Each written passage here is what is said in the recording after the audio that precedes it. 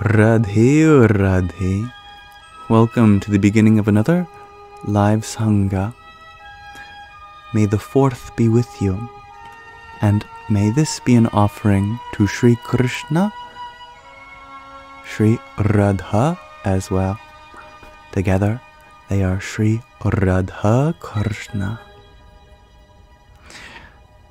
As we await our first guests to arrive, allow me to set the intention for this space as being an all-inclusive environment, open to everyone, regardless of background, identity, ethnicity, orientation, you name it.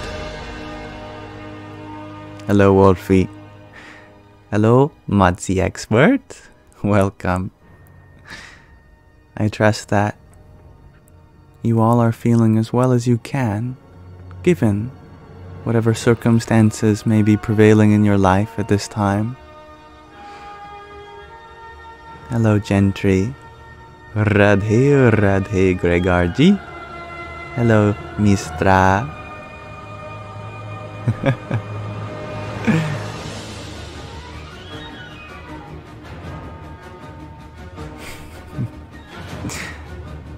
And allow me to set a supplementary intention that we come together as fellow spiritual seekers to relate in one another's experiences, share positive sentiments, and uplift each other. Good evening, Steve. Hello, Khan. Hello, G to Infinity. Hello, Gracie. Gentry, you share? That you know I have questions about time. Time is a marvelous thing. Some say it is real. Others say it is not. Some say time is priceless. Some say time is money. Never waste time. Time is precious.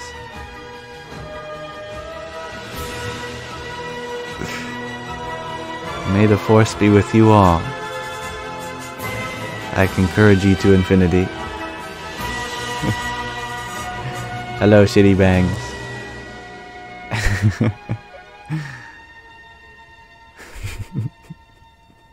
Can't get time back. I agree, Matzi. Mistra, you share. Why do you feel like you are about to enter a video game?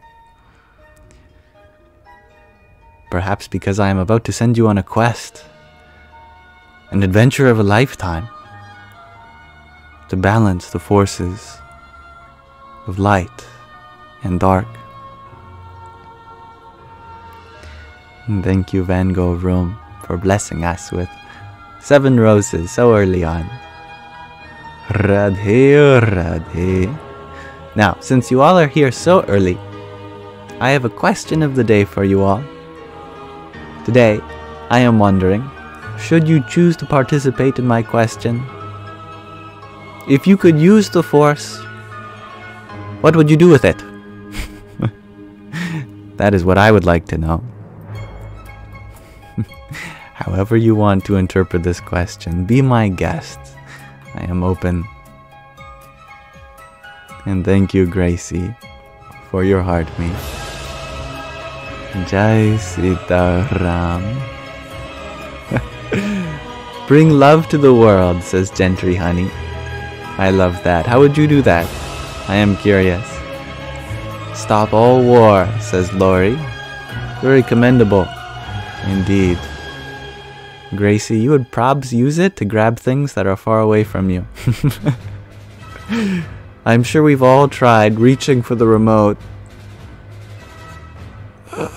just hoping that maybe, you know, come on, universe.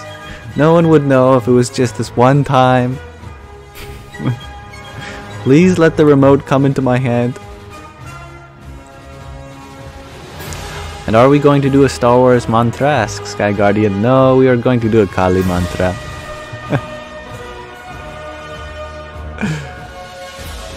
Stop wars, says Jazz.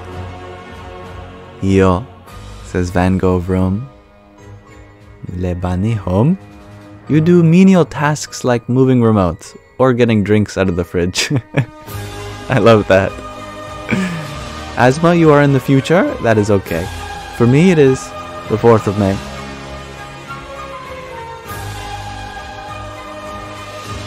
Gracie, you would fly around, nothing special. I like that. Gregarji, you would use telekinesis. Save animals, says Brandy. I like that answer. And thank you, Van Gogh Room, for your quintet of roses a few moments ago. Hari Om Tat Sat. And Eva, thank you for your heart me. Om Namo Bhagavate Vasudevaya. And thank you, John F., for your rose. May the force be with you. And thank you, Jensing, for your balloons. And Disco Love. You are a good Padawan.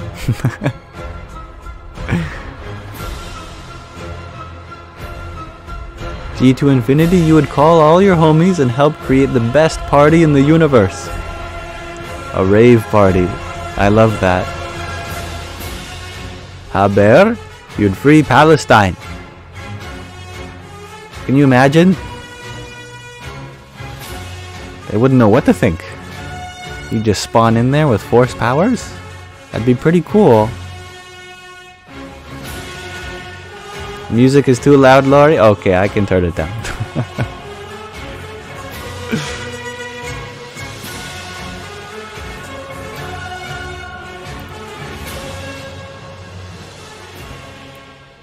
There, that's better. Thank you, Laurie, for your tiny too. Yippee! And La Loca Diosa, you would use the force to change your mind to not produce hate or anger. I like that Jedi mind trick on yourself. I am happy. I love myself. Today is Star Wars Day. That is right. Thank you, Bobby So, for your heart me. Team bracelet and to cheer you up. Jai Sita Ram. G to infinity, you ask, may you all deem me Yamakin Sockswalker for this live. I couldn't refuse such an honored title. And Slinky, you share that you would hope that you would humble yourself and not use anything that would give you an advantage. Very wise. Balance is indeed important. Anna, you would travel the whole galaxy. I love that.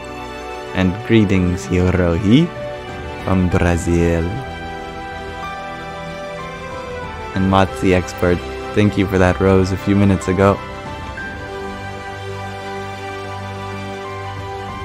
May the Jedi be with you.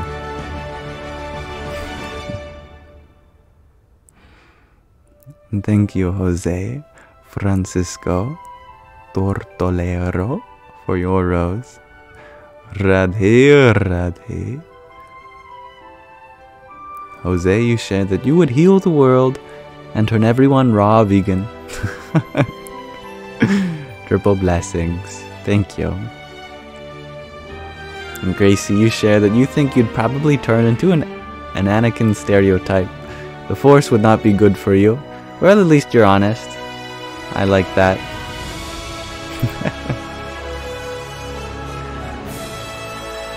Unrelated, do it. You ask, when I read an integral, do I also envision the graph? I think any equation I try my best to visualize.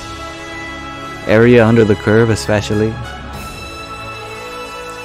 Love make up forever, you ask, why is it Star Wars Day? You'll figure it out. And then when it clicks, you'll be like, oh, that makes sense. And Will, you would grab it, you would use it to grab the TV remote. And Mr. Astrolabe, you were wondering, What Hindu deity best represents Anakin? I would say Shiva, who represents all defects. Yet, ultimately those defects go towards virtues, and Shiva is worshipped as God. And thank you, Isabella, for your tiny. Yippee! Actually, I have a better answer for you. The discoverer of the Gayatri mantra, he had an arc where he turned against his guru. And he was in this great cosmic war with his guru. And eventually he lost, but he turned to repent. And in his repentance, he meditated on Vishnu for 1,000 years. And then another 1,000 years when he made a mistake, 999 years in. And Vishnu showed him an image of the future, the Kali Yuga, the dark age in which we are in today. And he asked Vishnu, how can light prevail in the darkness? And Vishnu revealed the Gayatri mantra.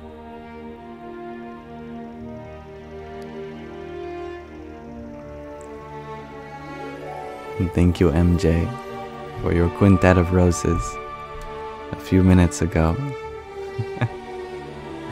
And doing it, you would probably bring balance to the force. Good. And thank you, Estrella. May the force be with you.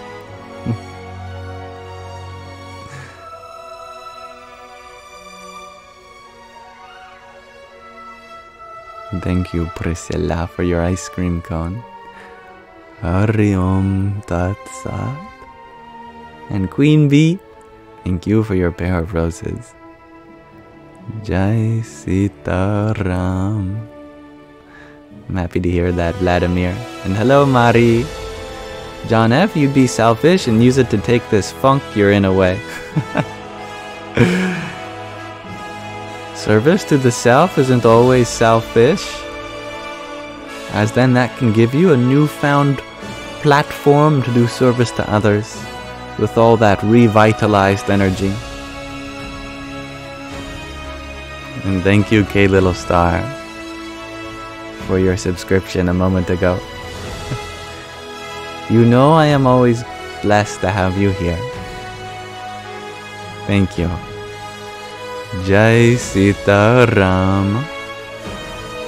And thank you, Kiki, for your heart meat. And Van Gogh Room, thank you for your lock and key. May the force be with you. And Rania, thank you for your trio of roses. Jai Sita Ram.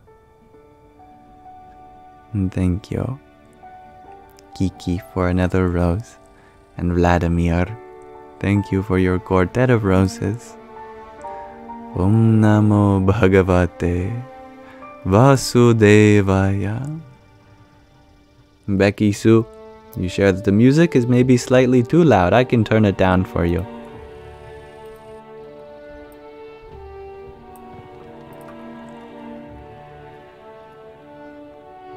And Soren, you share that if the force was real, you would use it to heal people. I love that. And thank you, Smiles and Flames, for your heart me. Radhe, Radhe. And Rob, thank you for your rose. Om Namo Bhagavate Vasudevaya. Regard G, I also want the music blasting. But I respect people with impaired hearing or hard of hearing. The music isn't the main point of this live stream.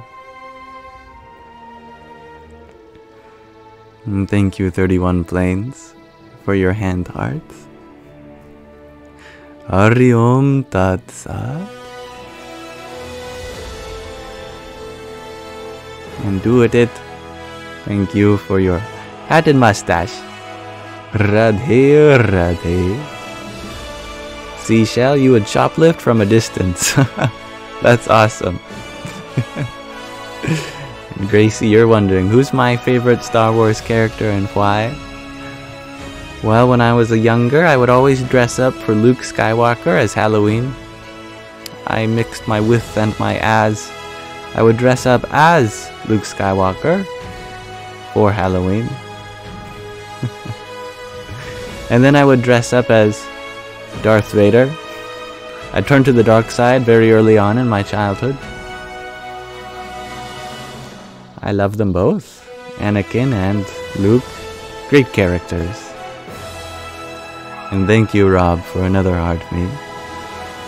Radhe, Radhe. And thank you, Usha, for your rose. Jai Sita Ram. And MJ, you share that with the Force, you'd create. I like that. Emma, you share that you would do Force choking and lightning. Well, remind me to get on your good side.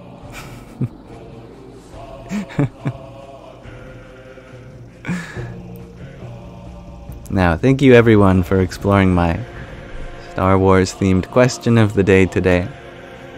I very much appreciate this inquiry. Sounds like many of you would do very good things, and many of you probably shouldn't have the Force.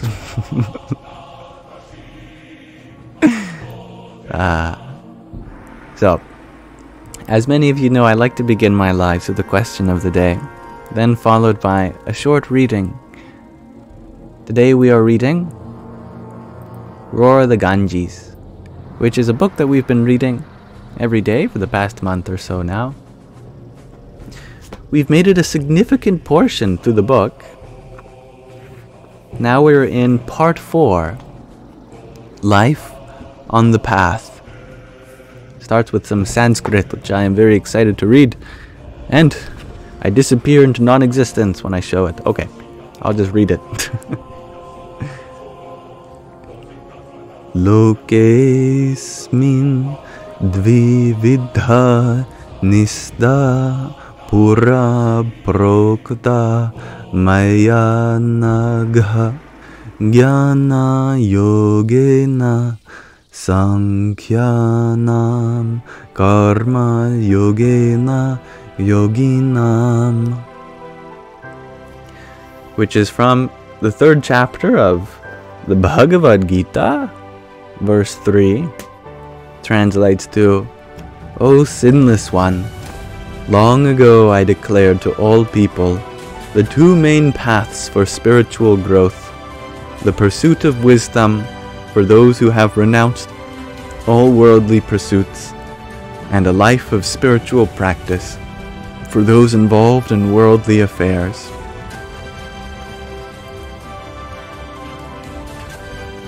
May the 4th be with you, Chloe Evans.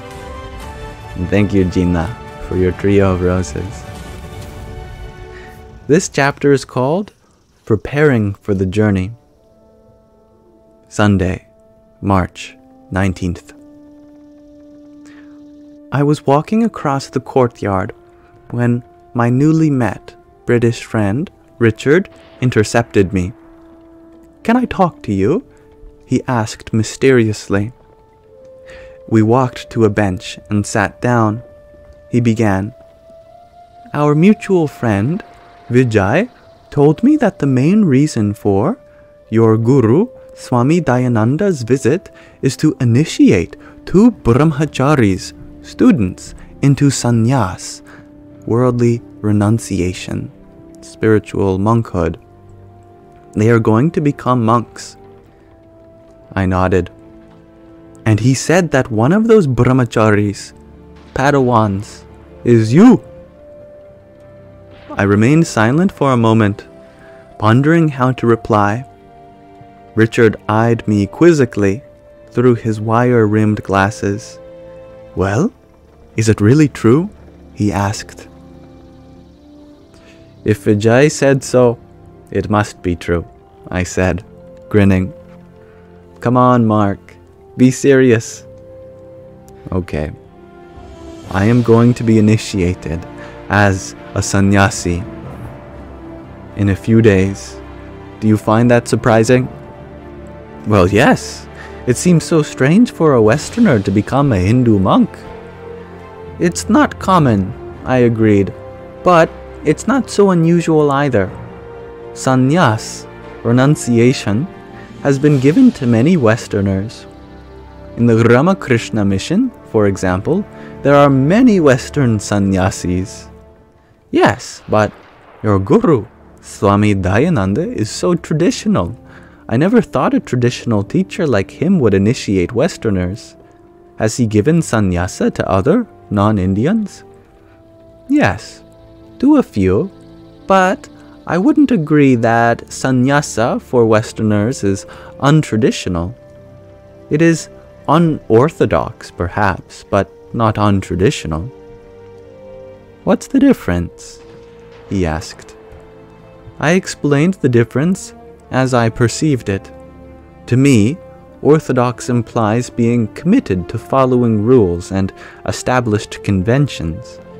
Traditional, on the other hand, implies a commitment to embrace the spirit of those rules and conventions without rigidly conforming to them. This distinction can be seen among practitioners of all the world's religions. Orthodox believers follow scriptural rules and historic conventions as closely as possible, whereas others consult their scriptures to determine the underlying principles, which they may interpret variously. This difference was once explained to me by a dear friend, a Roman Catholic monk who was trained as a clinical psychologist. He told me that people have various personality types, and these types include two very different orientations towards authority. Some people feel a need for clear, unambiguous guidance from a trusted authority figure. They are more comfortable with external sources of authority than relying upon their own, sometimes erroneous, judgment. But others feel inclined to follow their own individual paths. They trust their personal judgment and are prepared to bear the consequences when their judgments are wrong. Such people are not likely to adhere rigidly to an external source of authority. Some Orthodox swamis meticulously follow the established authority of centuries-old customs. The style of their robes, their manner of greeting people, even many of their daily routines are prescribed for them. And some of their rules are exceedingly confining. For instance, Orthodox swamis are not permitted to travel overseas, nor are they allowed to teach Vedic scriptures to anyone but high-caste male Hindus. Women, low-caste Hindus, and non-Hindus are specifically prohibited from such study. I'm glad Swami Dayananda is not so orthodox, I continued. Otherwise, he would not have accepted me as his student. Yet, he is a highly traditional teacher. His teachings are completely grounded in the vision of the ancient sages. His commitment to their vision, not to various rules and customs. So, if he feels a person is ready for sannyasa, he is prepared to give it, regardless of where the person was born. He also gives sannyasa to women, something Orthodox swamis would never do. Then, Richard asked the inevitable question, so why did you become, or decide to become, a sannyasi, a Hindu monk? That's a really complicated topic. The short answer is that I feel inclined to live a monastic life. Then why not go to a Trappist monastery or an abbey somewhere? Richard replied with a playful smile. You said you used to be a Roman Catholic, didn't you? Laughing, I answered, there are monks and nuns in nearly every religious or spiritual tradition. For someone following the teachings of Vedanta, The accepted form of monasticism is sannyasa.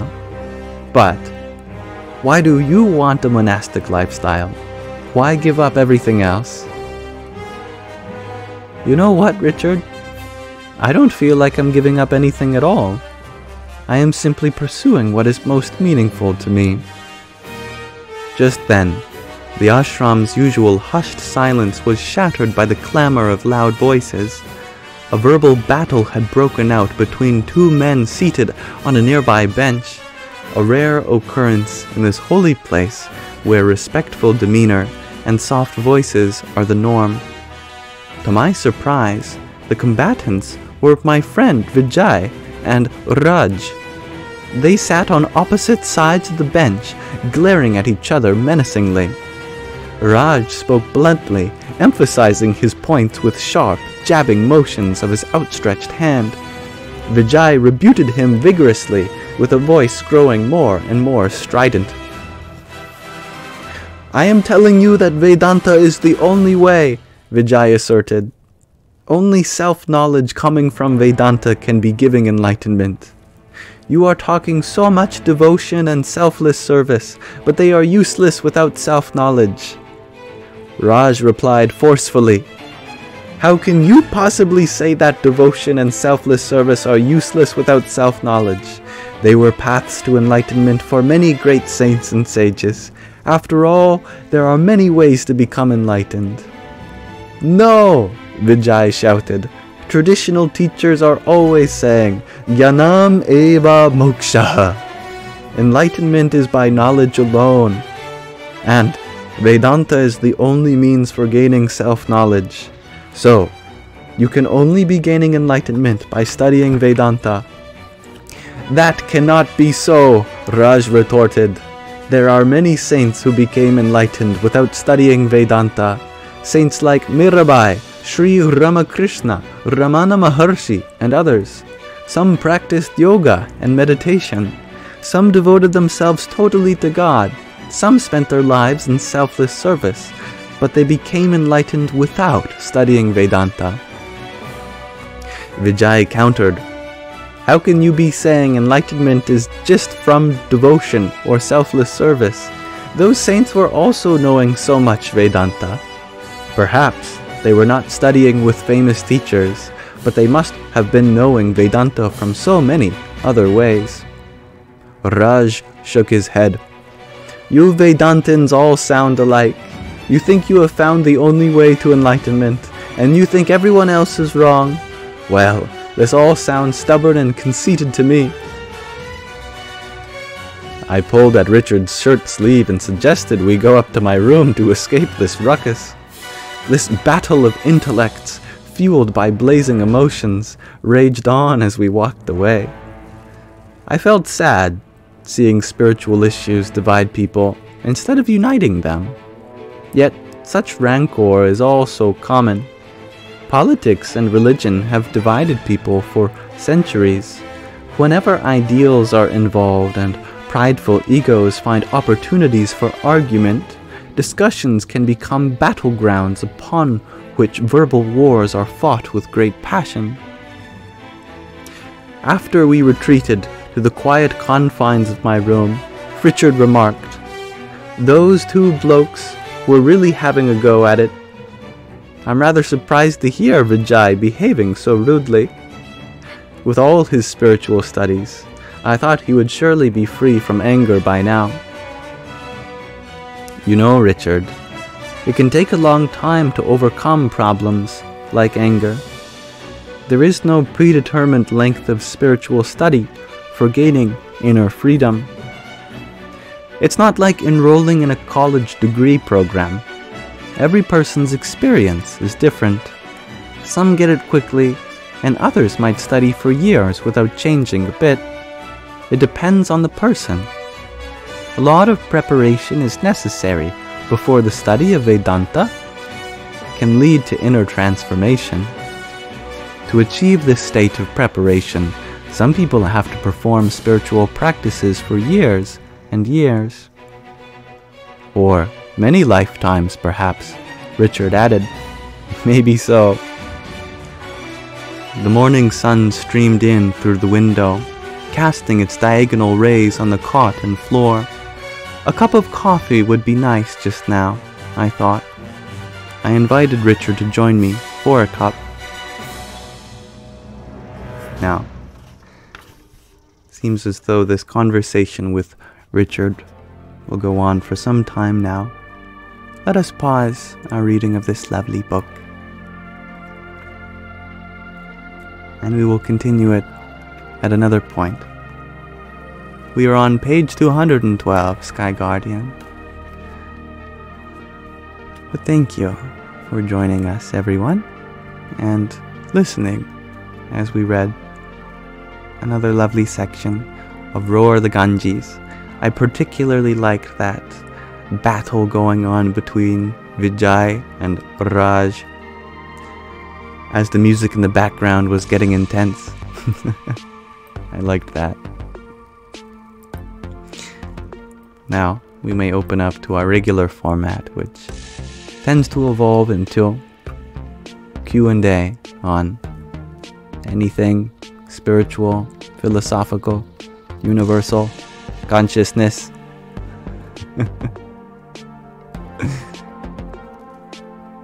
And OPNG, you share that you think the music can be lower. Alright, I will turn it down for you.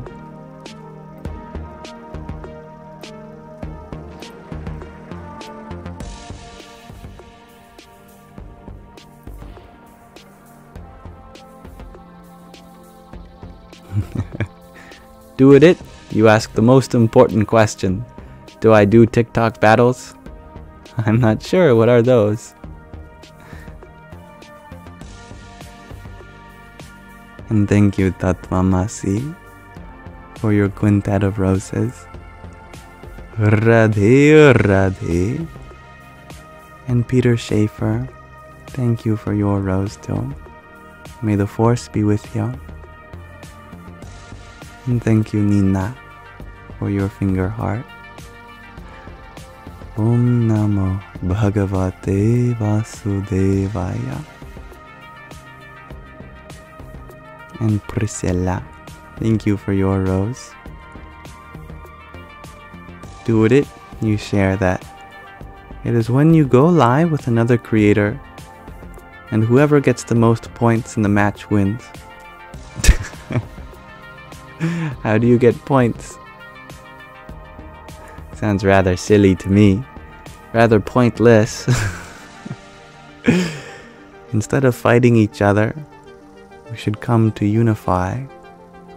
Victory over our inner demons, not our points of contention.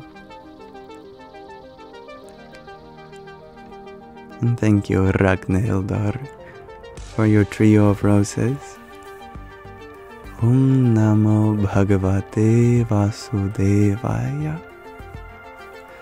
And Priscilla, thank you for your heart meet too. Radhe Radhe. Hola Dani.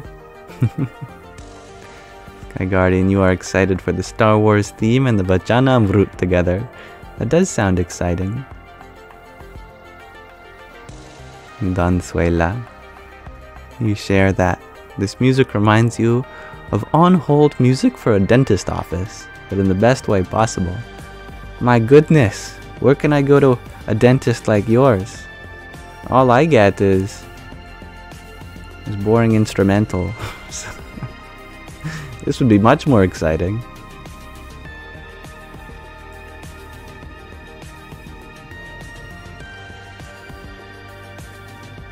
Greg RG, you share. It's a way creators try getting money because you get points via gifts.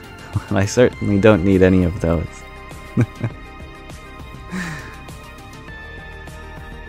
I will politely not engage in any battles. I am not here to create conflict. I am not here to divide you over one idea versus another. Instead, I hope to bring you to unity and show you that all paths are valid, that there is truth in every perspective, And although the diversity of human life is rich, and the tapestry in which we all exist in is manifold and so colorful, if our salvation, our ultimate happiness, our enlightenment is at hand, then we must come to see the unity between all ideas, that all-pervading oneness that we are together a part of.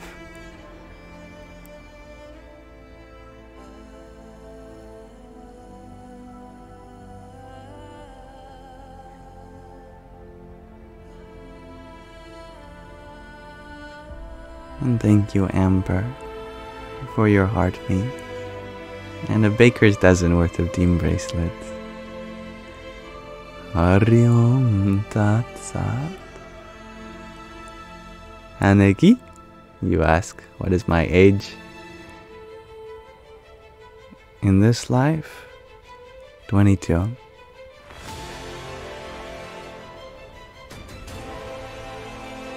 And thank you, Eddie, for your heartbeat. Hari Om Tat Sat. Pray for peace, you ask, how to deal with regret. Recognize that the choices you made were done within the capacity that you had at hand, that your experience led you to make the choices that you made. There is nothing wrong with that. Now that we have learned from the experience, we may retroactively judge our actions, but we only have the platform to do that now because we've had time to think about it more. Because we have learned and acquired new knowledge, new experience. So, that knowledge, new experience can help shape your actions now. In the past, what is done is done.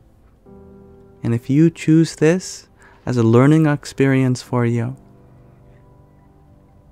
then it will not affect the future of your happiness, your ability to be free internally is always an opportunity for you.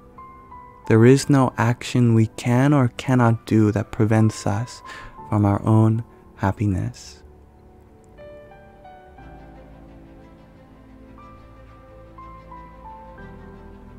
And Sufi Siddhu, thank you for your heartbeat and trio of roses. Hari Om Tat Sat. The one and only silent storm you share. Dude could say anything in his voice and get you in tingles.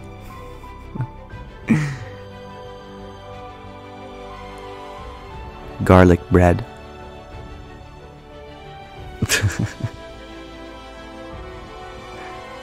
And thank you, Andrea, for your heartbeat and Team bracelet. Radhe Radhe. Hello, Gina. Do it, you ask. Why do I think mathematics are made fun of by physicists? Because mathematicians focus on the theoretical, whereas the physicists, they focus on the applied. To them, they see the value in applying their mathematics. But the mathematicians, they see the value in theorizing abstractly. People can become very attached to the applied versus theoretical side of every field, and naturally it becomes a point of contention.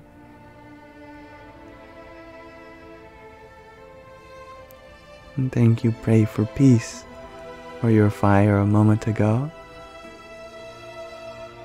Hari Om Tat Sat. Buenas noches, amiga. And Andrea, thank you for a slice of cake. Jai Sita Ram. And thank you, Audrey D. I am having a wonderful Saturday thus far. Helped my dad move some things around. Played a game of chess with him. Had some cheese and crackers. It was good. And thank you, Audrey D, for your quintet of roses as well. May the force be with you. Do it. You are wondering, are mathematics invented or discovered? I will quote one of my friends who is a mathematician. He says that we invent the rules but discover what we do with them. We invent the symbols but discover all the ways we can manipulate them.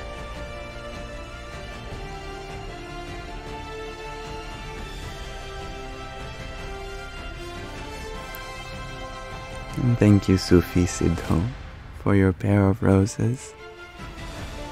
Hari Om Tat Sat. Sakura, you love chess. Who won? Well, it was a good game. The closed position. I played as black, my father played as white. And we were both doing fairly well until he trapped his queen. And then I was able to capture it. And then from there I kept pushing my pawn up until I was able to checkmate him with my pawn. Since his king was very trapped. And thank you, MJ, for your pair of tiny dinies. Yahoo!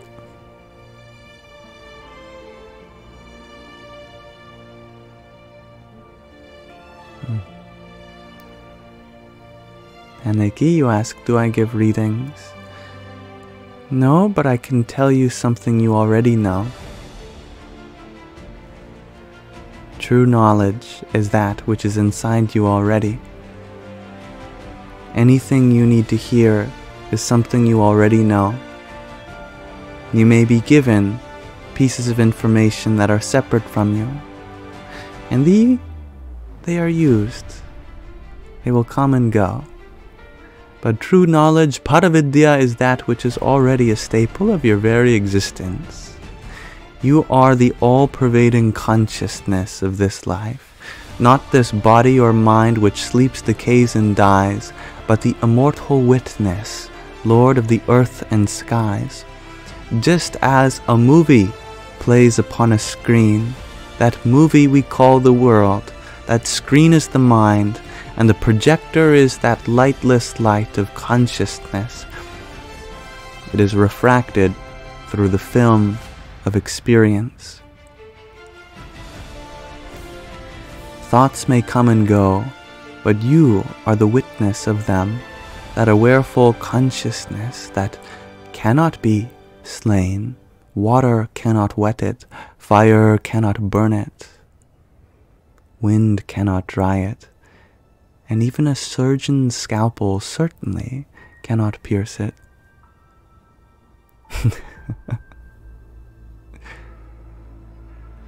Thank you, Esther, for your rose. Hari Om Tat Sat. And thank you, Liz, for your heart me and reindeer. Om Namo Bhagavate Vasudevaya. And C Sings, you share that you're getting scared thinking like this makes you existential. I understand. Yes, but remember, it is only the mind which is afraid of these things. You are aware even of the mind's fear, which means that the fear only occurs to you and is not of you. The mind only fears these existential queries because it fears that its control over you will come to an end. Right now we exist in a state where we are controlled by the mind. The mind wants this, the mind doesn't want that. It has all these cravings and desires. We fulfill them again and again with the promise of happiness, and that happiness never comes. The mind exists in this manner.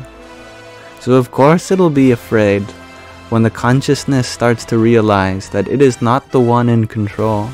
The consciousness is what is superior. So let your mind be a servant to that consciousness, and it will make for an excellent friend.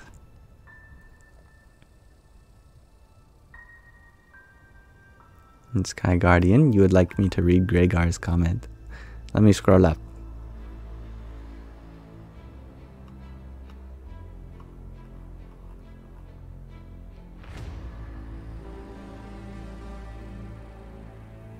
I seem to be missing it.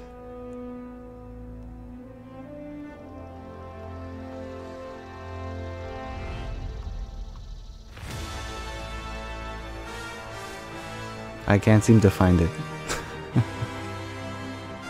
I am sorry. You will have to repeat it. Thank you, Kayla, for your pair of finger hearts. Radhe, Radhe. So you said we have to read Gadada 1:18 today and 1:17 tomorrow. Might as well, as we go backwards. Alright, why not? Thank you, Shalom, for your rose. Radhe, Radhe. You know, Maddie Paddy, I am sorry that you don't like the music, but I have already decided we will be listening to Star Wars themed music today. Tomorrow you are very welcome to be here and there will be peaceful music again for you. But I am a big Star Wars nerd, so I have to today. I am sorry. And thank you, Alex, for your rose also. Jai Sitaram. Space Dust, you share that the music and background makes me look like I'm in a cool sci-fi movie. You know, it's funny how it works like that. Playing music from a sci-fi movie and a background from a sci-fi movie as well. And Mount St. Gothel Organics. Thank you for your owl. Jai Sita Ram. OBNG, you ask, do I know the Kali Yuga and what do I think about it? Kali Yuga is named after Kali, the goddess of annihilation, time and darkness, death and destruction. From the Hindu cycle of cosmology, there are four ages, from Satya Yuga, Treta Yuga, Dwapara Yuga, and finally the Kali Yuga, the age that we are presently in. In these ages, civilization is structured very differently. In the Kali Yuga, the civilization flips in its hierarchy, and the spiritual people are at the bottom class, and the least spiritual people are running the business. People who are all about sensual gratification and serving themselves, they are running the place. And then the spiritual people, they go down to the bottom of society, and then they are labeled as neurodivergent, mentally ill, you name it. But in ancient times, it was just the reverse. In this age of Kali, there is but one way to cross the ocean of Maya, and that's Nama Japa, to repeatedly bring your mind to the infinite qualities of that source of existence. In the previous age of Dwapara Yuga, the pathway to enlightenment was paved by puja and temple worship. In the age before that, Treta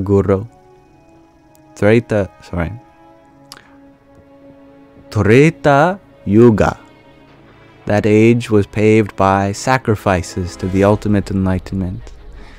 And then in the highest age, Satya Yuga, it is through the contemplation of Brahman that leads to enlightenment. But in the lowest of all ages, the only way to peace is through repeatedly bringing your mind to higher and higher qualities, through the practice of gratitude, positive reframing, and reciting the infinite qualities of the divine.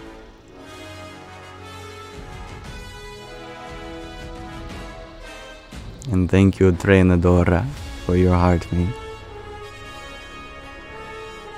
Hari Om Tat Sat. And Sufi Sidhu, thank you for your 9 roses. Jai Sita Ram. Good night, Chloe.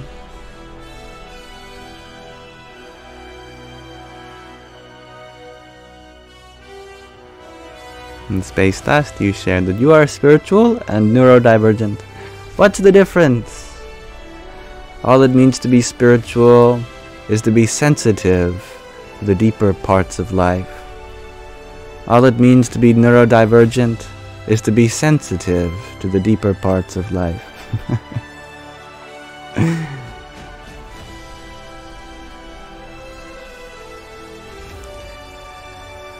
But being spiritual is an endonym, whereas neurodivergent is an exonym.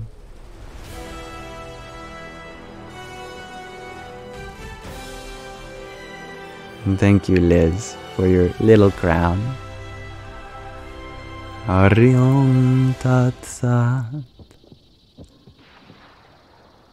And Masa, thank you for your 7 roses.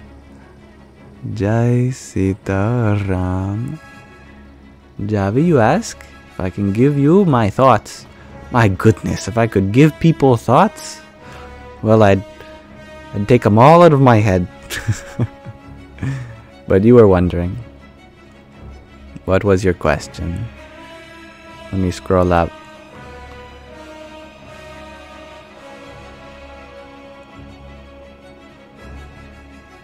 You just finished reading a book called The Courage to be Disliked, discussing Adlerian psychology. This is not something I am familiar with, but I love the title, The Courage to be Disliked. Self-image is such a big thing. Having the courage to not be bothered by what other people think of you can be so liberating, so freeing. They say there are 4 versions of ourselves. There's who we are, what we think of ourselves, what others think of us, and what we think others think of us.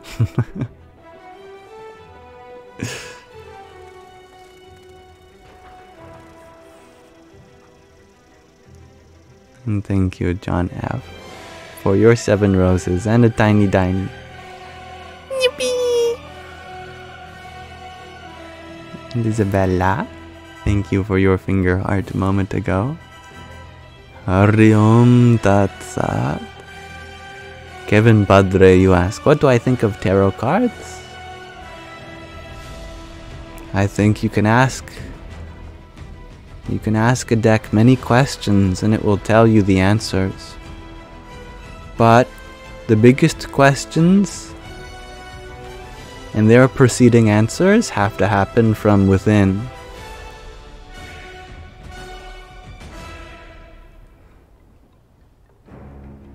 And thank you, Sturge, for your rose. Hari Om Tat Sat. And thank you, Lucas, for your heart me. Radhe Radhe. Astrid, you would like me to tell you a joke? I can lighten the mood for you. I did a joke in my dream a few nights ago. This is true. In my dream, I walked into a bar. And I stood up on a table and got everyone's attention. And I said, "Will everyone who's down for gravity please stand up?" And everyone started floating.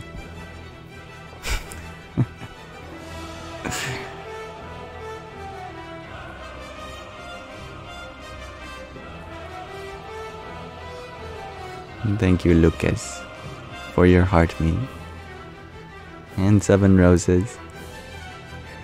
Hari Om Tat Sat. And thank you, Storm, for your subscription. I hope you enjoy the sticker pack that comes with it, and I look forward to continuing to be in your service. Radhe Radhe. Not unstraight. A triple negative, hey? You ask, what's my day job? This is my day job, but I don't consider it a job. I'm glad you enjoyed the dream. Everybody loves Raven. My dreams are very entertaining, I will say. G2 Infinity, you share that you used to work at a bar and would stand on a side table by the DJ to get the patrons to dance too. That's awesome. I love the commitment. Prince Melodic, you share, I have a smile that calms your spirit. Well, wait till you see me angry.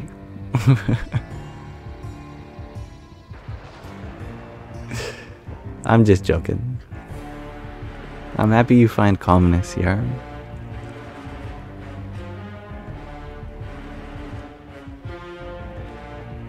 Hello Emily, you are wondering how am I doing today? I am feeling very happy and blissful, thank you. Do I get angry? Asks Prince. It's been a while since I got angry.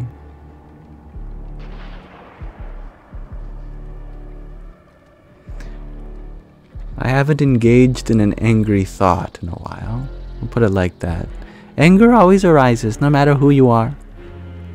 But it's the angry people that continue to engage in them. Or to put it the other way around, peaceful people just don't engage in negative thoughts. They still arise. Nothing you can do about that. You're gonna have angry thoughts, sad thoughts, even if you're the Buddha. But you don't give energy to those thoughts.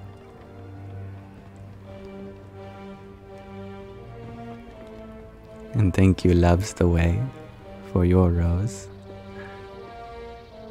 Hari Om Tat Sat. Pesto, you ask, what is today's theme? Today's theme is May 4th. Do you know what May 4th is, Pesto? Mr. Astrolabe, you are wondering, does Anakin seem divine to me?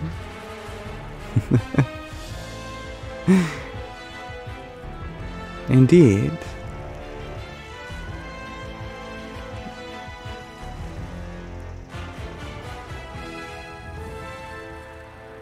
May the 4th be with you, Mary Ellen Welch.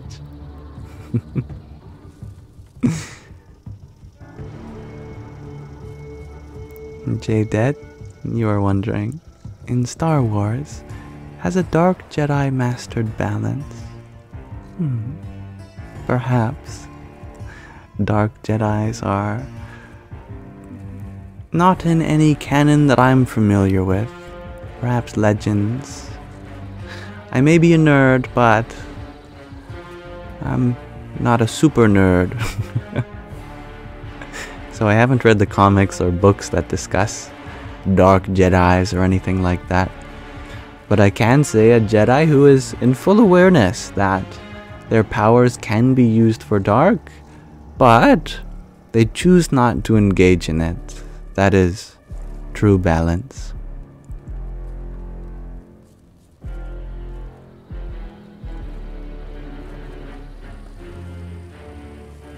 Mary Ellen, you share that in 2 days it'll be Revenge of the 6th. I like that. Alicia, you are wondering, what are my hobbies?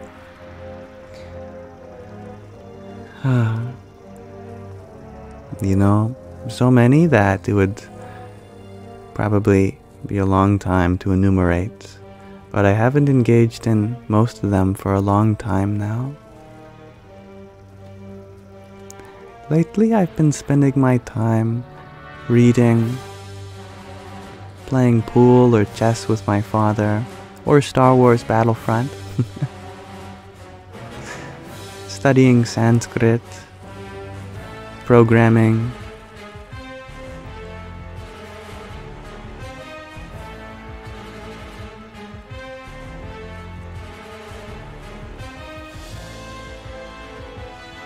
and G to Infinity.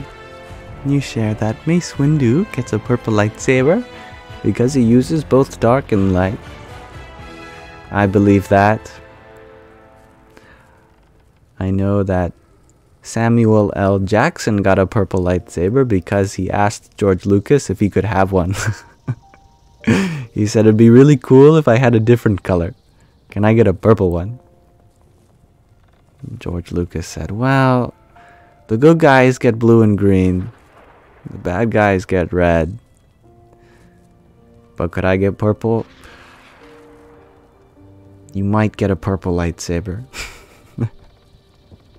There's a video of that interview, as well as actually a video of Samuel L. Jackson asking for that, which is awesome.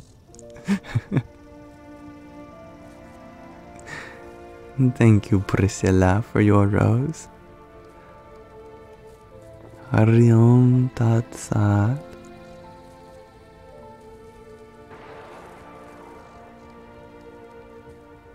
Baby girl, you ask, why was I not on live earlier today?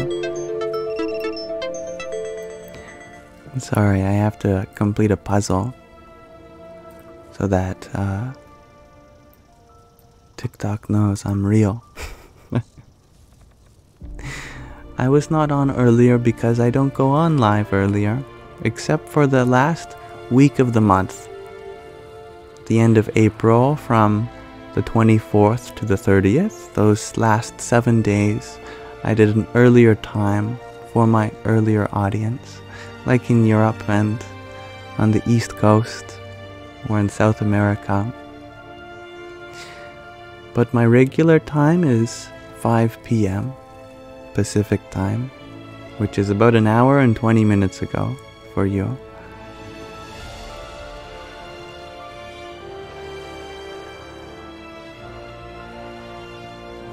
Paralyzing venom. You ask, how do I stay positive and chill? What's the alternative?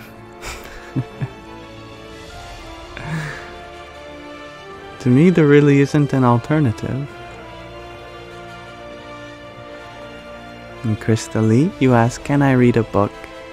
I can read for you a short section from the Pocket Pema Chodron. This is a book we've been reading through, a collection of words by the famous Buddhist nun Pema Chodron.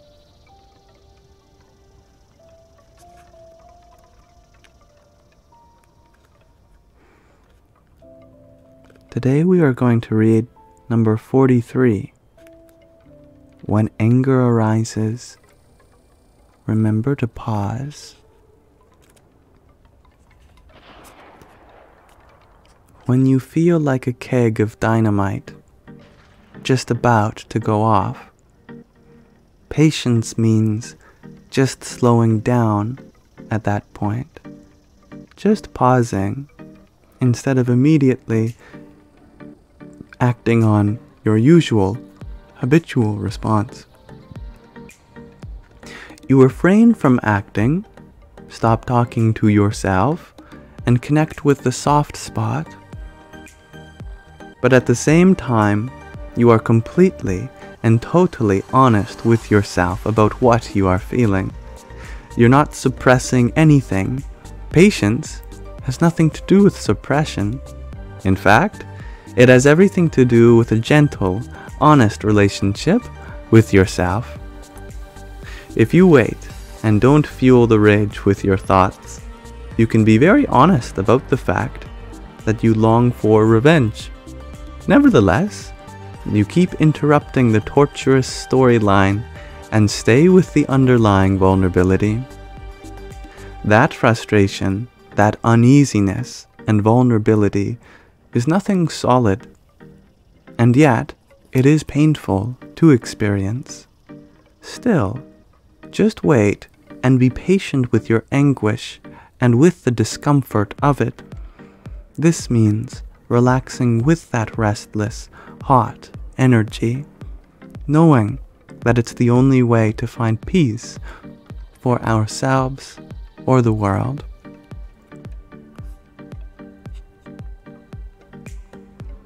Number 43. When anger arises, remember to pause.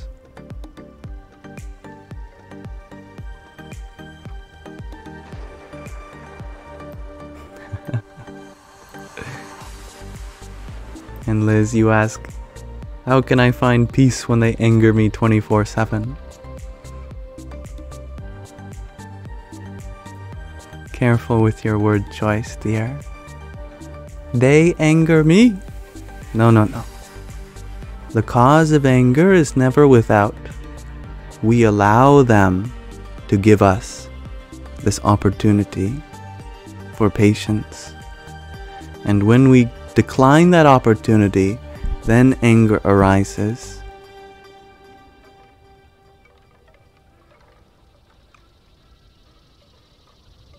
And thank you, Alex, for your pair of roses.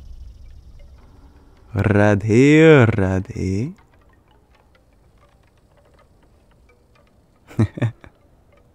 However, anger can be an excellent way of reinforcing boundaries. It can also be a good way of crossing people's boundaries, which you have to be careful about. Crossing people's boundaries is not something for us to do while angry. That is when it gets us into trouble. But reinforcing our boundaries when people have overstepped them, that is the true purpose of anger.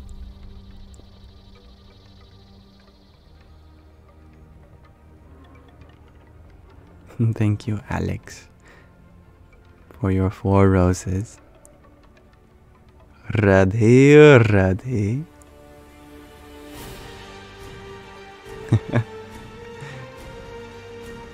I should play more relaxing songs, says Pesto. These are too hype.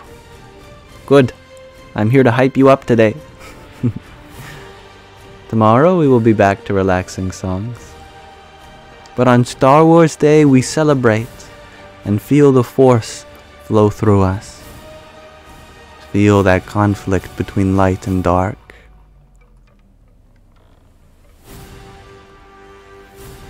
Thank you, Marcel, for your cloud bread. Jai Sita Ram. And another cloud bread. Thank you. And may the Force be with you. And thank you, Alex, for another rose I see. Radhe, Radhe. Always cloud bread. Thank you. And I agree, G to infinity. A little shake-up is always good for the body. And greetings, Bora, from the Netherlands. And thank you for your good night wishes.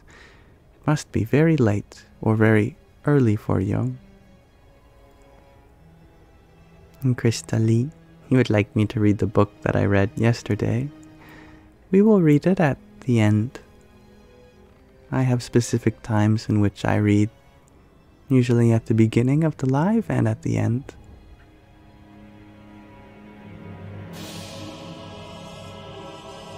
And thank you, Digna, for your 6 roses. Hari Om Tat Sat. In 31 Planes, you ask, do I find more Buddhist or Hindu themes running through Star Wars? There are many Eastern themes running through Star Wars, both Buddhist and Hindu. In the Jedi tradition, there are masters and Padawans, very similar to the Guru Shiksha tradition of discipleship from guru to student.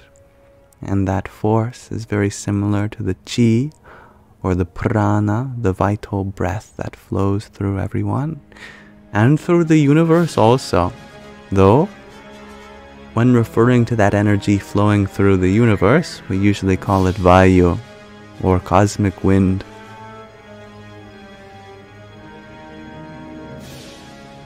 And of course, themes of dark and light, those are present throughout many cultures, indeed.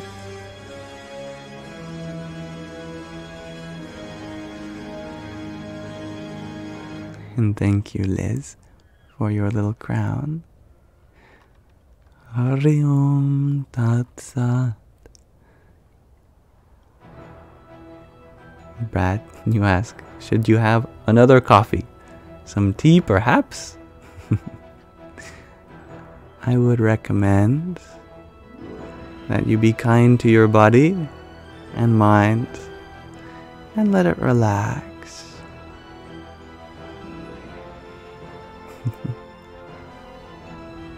And I agree, 31 planes. You can even see Christian. Luke is a savior figure. I agree. The idea of a chosen one to bring balance to the force. I like that. But the music, says Brad. Do both.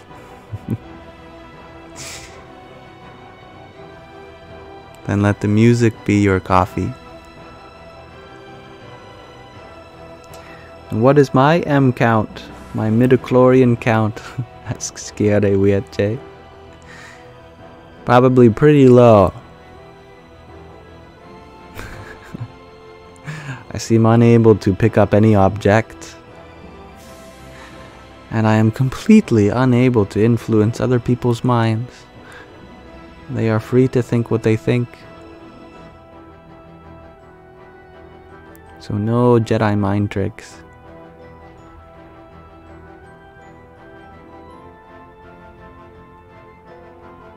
And thank you, Tan Hao Yo, for your heart me.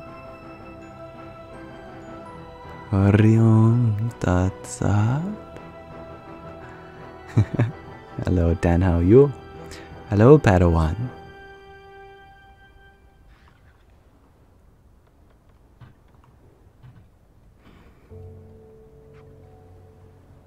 And Snoozy Wumble. It's late and early in the UK. That makes sense, depending on your perspective. And G2 Infinity, you share that Jedi mind tricks only work on those who are not as self-aware. Well said.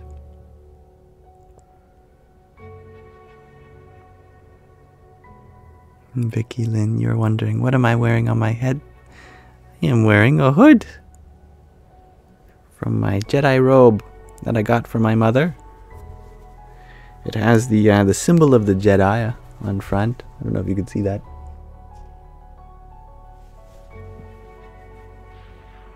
Like Obi-Wan. It's actually what I always wear. I just don't have the hood up. And I'm glad you enjoy the Star Wars music and vibe, Jason.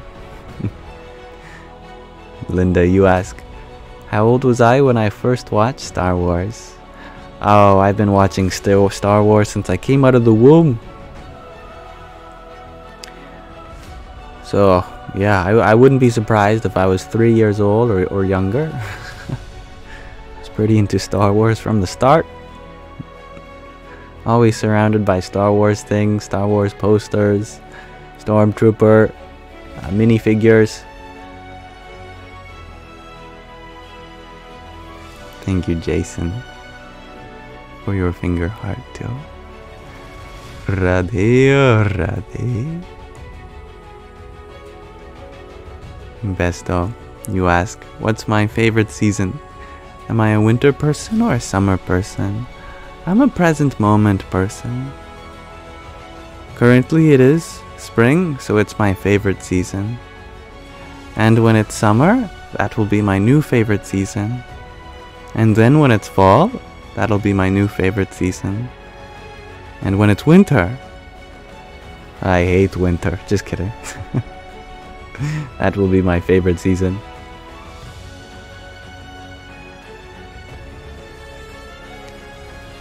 LIT, LIB.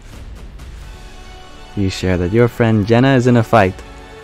Can I say, I support Jenna's side. I support both Jenna and who she is fighting with to come to mutual agreement. I support the side that respects both people, so that you all may have your side heard, accepted, and understood. You might not have to agree with one another, but amicable terms, coming to those, is the greatest skill in debate.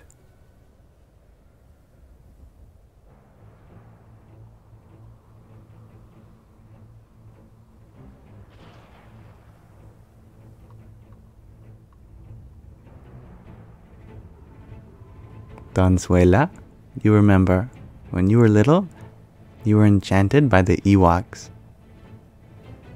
Your dog looks like a little Ewok. That's awesome.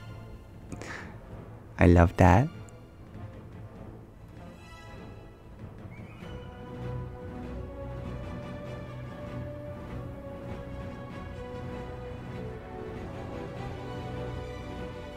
And Besto, you share that summers are too hot to love there. There's nothing to love about summer. You may love the challenge that you go through the test of your own body's experience and tolerance to extreme temperatures.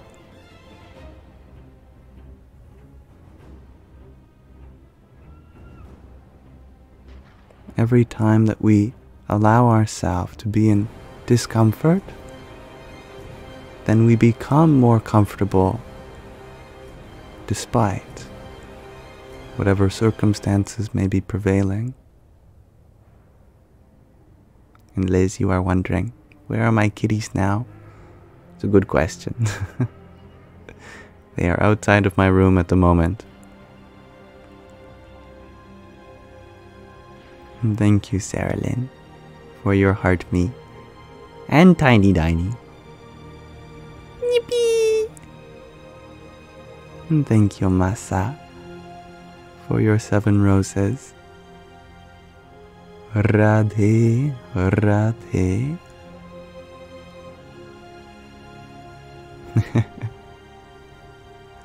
And thank you, Joss, for your 7 roses too.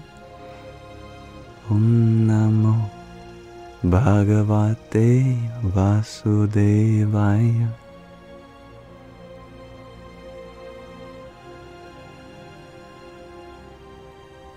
Brad, you are wondering if I have Indian cuisine restaurants or takeaways there on my island. Indeed, it is not a remote island. It is the capital of my province. So we've got Parliament, we have got Walmarts, Amazon supercenters. We have every kind of business, every kind of restaurant. We have the world's largest Chinatown. Big city.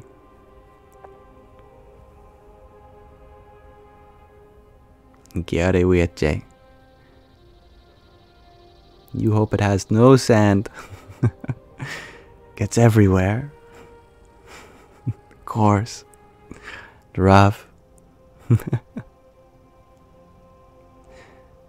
Besto, you share that even though winter depression is a thing, you get more depressed in summers.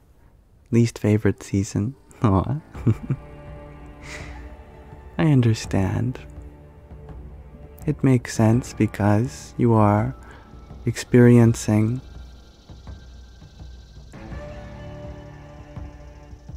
such adverse conditions on your body. However,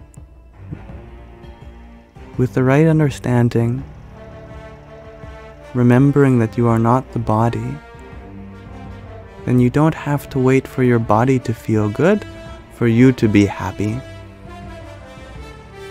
It is possible for you to find happiness even when your body doesn't feel good.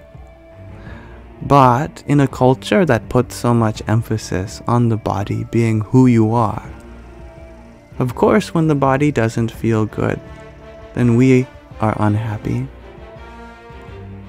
But remember your higher self.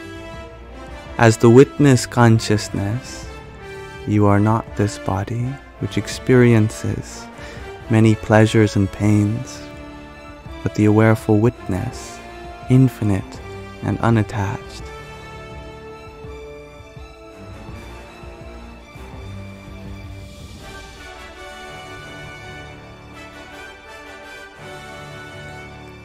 And thank you, Isabella, for your trio of roses. Hari Om Tat Sat. Melinda, you ask, have I played Lego Star Wars? I love Lego Star Wars. One of my favorite games growing up. May the Force be with you, Gaia. You feel epic, says Isabella. I am happy that you feel epic. Ciao Tadeo. Hello, Yo Alba. Happy to have you here. Radiohead. You say, Yam, I am your father. No.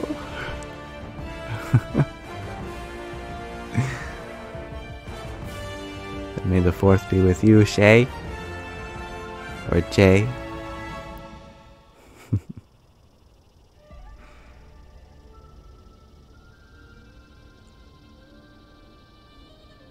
Greg RG. You say a whole band told you that?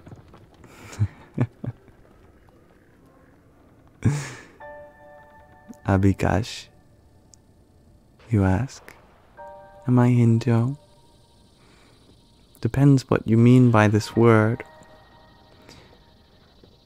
If I follow religious observances according to tradition, then the answer is no.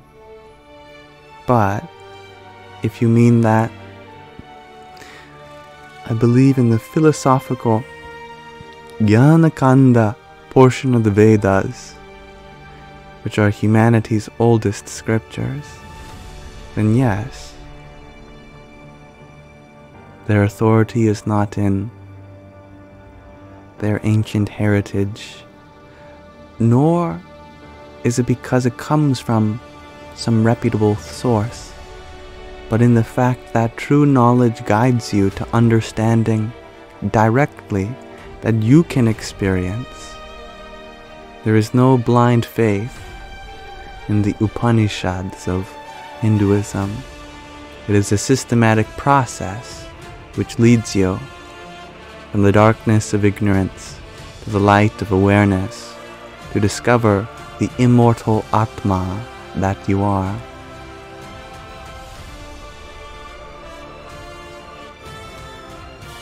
And thank you for asking, Dandelion. I am doing well, thank you. I hope you are well as well. And cool trainer Meryl, you ask, do I still make math videos? I have not in a long time, and perhaps in the future I may return to the same concepts from a different perspective. You are also doing okay, Dandelion. Good to hear it. And Riley, you share that you got rejected today. Do I have any advice? Good for you. You know what's even better than not getting rejected? Getting rejected. Because it reminds us that we are still whole, even despite the negative outcome. That we have applied ourselves to the best of our abilities, and that is what truly defines our self-worth. Not the response that we get in return for our actions, but the actions themselves and our unattached commitment to service and the betterment of everyone involved. As long as you keep pursuing truth, that you refine your personality, and that you are committed to growing and expanding your consciousness, then this mistake is no mistake at all. It is not a blemish in your track record of perfection, but an opportunity for you to forgive yourself, a possibility for you to learn and grow and become an even better version of yourself that no one can say no to.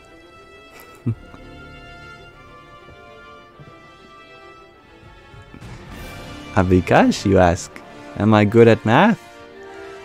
Not in the slightest. But if you give me a fourth order differential equation, I'll do my best.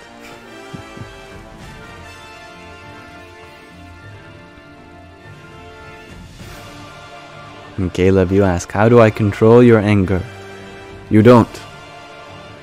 Of all of the 100 billion humans that have ever lived, not one of them has managed to control their anger. However, there have been few that were able to control themselves in face of anger. When anger arises, control your reaction to it. This is where your free will lay. If you try to minimize anger, it'll only spring up with redoubled intensity. If you try to suppress it, repress it, if you try to ignore it, this anger will not go anywhere. It'll inflame until you have no choice but to act out of reactionary forces. Instead of this, practice self-control. Control your own ability to be calm even when the anger arises. Sit with it, be patient, and wait it out. Acknowledge it, and it will pass.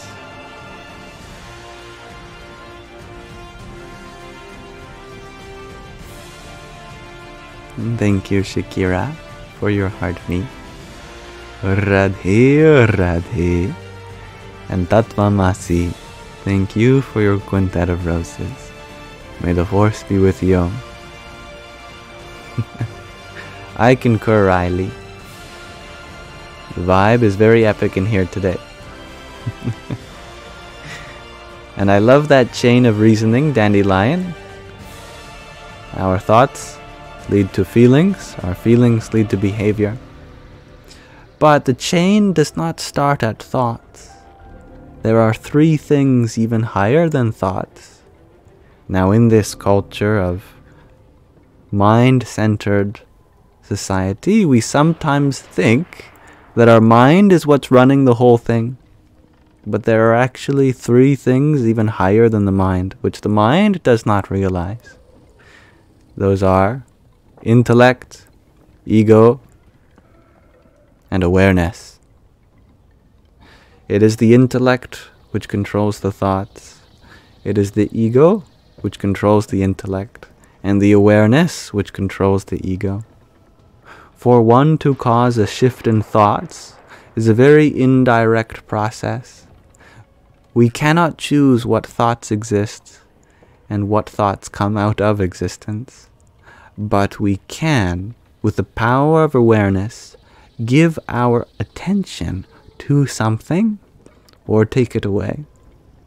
This power of association, of identification, gives rise to an accumulated identity we call the ego. Then this ego acquires its own experience. That knowledge from said experience gets cultivated and given to the intellect, which then, based on that knowledge, decides which thoughts arise and which thoughts subside, calls it into a mindset based on the associations which the awareness has put into action. Then those thoughts transform to feelings, and those feelings are the basis of our behavior. Indeed.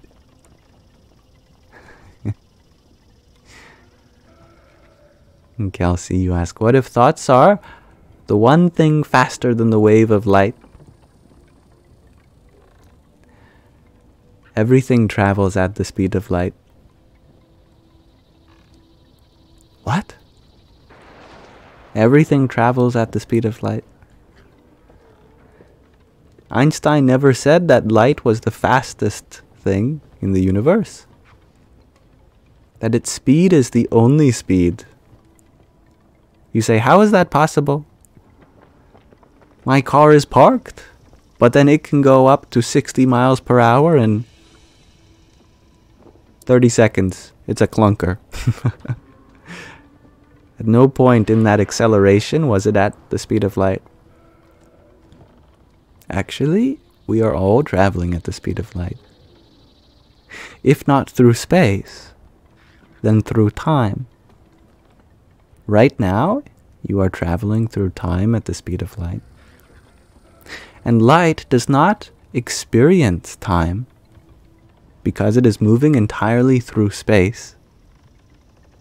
Haven't you heard? The faster you go, the slower time goes. That is because you are always traveling at the same speed. Just partly through space and partly through time. Most of us mostly travel through time. Therefore, most of our velocity is along our temporal axis.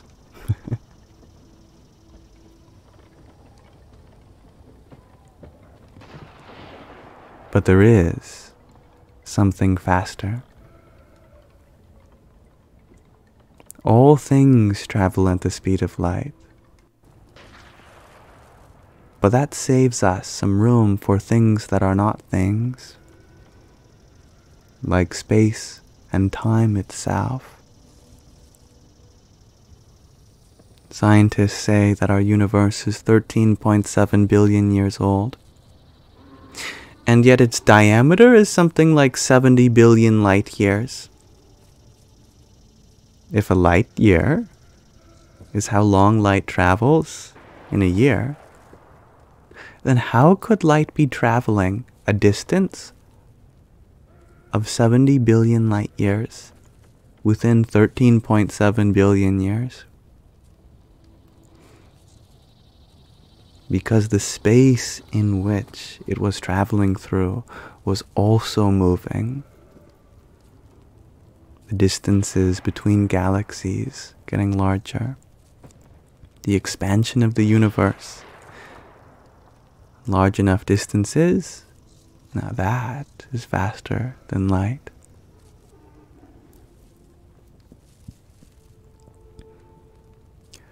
Information always travels at the speed of light. That is the axiom of Einstein's theories of relativity. But the medium of information, now that is not restricted in the same light.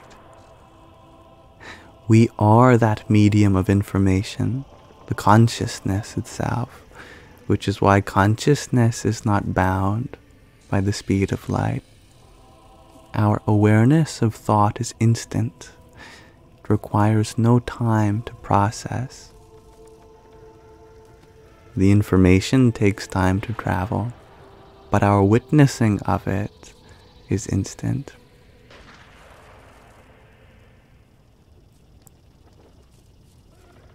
Javja, you ask, information in what sense? In all senses. Everything is information.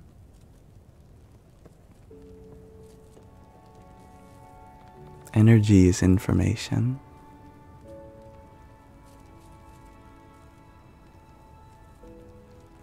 And thank you, Kristen, for your paper crane and a bubble tea. Radhe, Radhe.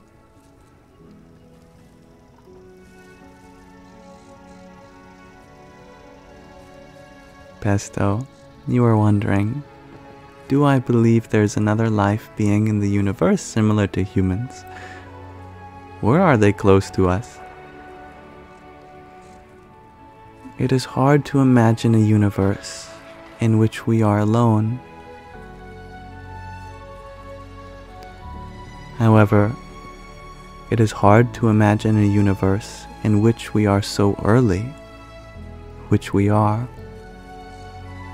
Of all the innumerable generations of stars that will exist until the end of time, we are in a fraction of a fraction of a fraction of 1%. We are practically at the beginning of time, on a planet of a third generation star. Not a 45 quintillionth generation star, a third generation star. We very well could be the first civilization in the universe.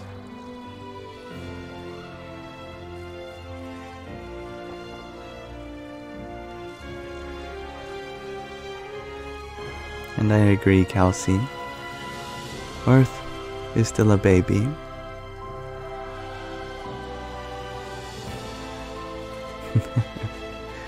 Liv, you are wondering, what am I taking? You need it.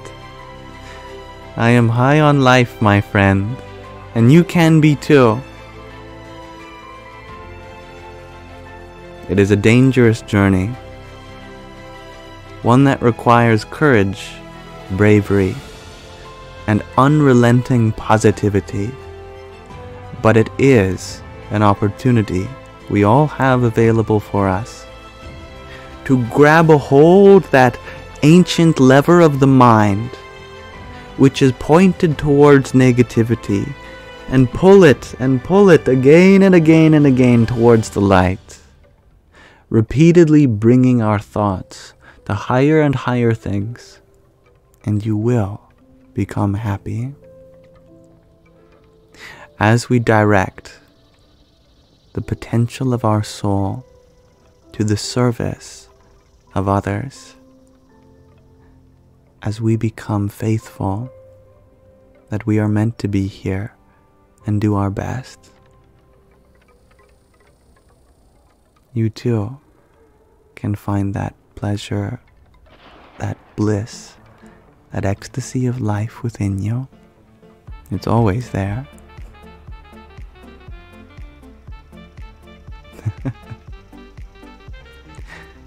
Thank you, Giuliano, for your rose. Radhe, Radhe. Hello, Ladybug. You are here. You are now.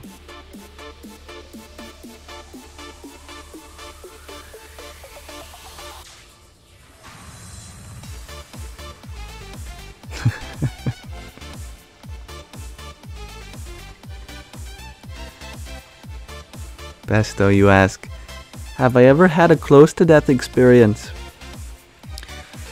Sure I have, it's right now. The possibility of death is always looming. There is no promise that this is going to be anything but our last breath. Haven't you heard? We are all 2 minutes from death. But every time we breathe, we reset the countdown.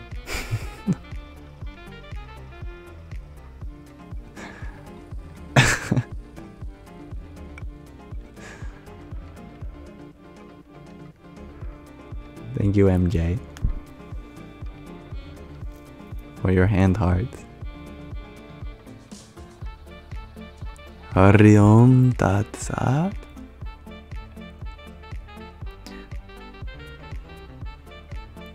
User 708. You say, bros, lost the plot.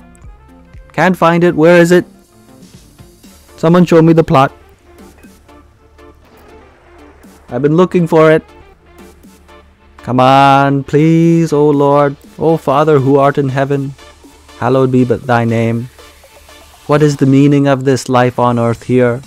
Arisen 13.7 billion years into the expansion of this four-dimensional space-time complex with the symmetries of quantum mechanics giving rise to the Schrödinger equation and all of its manifold components.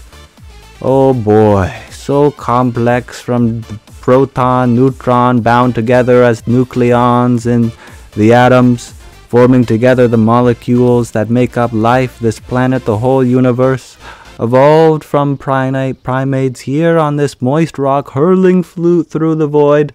Is there any meaning in this life? How do I have consciousness? How can I be aware of this entire manifold universe?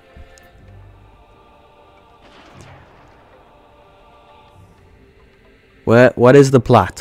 What is this plot? I don't know. I just got here.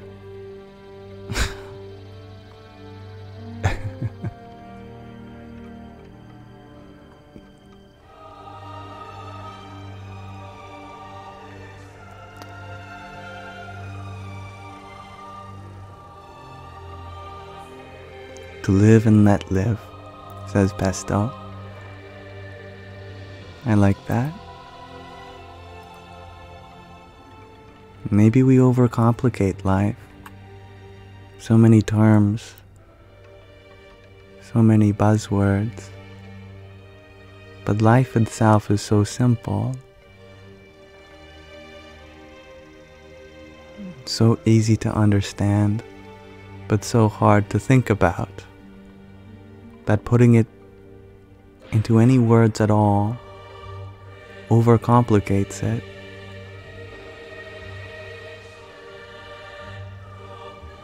Maybe this existence is so subtle that we are unable to grasp it.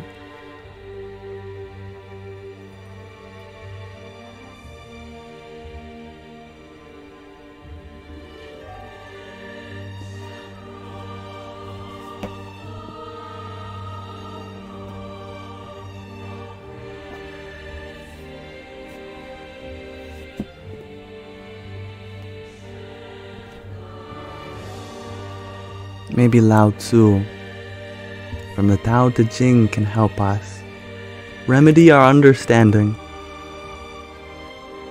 Maybe he can help us find the plot.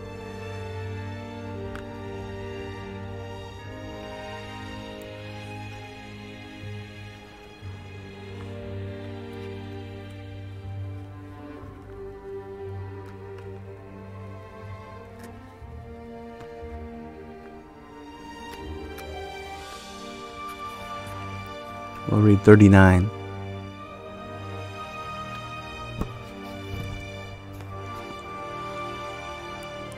Lao Tzu understands the plot for sure. I agree, Gergarji. The wholeness of life has, from of old, been made manifest in its parts. Clarity has been made manifest in heaven, firmness in earth, purity in the spirit, in the valley, conception, in the river, procreation. And so in a leader are the people made manifest for wholeness of use. But for clarity, heaven would be veiled. But for firmness, earth would have crumbled. But for purity, spirit would have fumbled. But for conception, the valley would have failed. But for procreation, the river have run dry. Always the low carry the high, on a route for growing by. What can stand lofty with no low foundation? No wonder leaders of a land profess their stature and their station to be servitude and lowliness. If rim and spoke and hub were not, where would be the chariot? Who will prefer the jingle of jade pendants if he once has heard stone growing in a cliff?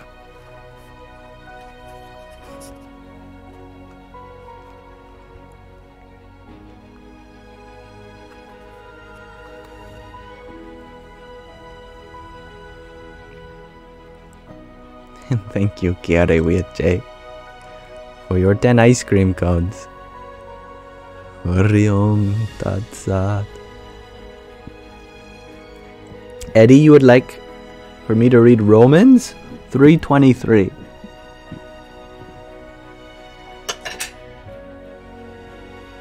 Now, I do have a Bible around me somewhere.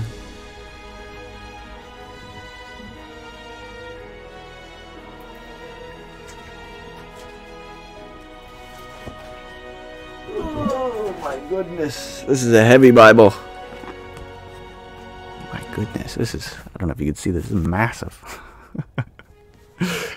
I think this Bible, the Jerusalem Bible, it even has the apocryphal text in it. Okay, Romans.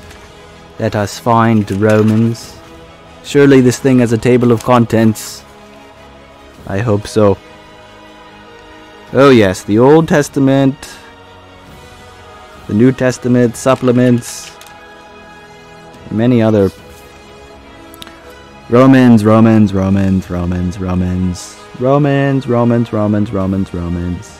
267. Okay.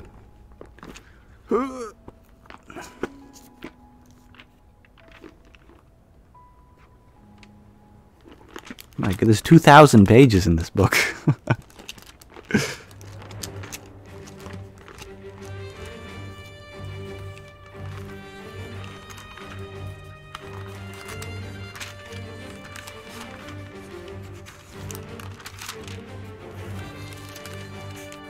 I don't get it. Page 267 is missing.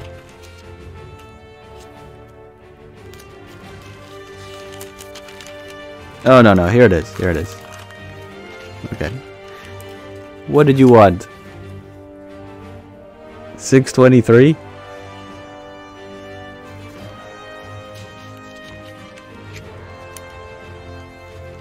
This is Joshua. This isn't Romans.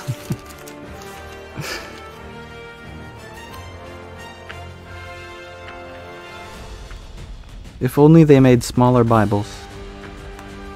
Wouldn't that be nice?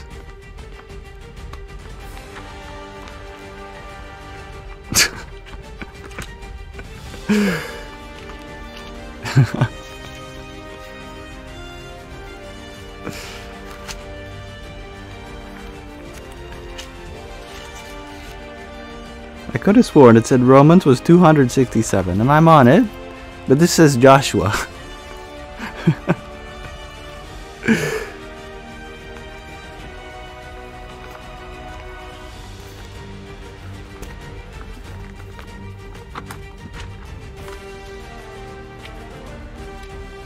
Oh well. I suppose there's always the internet.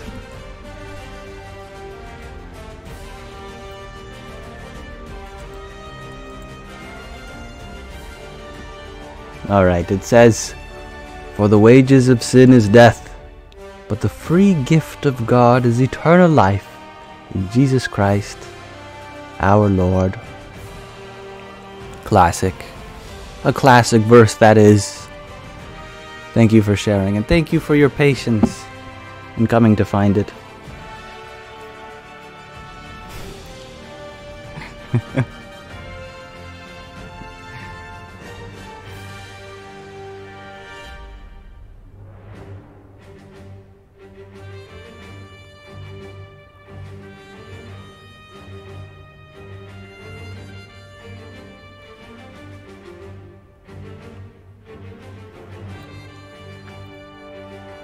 And I was trying to find a verse in the Bible, Gracie, but my Bible is very unwieldy. You could... I'm not going to say it.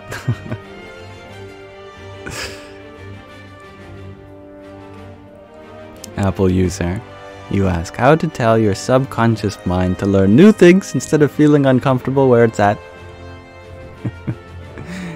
Every day you tell yourself that I am capable of learning new things, and slowly it begins to make an impression on the subconscious. It's not going to happen overnight. It's not going to happen over a week or a month. It's going to take a lot of practice, so you might as well start now. They say the best time to plant a tree is 40 years ago, but the second best time is now. So tell yourself that I am capable of learning new things. I am open to change and to growth. And slowly you will plant those seeds in your subconscious, and in a matter of time, before long, they will blossom.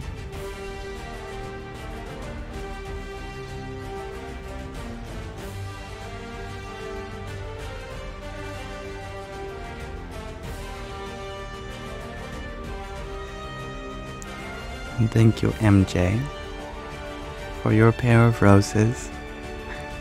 Hari Om Tat Sat. Abhikash, you ask, am I Yamsox? No, you're supposed to ask, do you know of Yamsox? And then I say, of course I know him. He's me.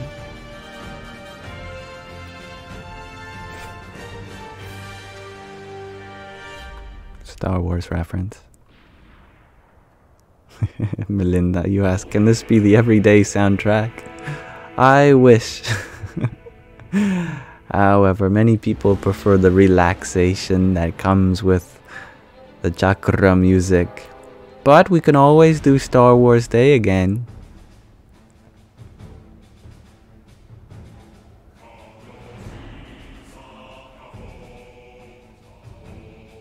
And hellos, you ask. So, am I trying to be Yoda, Obi-Wan, or both? My mind made a portmanteau of Yoda and Obi-Wan. Yodi-Wan.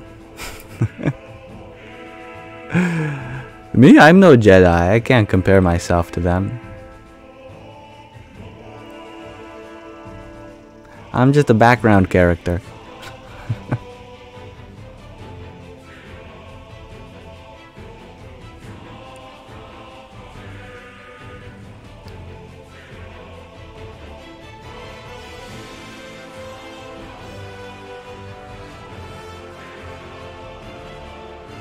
And Eddie, you would like the New International Version? Ephesians 6:10 to 6:18. Alright, Eddie.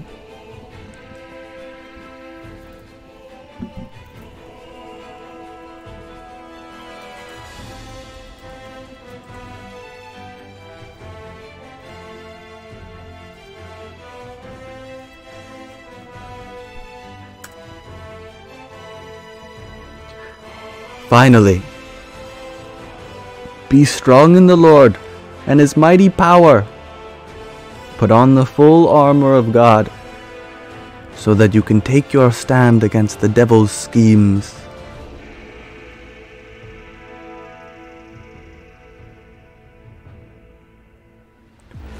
For our struggle is not against flesh and blood, but against the rulers, against the authorities, against the powers of this dark world, and against the spiritual forces of evil in the heavenly realms. Therefore, put on the armor of God, so that when the day of evil comes, you will be able to stand your ground. And after you have done everything, to stand. Stand firm then, with the belt of truth buckled around your waist, with the breastplate of righteousness in place, and with your feet fitted with the readiness that comes from the gospel of peace. In addition to all this, take up the shield of faith, with which you can extinguish all flaming arrows of the evil one. Take the helmet of salvation, and the sword of the Spirit, which is the word of God. and pray in the Spirit on all occasions with all kinds of prayers and requests. With this in mind, be alert, and always keep on praying for all the Lord's people. That's a good one. Very empowering. It is fun.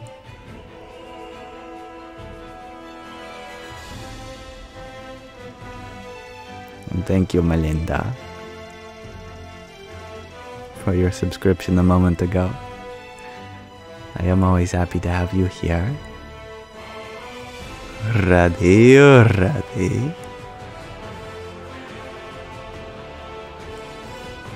Please read Gospel of Thomas, random verse.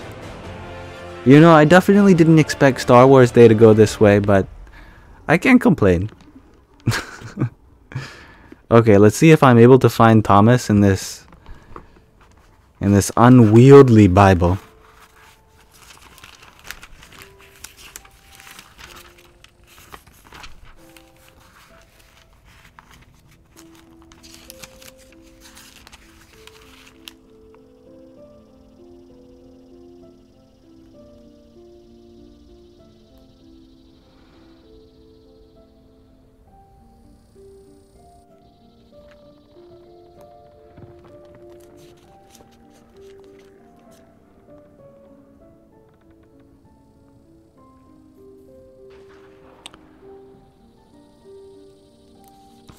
Do they not have Thomas?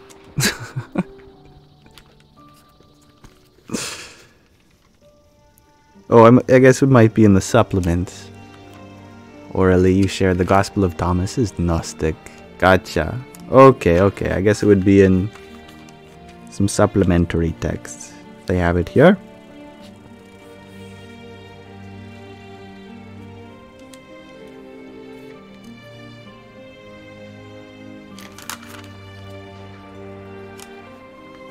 I don't think they have it. My apologies. And thank you for your patience. And thank you, Ragnhildur, for your trio of roses. Jai Sita Ram. Sorry, all out of Thomas. Thomas machine broken. Come back tomorrow.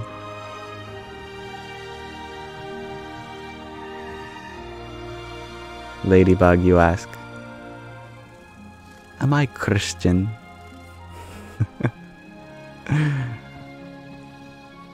I have followed the words of the Christ. I have followed the words of the Prophet of Islam, of Elijah, of Judaism, of Krishna, of Hinduism, of Shiva, the Shaivites, and Shakti of the Shaktites, and Buddha of the Buddhists. They all lead to the same place, and that place cannot be said to be Christian, Jewish, Muslim, Buddhist, Hindu.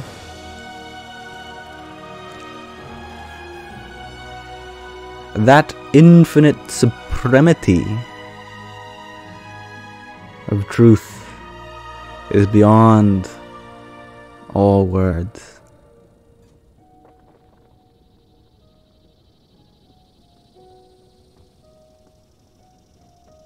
Truth is like the peak of a mountain top. Religions are but paths to that mountain top. You may prefer one path. You may prefer another. But once you get to the place in which all paths converge, there can be no other.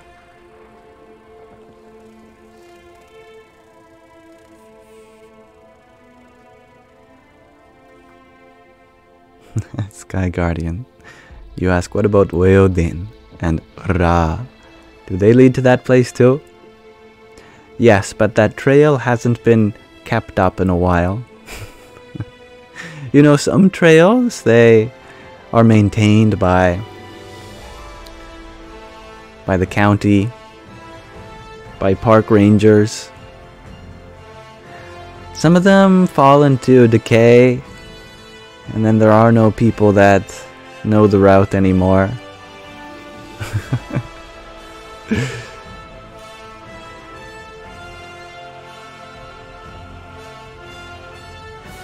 Jesus the best, you ask.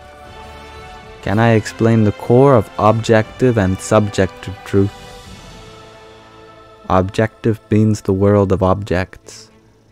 Subjective means the world of subjects. Literally speaking. Objective truth is defined by science. Through science, we discover what laws define the objects in this material existence.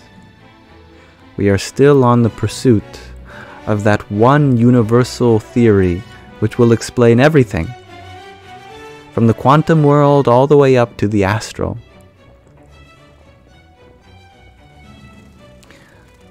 Science is growing and evolving. Subjective truth is the realm of spirituality.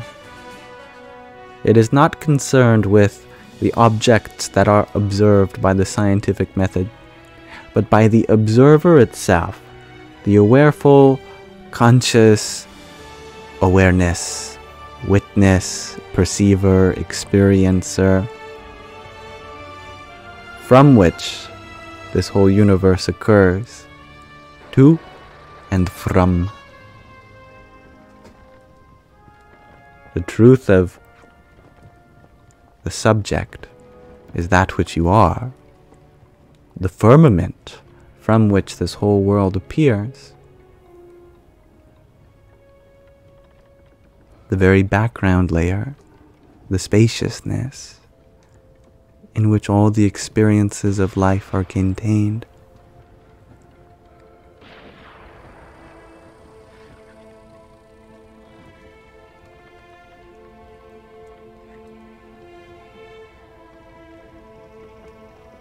User 998. You ask, do I offer readings? No. But many people pretending to me do. Pretending to be me. I do not consent to those readings. Why not? Because there's nothing I have or anyone to tell you that you do not already know.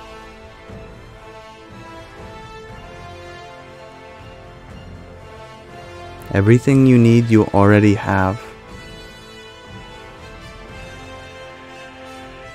And all that you have to attend to is here.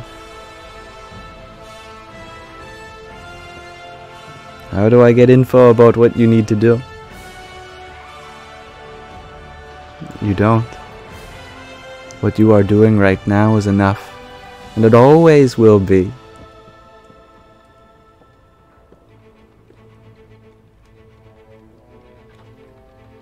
To assume that there is something that you are missing means to assume that you are incomplete in some way already. How can you feel that fulfillment of being whole when there's something you're still searching for?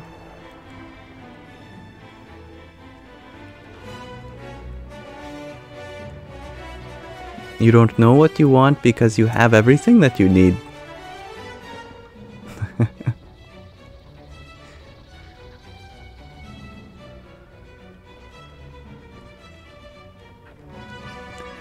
Because you ask, what's my height in centimeters? I don't know.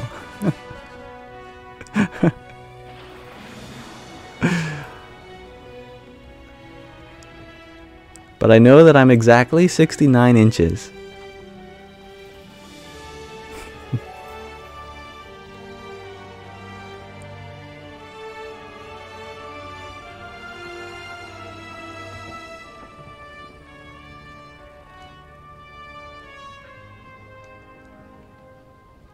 Renee, you ask, how do you overcome your anxiety? It's been taking over a lot lately.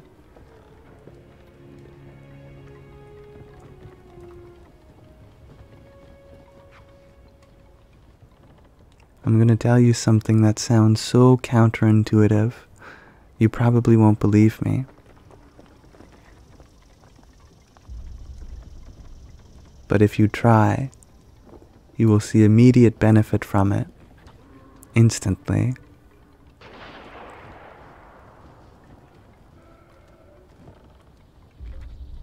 Relax into the anxiety. When anxiety arises, greet it with openness as you would a friend. Imagine anxiety is like a big bed, and you fall into it. You hug it. You love it. You thank it for being here. You breathe into it. You find comfort in it. You relax into the sensation, and it goes away. Not only does it go away, but it begins to transform. It starts growing into a new sensation, changing. Quickly does that anxiety alchemize into a kind of excitement, a passion, an ecstasy even. But it must come not through resistance, but acceptance, just as you said, allowing it to be there, and you will find peace.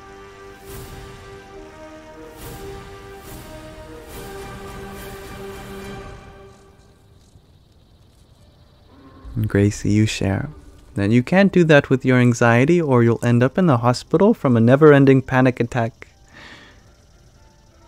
That's what your anxiety wants you to think. And it's lying to you. I was at the hospital for a never-ending panic attack, and I can tell you the cause was not acceptance. It was rejection. I was at the edge of my bed, throwing up, shaking, crawling to the kitchen, to the bathroom. I couldn't sleep for days.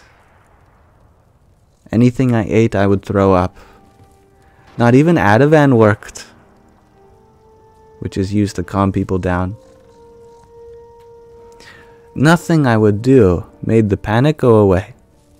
All the knowledge in the world about being consciousness, being that awareful witness, I am not the body, I am not the mind, all this material energy is Maya, I am Brahman alone, didn't help. But finally, after going to the doctors, having nothing that they gave me work, I had no other option but to accept it. And the moment that happened, it was like I passed the test. It was like the universe said, well done. You have discovered the secret way out. To accept the anxiety is to end the anxiety. How do you accept it? Asks Gracie. By treating it as a friend. By understanding that accepting doesn't mean bringing more of it on. It does not mean invalidating the suffering. That's very real. The fear is also very real. But notice that the fear, the suffering, does not directly come from the anxiety itself. It comes from our relationship with it. If we make it out to be an enemy, something we have to overcome, something we have to control, something we have to win over, combat, fight, defeat, then the terminology is there, but we have made it into an enemy. We have created a monster inside us that we call anxiety, and we don't want it to be there. So whenever it arises, naturally we get defensive. But it is our relationship to it that needs to change, and not the emotion itself. Emotions are there to teach us something, deliver information. Like knights of a round table, they all have their input. None of them overpowers the other. all of the information they share is valuable, but you don't have to accept it. The anxiety could say that I believe you are in great danger, and you can accept its input, but not agree with it. You don't have to accept the contents of the information that it gives you. You can say, I hear your opinion, and I value it, but my higher self is telling me that everything is okay, and I am going with their judgment.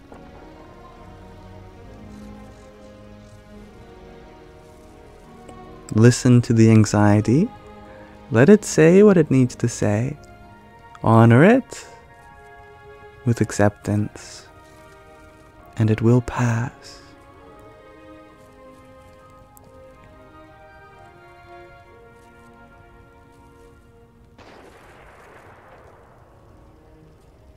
And Gracie, you share. Sometimes it comes at the most inconvenient times, and it's hard to accept it when you just want it to stop. I understand.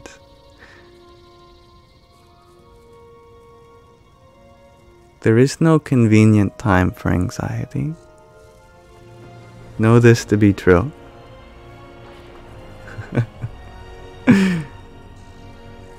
If there were a convenient time for it, it wouldn't be called anxiety, would it?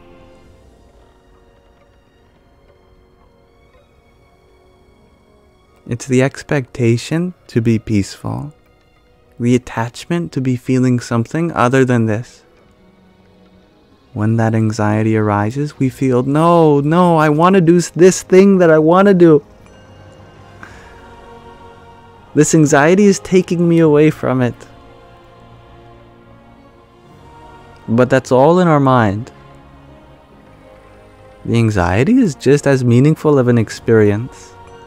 It still teaches us something.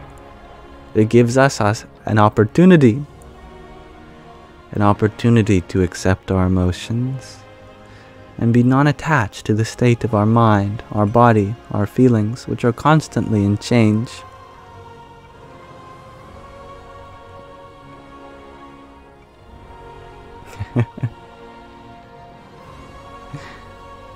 Thank you, Vladimir, for your rosa.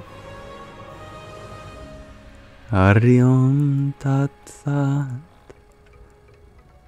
And thank you, user 998, for your rose. Jai Sita Ram. And thank you, Priscilla, for your rose too. Om Namo Bhagavate Vasudevaya. Is it time for Gadhada 118? Sky Guardian suggests. Alright, let us do so.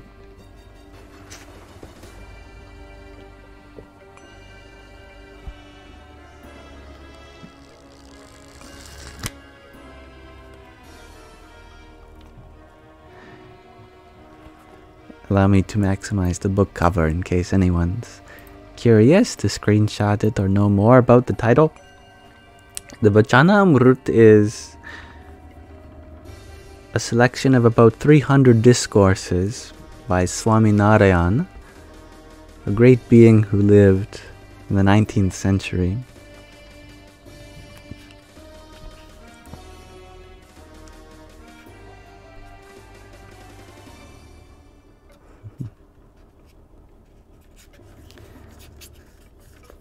Here is Gadhada 117, which we will read tomorrow. Here is Gadhada 118. Denouncing the Vishais, a Haveli. 3 hours before sunrise on Magshar Vadi the 6th, Samvat 1876, which is the 8th of December, 1819. Swami Sri Sahajanand Ji Maharaj was sitting on a large decorated cot in the courtyard in front of the veranda outside the west-facing rooms of Dada Kachar's Darbar in Gadhada. He was dressed entirely in white clothes. After summoning the Paramahansas and Satsangis, Sriji Maharaj sat engrossed in thought for quite some time. Then he said, "I wish to tell all of you something, so please listen." He then said, "In my mind, I feel that I should not talk about this matter, but understanding all of you to be mine, I shall tell you anyway. The matter is such that only one who understands it and acts exactly according to it will become a mukta, a liberating being. Otherwise, even by listening to or studying and understanding the meanings of the 4 Vedas, 6 Shastras, 18 Puranas, and the Mahabharata and the other Itihas, scriptures, one cannot become a mukta, liberated being. I shall now talk about that matter, so please listen. Regardless of the tempting objects which may appear before me, if there is no desire for them in my mind, I am not worried. Besides, my nature is such that even if the slightest desire for an object arises within, I feel at ease only after shunning it. For this reason, I thought about what actually causes disturbances within the hearts of God's devotees. I considered the man, the mind, buddhi, intellect, chit, consciousness, and ahamkar, ego, as possible causes. However, the antahkaran is not the cause of these disturbances. The only fault of the antahkaran is the complacency that it harbors, due to either the power of its faith in God or the strength derived from knowledge of the Atma. Due to this complacency, it feels, I have found God, and so I have nothing left to do. Actually, the greater fault lies with the Gyan Indriyas, which I shall now elaborate in detail. Of the many varieties of food that a person eats, each has differing tastes and differing intrinsic qualities. When he eats that food, the intrinsic qualities of the food pervade and affect the antahkaran, as well as the entire body. For example, if someone drinks bhang, then, even if he is a devotee of God, he loses awareness of his religious vows and the worship of God due to the stimulation caused by that bhang, alcohol. Similarly, the intrinsic qualities of the countless types of food are, like bhang, of a countless variety, so much so that they seem endless. In the same way, a person also hears a countless variety of sounds with his ears. Those sounds also have a countless variety of intrinsic qualities. Consequently, the qualities of whatever sounds he listens to pervade and affect his antahkaran. For example, there may be an armed and violent person, an adulterous person, a prostitute, or a person who transgresses the rules of the Vedas and society. Listening to the talks of such vicious persons is like drinking bhang or alcohol. In other words, such talks pollute the antahkaran of the listener and make them forget the worship of God, as well as his religious vows. Similarly, there are countless varieties of touch sensations. They too have countless varieties of intrinsic qualities. The touch of a sinful person also has an effect like that of bhang and alcohol. Therefore, if a devotee were to touch such a person, that devotee would lose all of his virtues. There are also countless varieties of things to see. They too have countless varieties of intrinsic qualities. If one even looks at an immoral person, the effect is just as detrimental as drinking bhang or alcohol. In other words, Looking at an immoral person certainly does pollute one's mind and cause harm. In the same way, there are countless varieties of smells, with countless varieties of intrinsic qualities. If one smells the fragrance of a flower or some sandalwood paste from the hands of a sinful person, it pollutes one's mind in the same way as drinking bhang. Conversely, just as one's mind is polluted by association with the immoral, association with God or his saint purifies one's mind. Even if one's mind is polluted, it is purified by listening to the words of God and his saint. The mind is similarly purified by their touch. If, however, due to the constraints of one's religious vows, one is unable to touch such a great saint, then merely touching the dust of their feet to one's head makes one pure. Likewise, one is purified by the darshan, vision of the great saint. But of course, one should do darshan while respecting one's religious vows. One is also purified by eating his prasad, food offering. Here also, prasad should be taken in accordance with the niyams of one's varna and ashram as set by God, the injunctions, rules, and regulations in your lineage. If one is unable to take prasad, one should offer sakar and take that as prasad. In the same manner, smelling the fragrance of the flowers and sandalwood paste offered to the great saint also purifies the mind. On the other hand, if one indulges in the panch vishais, experiences of the senses, thoughtlessly, without distinguishing good from bad, then even if one is as great as Narada and the Sanakadik, one's mind will surely become polluted. What is so surprising then about the mind of one who believes oneself to be the body becoming polluted? Therefore, if one gives liberty to the 5 indriyas without applying the discrimination of what is suitable or unsuitable, one's antakaran will become polluted.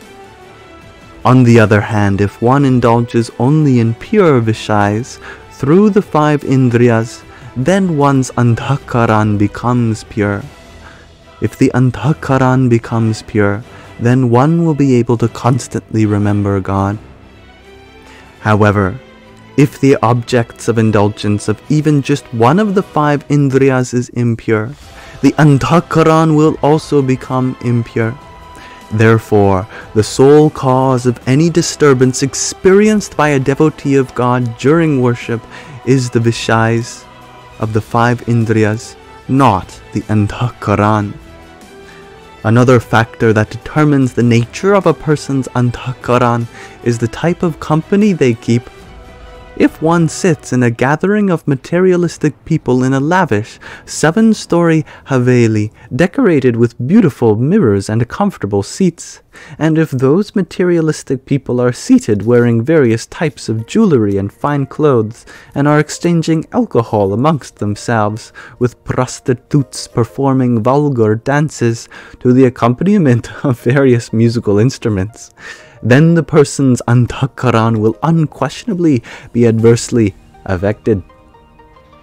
On the other hand, if a person sits in an assembly where a Paramahansa is seated on a torn mattress in a grass hut and discourses of God, Dharma, Jnana, knowledge, Vairagya, dispassion, and Bhakti, devotion, are in progress, then the person's antakaran will surely be favorably affected.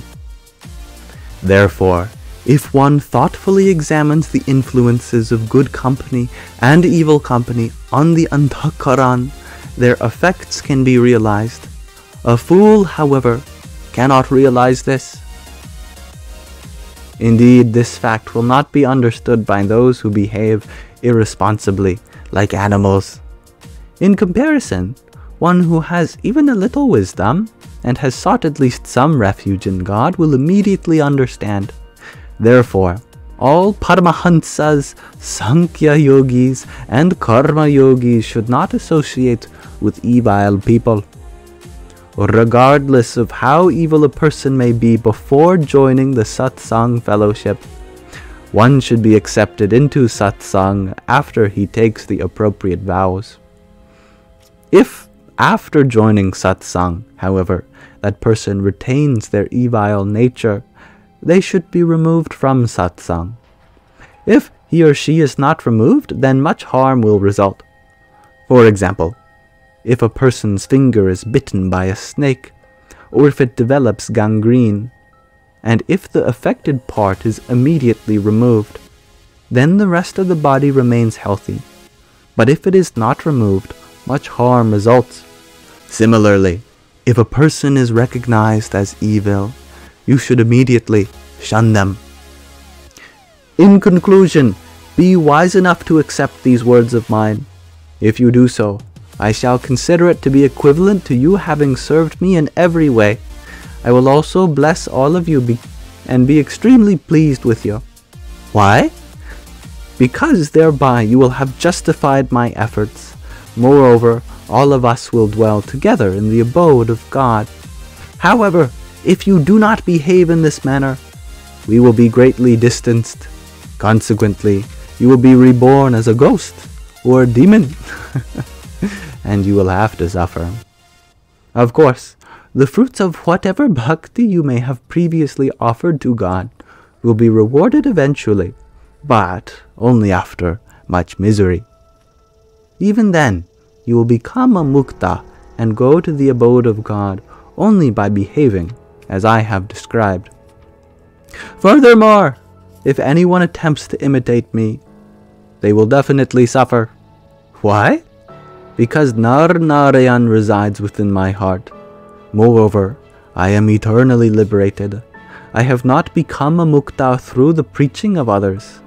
I exercise complete control over my mind, buddhi, intellect, chit, consciousness, and ahamkar, ego. In fact, I seize my antakaran just as a lion clutches a goat, whereas others cannot even see their antakaran. Therefore, imitating me, believing that one can remain pure even amidst alluring pleasures is just not possible, even for the likes of Narada and the Sanakadik. So what can be said of others? Countless have become muktas, and countless more will become so. Amongst them, none have been able to indulge in pleasures of the senses, and yet remain uninfluenced by them. None will be able to do so in the future, nor is there anyone like that presently. Even one who has endeavored for countless millions of years is incapable of remaining uninfluenced amidst temptations. Therefore, if you have behaved as I have described, you will benefit. Continuing, Sriji Maharaj said, "When I lovingly call someone near, it is for the benefit of their jiva, individual soul. When I look at someone affectionately, or eat the tasty meals they have prepared, or sit on a decorated cot arranged by them, or accept from them clothes, ornaments, garlands of flowers, and other offerings, it is all for the good of their jiva, but not for the sake of my personal enjoyment. In fact, I swear by the name of Ramandananda Swami that I do not accept those objects for my personal pleasure. Therefore, realizing this, none of you should imitate me. Also, keep the activities of your 5 indriyas extremely pure. Please accept this command of mine without fail. This fact is simple in that it is comprehensible to all, so all of you will immediately understand it. Moreover, if you extensively propagate it through satsang, I shall be very pleased indeed." Having delivered this discourse, Sriji Maharaj bid Jai Sachitanand to all and returned to his residence.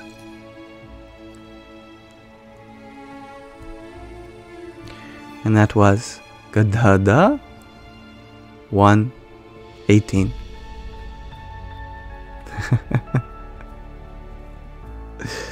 Some powerful words from Swami Narayan. Thank you for listening, everyone. That was a long one too, so I thank you for your patience. Ed Sheeran has joined. Welcome back. Now thank you for those who sent a gift whilst I read.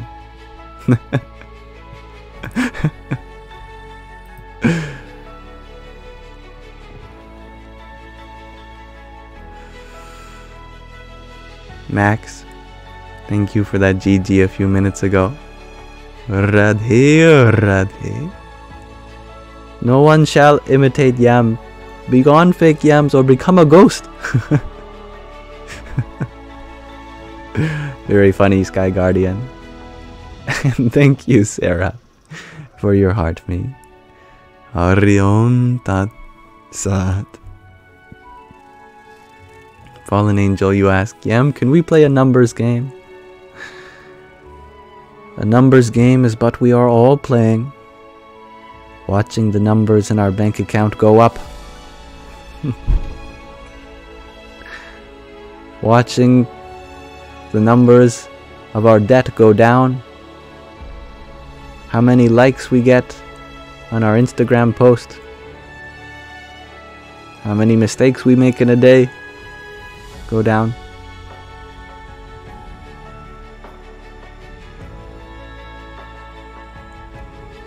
And thank you, Spencerius, for your quintet of roses. Hariom Tat Sat. Alright, you would like me to think of a number between 1 and 100. Alright, now what would you like me to do with such a number?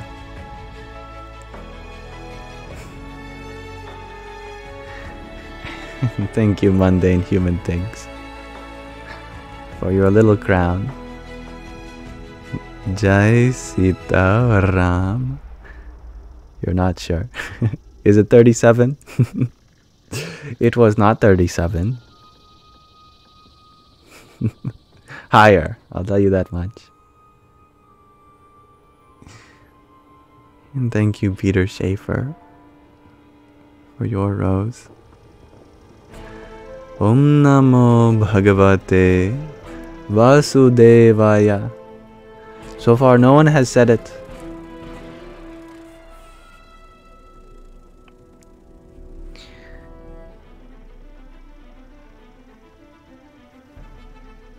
I'll give you a hint. It is between 58 and 59.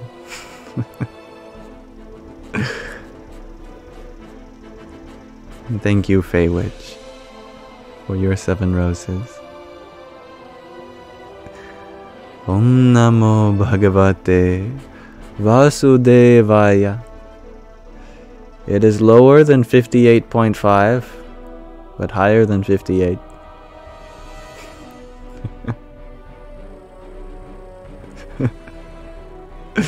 Lower than 58.2. Thank you, John Simon, for your heart me. Hari Om Tat Sat. This can go on forever. I agree, Fallen Angel. I'm thinking of a very precise number.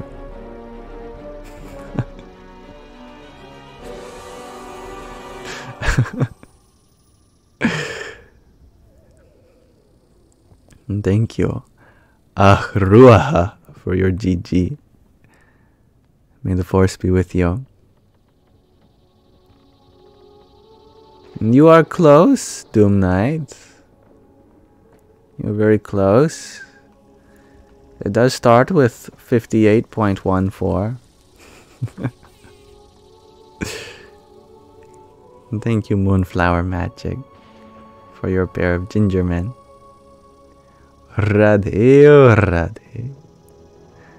And Spencerius, thank you for your trio of tiny dinies. Yippee!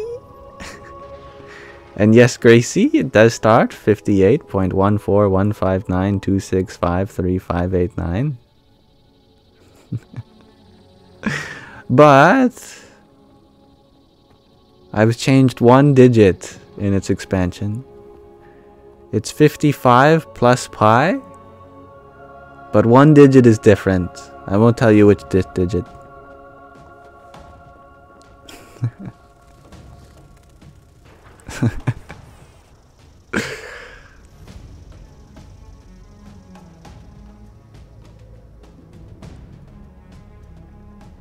Sky Guardian, you appreciate Ed Sheeran's bio. Join the religion of Ed Sheeran. Become Ed sexual today and be saved. Ed Sheeran. I love this.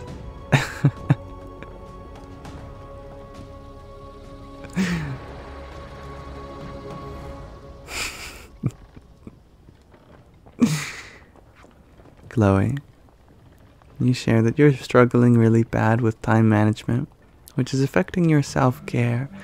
Advice? Tell me, Chloe, what are some things that you are doing during times where you could be taking more care of yourself?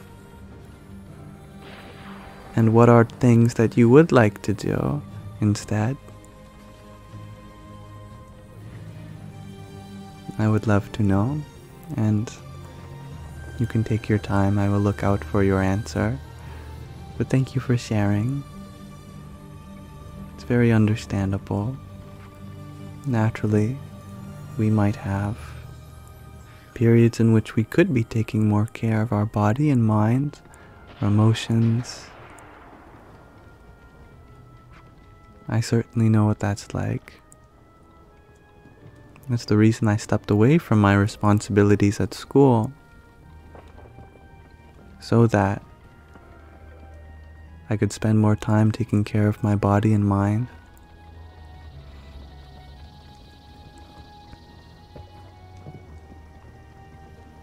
Alex, you ask, why pupils always so large every time you see me? Why are your pupils so small? Everyone walking around not letting that light into their life.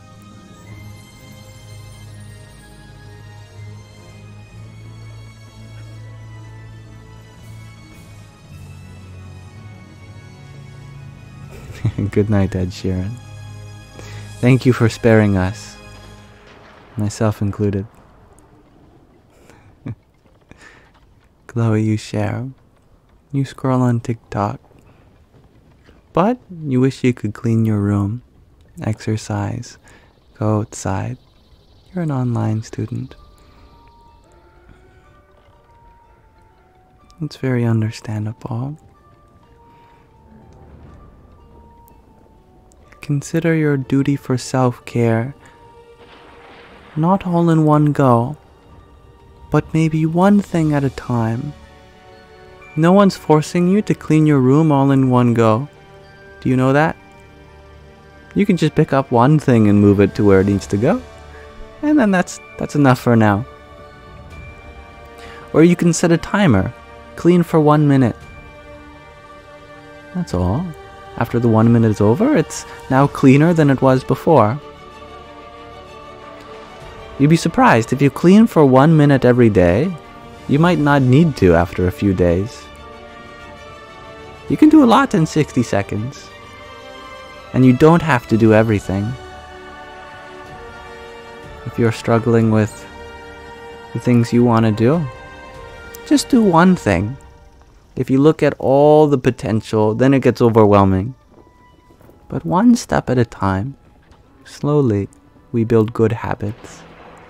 They don't come overnight, and there will be ups and downs, but the greater consistency is forged through forgiveness and biting off no more than you can chew. And you will learn how rewarding it is to take care of yourself, and how much other people in your life benefit from becoming a lovelier version of you through everything you do in self-care. and you will serve as a role model to others.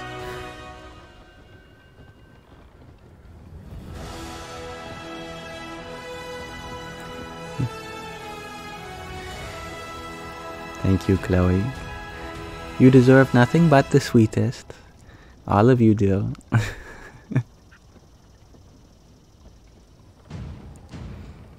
Fallen angel, you ask, do habits do us the same we do them? I see the truth in that. You could say that bad habits do us, but we do good habits.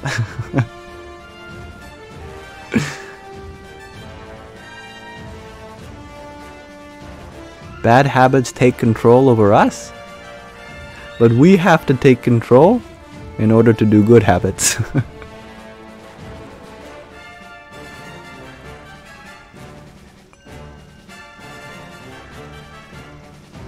Thank you, Moonflower Magic, for your heart meat. Hariom Tat Sat.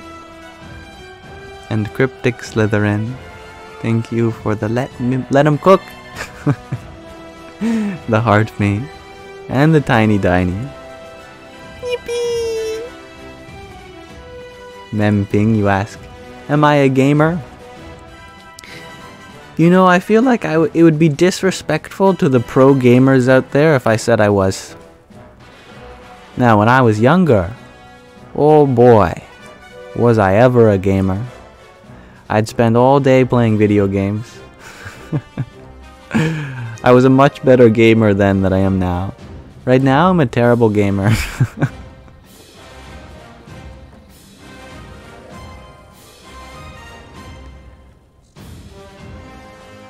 It's a good question, Cozy. Do gamers actually achieve anything? Friendships are forged, problem-solving abilities increase, their sense of discipline to engage in the skills required to refine their abilities in-game, their ability to recall important places on the map, their geospatial positioning system. But most importantly, there is a rich entourage of spiritual metaphors within each video game. There are many things achieved in everything that we do, both in-game and away from the keyboard. Everything that we do achieves something. It may not be productive in the stereotypical sense, but there is value no matter where we place our attention. We just have to be conscious of that value in order to utilize it. Then, no time is wasted.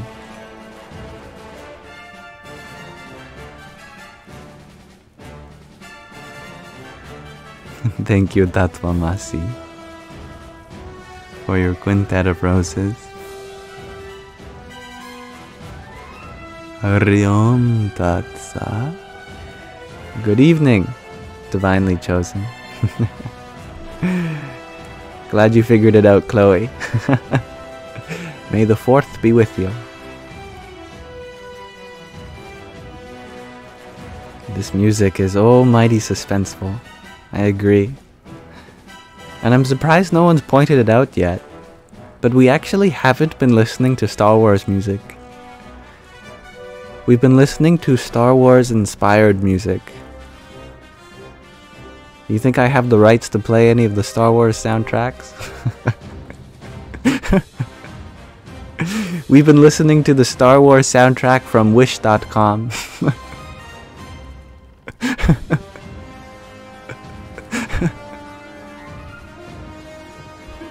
We've been listening to royalty-free Star Wars-like music.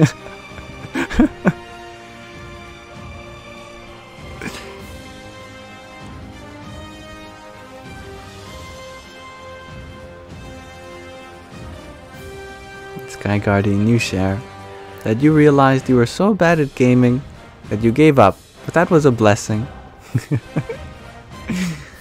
Well, I'm happy to hear that you found a blessing in disguise. I agree. It's a good question, Fallen Angel. What is the music building up to? What is all of this life building up to? You know, we're born. We have to learn how to roll on our side. And then we can do that. And we got to learn how to crawl. And we do that. We learn how to walk. We learn how to use the bathroom. We learn how to socialize with others without crossing boundaries. We're still learning that. Then we go through preschool, after daycare, kindergarten, primary school, middle school, secondary school, university.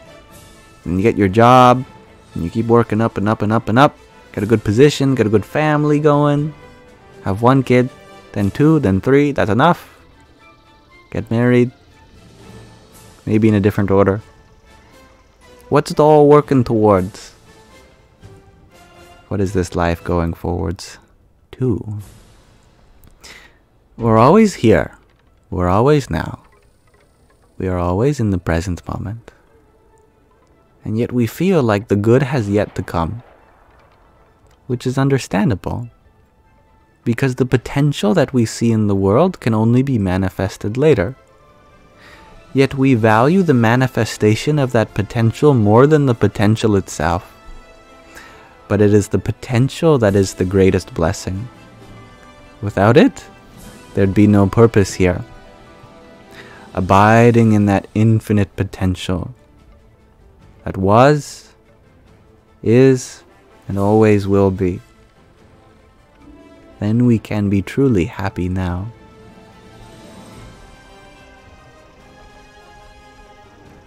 And thank you, Moonflower Magic, for your rose. May the Jedi be with you.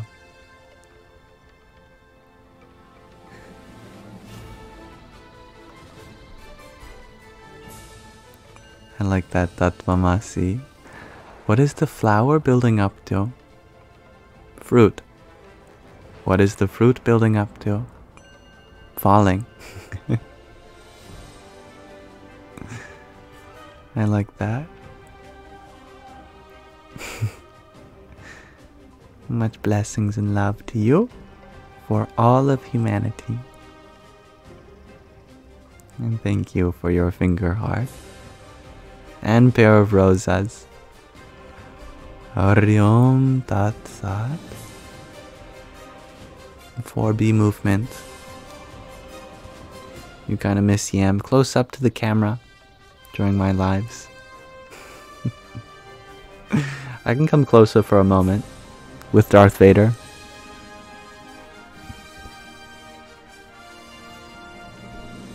Hi.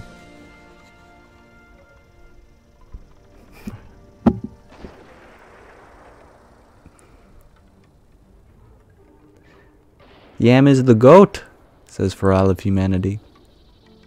Oh wait, no, that's a sheep. What sound does a goat make? Similar, I think.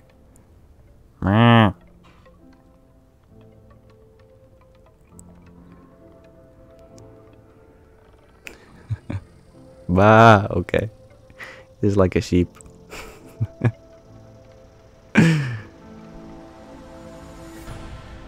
And like sheep, you are all engaging in the same sounds.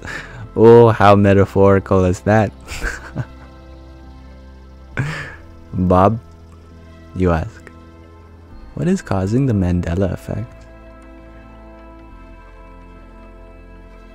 It's a good question. I don't know. Are we entering new dimensions? Switching timelines? Or is it due to a projection of our inability to retain all the information of the past, and therefore our mind fills in the gaps according to the context which would make the most sense? It's a good question. All I know is that here and now, I try to be as fully aware as I can. and not miss any detail.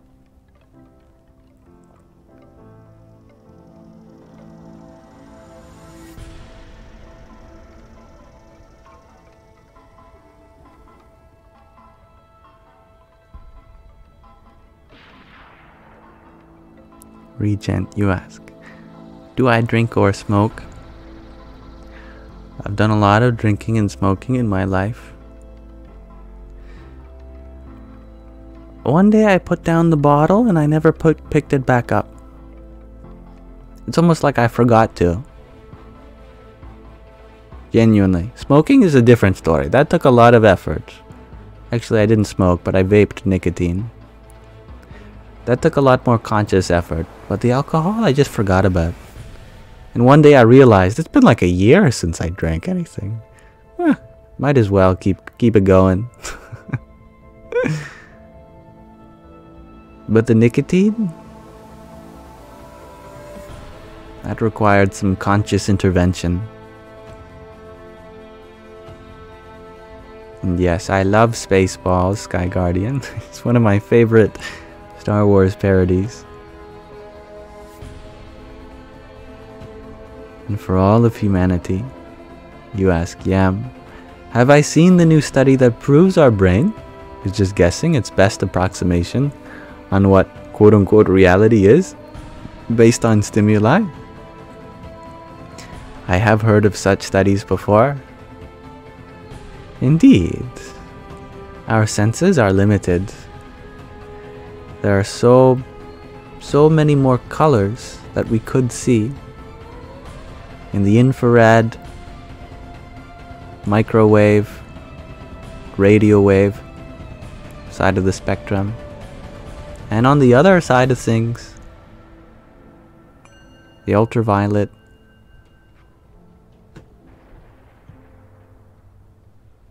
X-ray, and gamma radiation, we see such a sliver, a mere octave of the spectrum.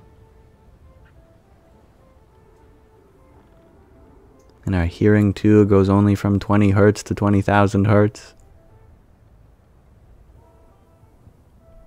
We are very limited in what we can experience.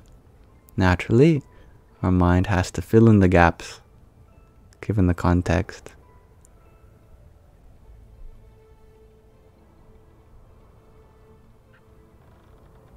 Thank you, Liz, for that little crown a minute ago. Hari Om Tat Sat.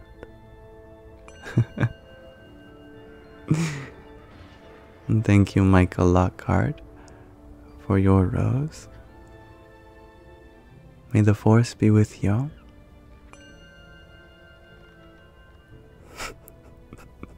Sky Guardian asks Ed Sheeran, but is Ed Sheeran a Swiftie? And Ed Sheeran responds, Ed Sheeran is everything and nothing at the same time. Ed Sheeran is reality and delusion. He is Brahman and he is Maya, Sky Guardian. Nirguna Saguna, Ed Sheeran. He is the ultimate object of Vedanta. Thank you, Little Wing Nico, for your finger heart. Heart me. And a friendship necklace. Hari Om Tat Sat. Thank you, Happy Poet, for your pair of roses. Om Namo Bhagavate Vasudevaya. Hello, Nico. Thank you, Priscilla, for your rose also. And for all of humanity, thank you for your heart me.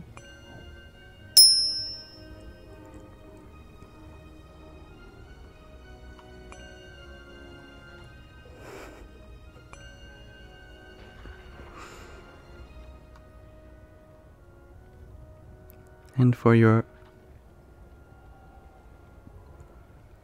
39 team bracelets Had to do the math there. Thank you. Radhe, Radhe. User 959. You ask, how does one find a sense of consistency in life? Through forgiving yourself and trying again. Without that forgiveness, there can be no consistency, because you will make mistakes. And if you let those mistakes control you, if you feel like a perfect track record has now destroyed you, then how can that track record ever have hopes for continuing without forgiveness and trying again? It matters not how many times you fall, but that you keep getting up again and keep on trying. Consistency is not in perfection. It is in the continual striving for excellence that must be performed from the platform of forgiveness and allowance for the ups and especially the downs. When you are feeling an off day, when you are not consistent today, what matters not is your absolute consistency, but your consistency to try again tomorrow.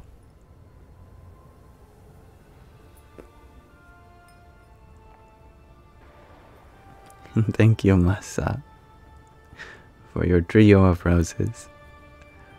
Radhe, Radhe.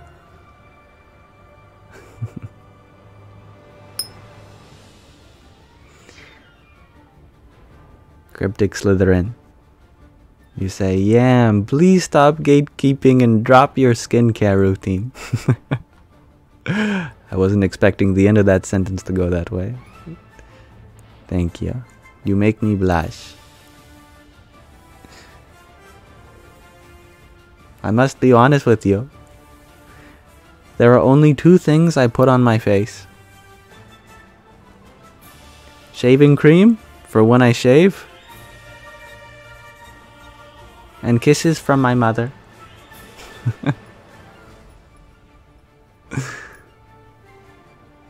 I'm sure it's not the shaving cream. It must be the kisses from my mom. Every time she kisses my cheek, all my blemishes just vanish.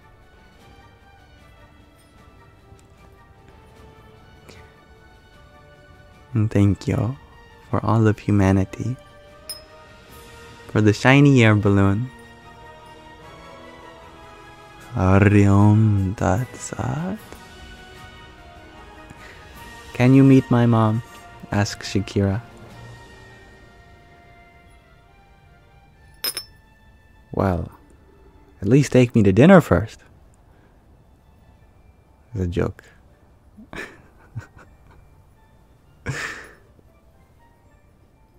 My mother, she may come. I really doubt it. She would probably be too nervous, given how many people are here. She is a very private person, although she is very extroverted in some ways. I'll have to talk her into it. I'm sure she'd be very not used to sitting down here, and she'd be very quiet and embarrassed.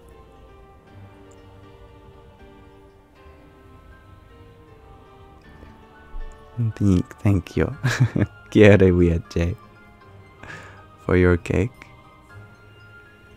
Hariom Tat Sat.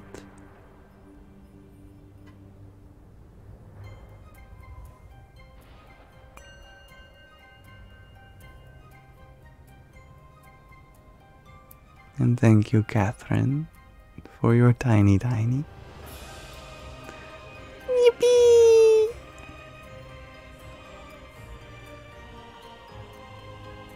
And thank you, Jacob. My evening has been treating me well, given that I am in the company of so many wonderful people. I trust that yours is, as well as it can be as well.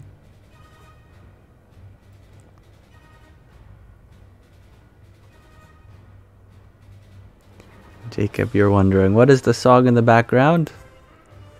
It is Star Wars Remix Collection.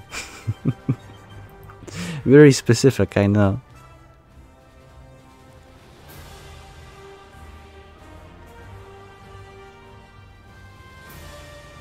Fallen angel, you ask, why does ego exist? To be of service to others.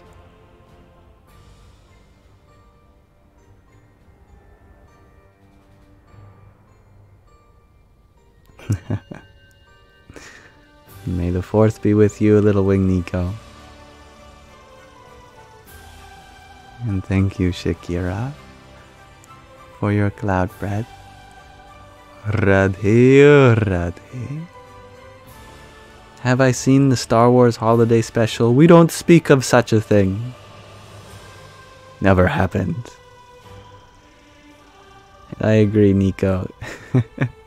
Kisses are the best skincare and heart care routine. And soul care. I like that. This is Darth Vader's home mixtape.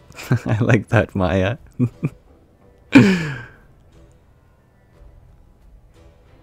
Greetings, Space Elite. Welcome.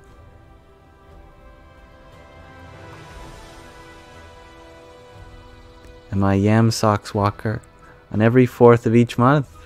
Only May the 4th.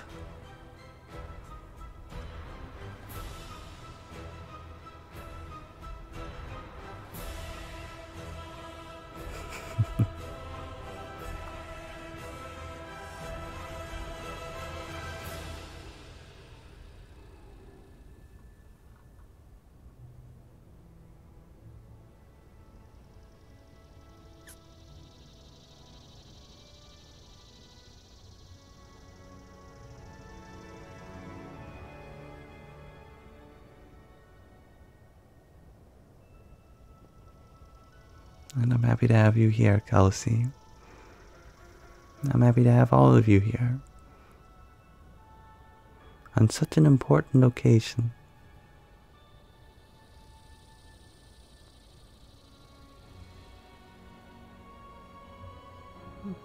Together with Jar Jar.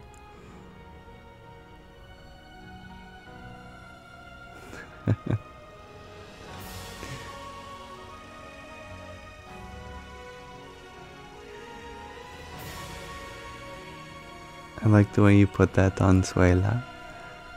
I'm grateful for this space in time. Space Elite, you ask?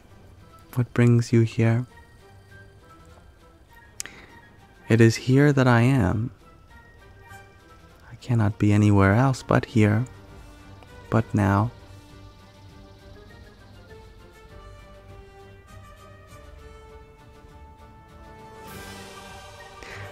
Kelsey, you ask, do I have a favorite number or number sequence? I love many numbers and many number sequences.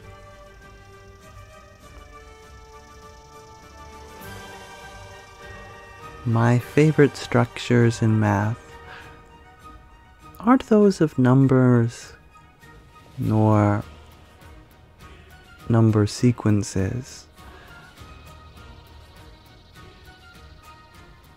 but universes of numbers. I am drawn to the space in which they exist within, and the various kinds of flavors that space can occupy. Its shape, form, subtle structure. The universes of numbers in math draw my attention close. Like the Cayley-Dixon constructions, which take the real number line, double its dimension, and bring it into the 2D plane, getting the complex plane. Then taking that complex plane and doubling it again, forming the quaternions, doubling the dimension again, creating the octonions, doubling again, making the sedononions. ad infinitum. Various groups, fields, rings, modules, megmas, manifolds, topologies, calculi. I am drawn to the space in which everything exists in.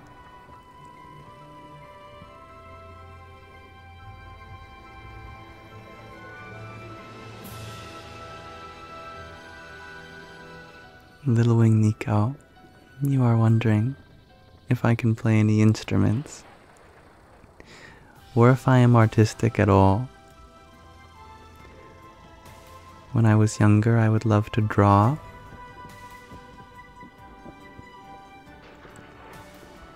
My favorite thing to draw was trees, nature, and I followed a few Bob Ross paintings in my day.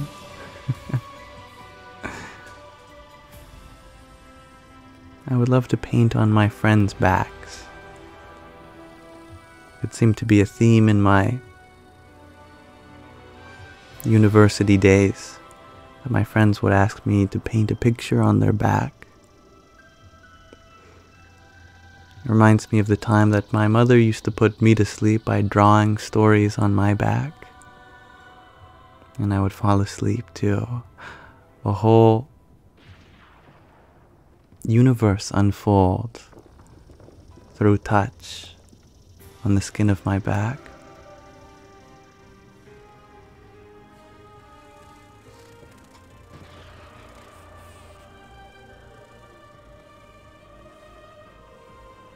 My father, being a musician, wanted me to pick up an instrument very badly. As soon as I showed any sign in an instrument, he would take out from his savings account some money to buy that instrument for me. As such, I now happen to have a bass guitar, a piano, and a clarinet. But of those things, I can play none of them. Instead, I prefer creating music through software like FL Studio. Digitally, I can play every instrument. But physically, I can play none.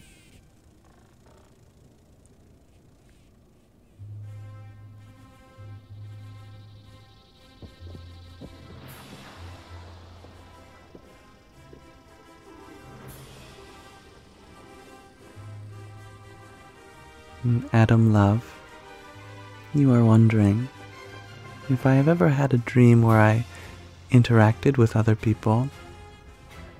That's how this reality works. I told a dream earlier in this live, which is a true dream. In my dream, I walked into a bar, which already sounds like a punchline for a joke. I walked into a bar, and I got up on a table, and I said to everyone, "Will everyone who's down for gravity please stand up?"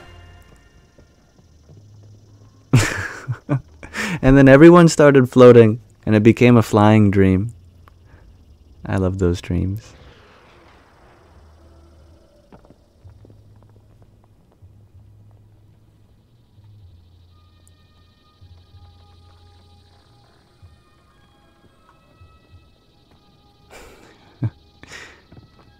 Will I show you a beat that I made? Asks Greg RG. I suppose I could, given that I am streaming from the laptop in which my songs were made.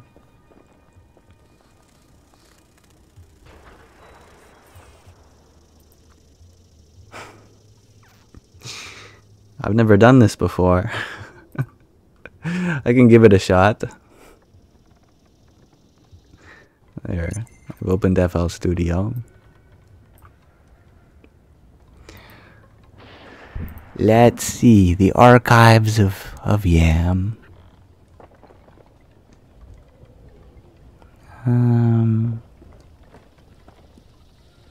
Alright. I think this is one of my favorites that I ever made. I'll just have to make sure the audio is not too loud for you. And just warning, it might be. I'm not able to hear what it's going to sound like before I start playing it for you.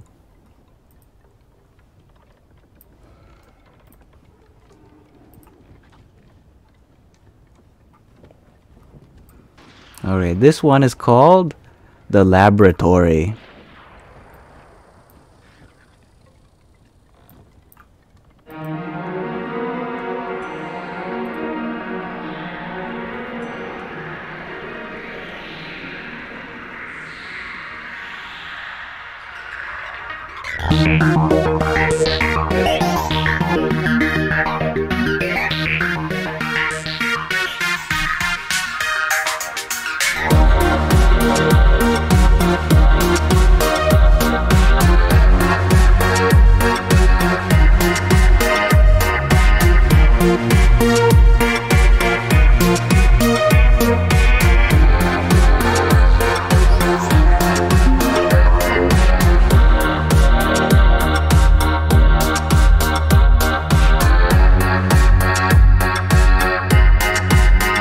Cooking in the lab.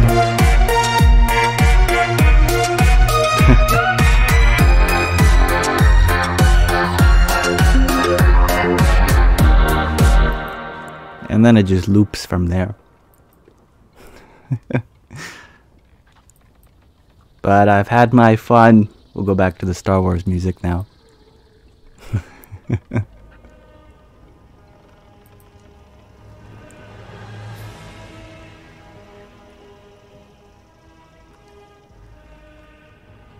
Thank you for listening, everyone. And thank you, July Moonchild, for your heart me a few minutes ago.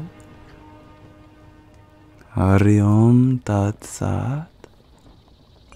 And Little Wing Nico, thank you for your ginger man. And Tiny Diny. Yippee! Thank you, Shakira, for your rose. Radhe, Radhe. Maybe in the future I can reveal other songs. But I have to keep you on your toes.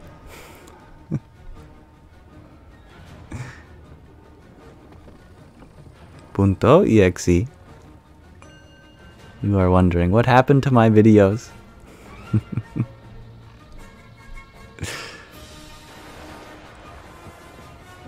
I used to have many of them, and they were quite good. I liked them a lot.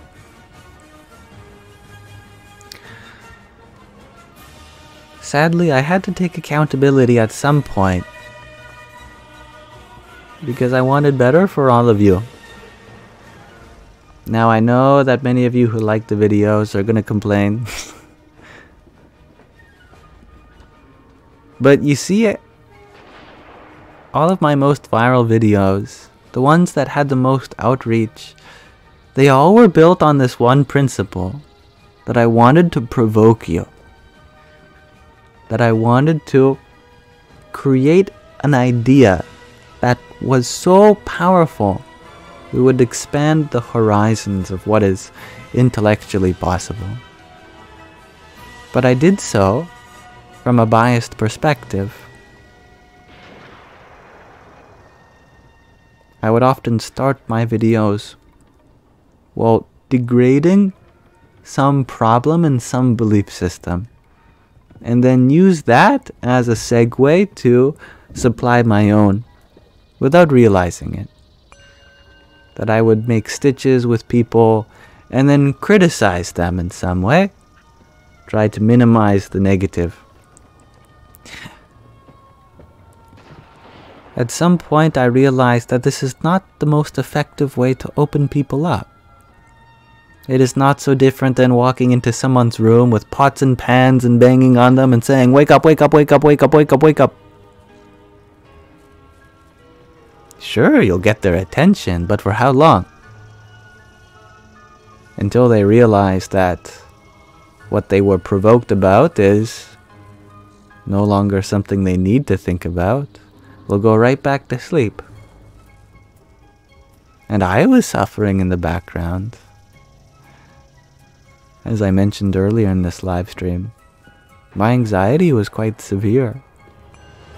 I was addicted to nicotine, and I would sleep during the day.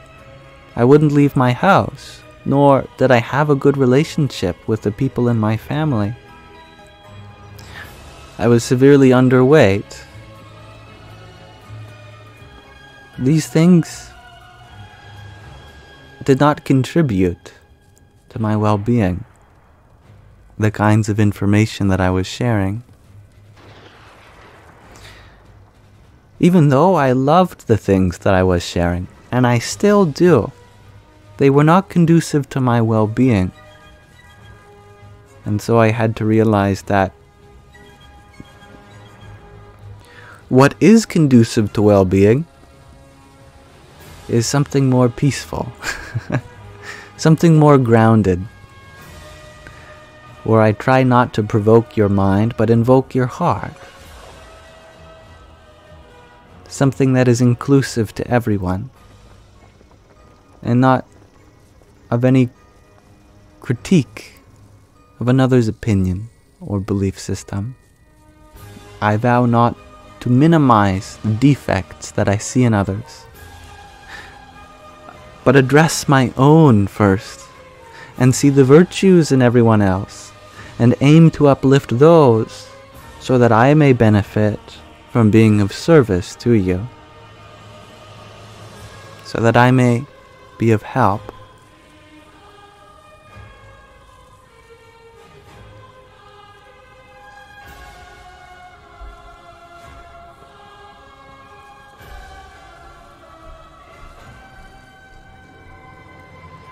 And thank you, Bunto EXE, for your rose and inspiring the question a moment ago.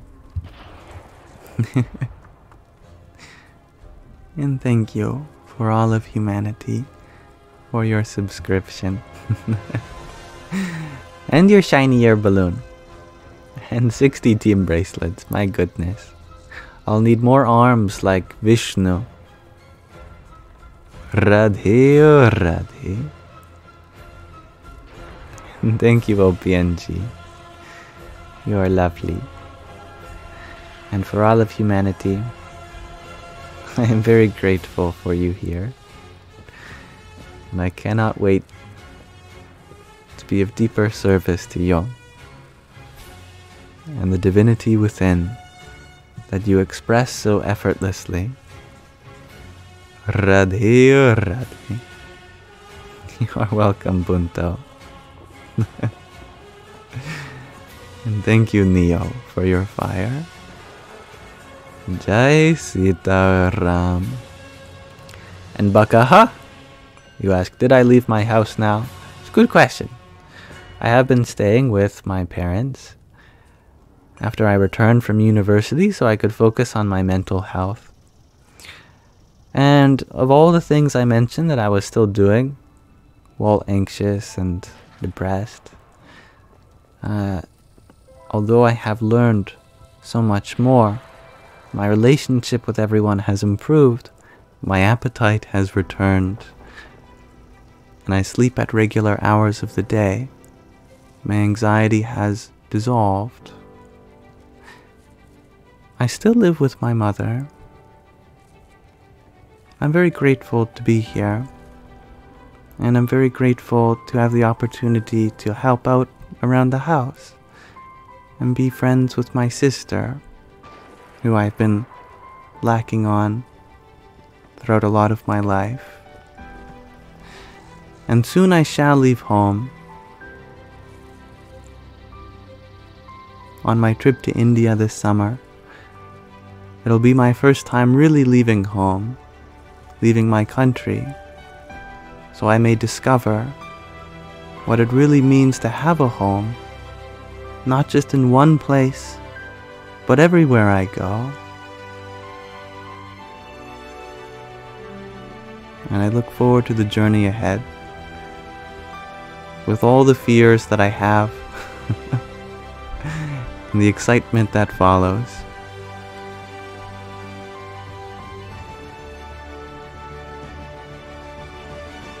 And thank you, OPNG, for your rose. And Kiere Wiache, thank you for your applause.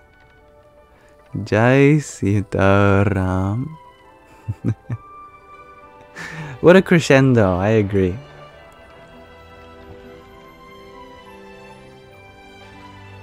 Bakaha, you were wondering, what did I study? Well, I went into university studying math and physics. But I learned a lot more outside the classroom than I did inside. A lot more about myself, what my needs were, and how to find meaning and value in my community and in my family.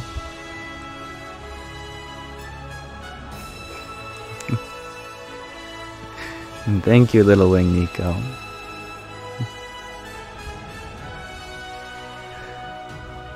And thank you, Meli, for your pair of roses. Hariom Tat Sat. And I also live in Canada, Ashley. As a fellow Canadian.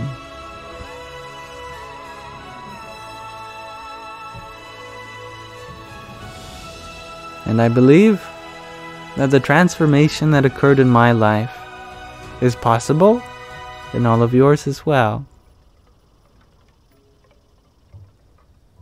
If ever there is something that I have learned in my short life so far, it's that never underestimate the power of positivity, of counting one's blessings, of harboring an attitude of gratitude, and being optimistic. One by one, a thought like that a day can reshape your destiny. By the law of incremental growth, change is possible, though slow and tedious at times. You've got this.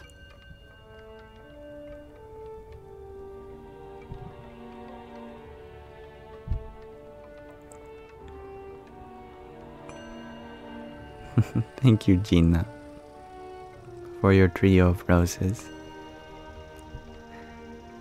And Bakaha, thank you for your bouncing beach volleyball.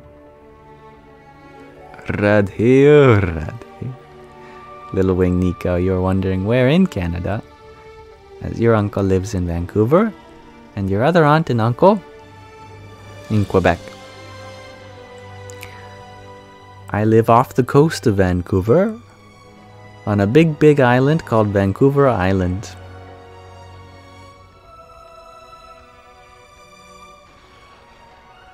And Sabina, you share that you made a brave journey to your spiritual teacher.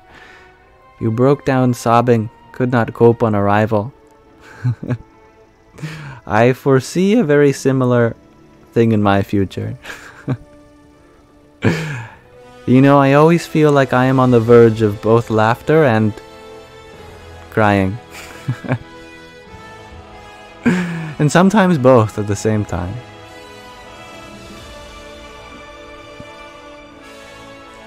And thank you, Imp Kitty, for your 10 roses. May the force be with you.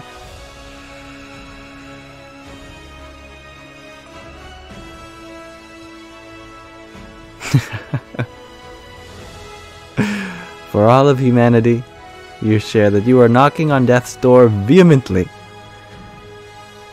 And he hit your For You page and joined the live. Death has? Oh, you were talking about me. I was imagining death showing up on your For You page. It's time. Oh, that'd be a bad omen, wouldn't it?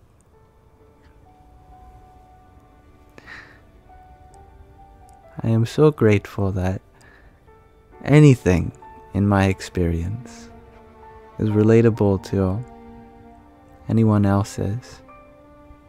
For it not only validates the suffering that I have gone through, but gives me purpose to serve yours.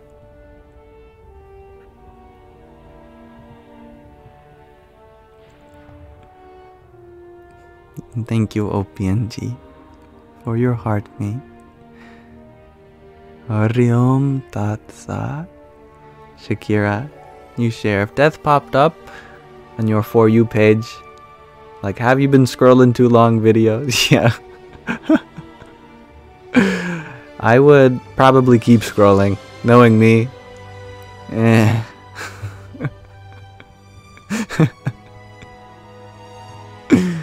It's funny, what usually gets me to stop scrolling is a video that asks too much of my attention. Like, hey, watch until the end of this video to find out the solution to this problem. And then I go, nah, I'm done.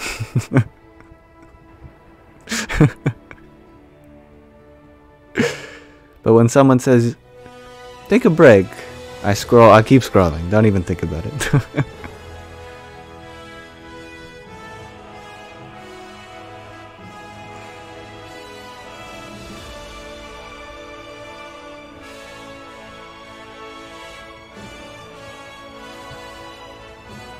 Thank you, Bakahaha. Vitamin D is very essential.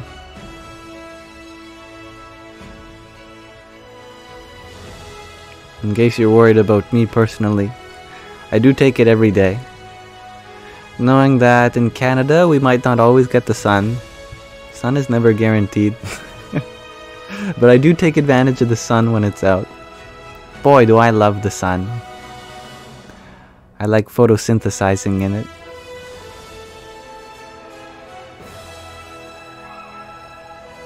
Little Wing Nico, you ask, have I ever been to Whistler? You love that place. Whistler. I am one.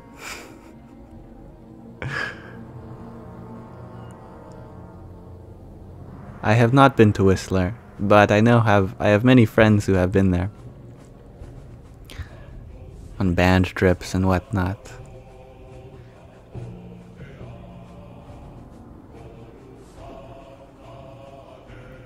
I love that, Kelsey. I became something so that I could become nothing. Perhaps, at the end of enlightenment, we become so at peace with how far we've gone in our journey that we'd happily do it all over again. And so we take on these problems, identities, we dive back into the ocean of Maya just to see if we can swim to shore again.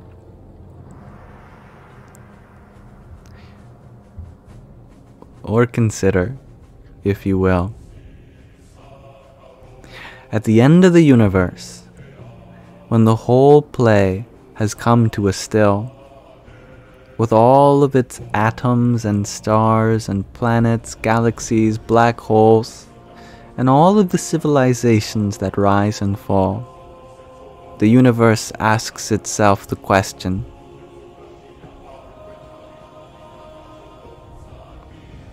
should I do this again? One more time. Shall the play go on?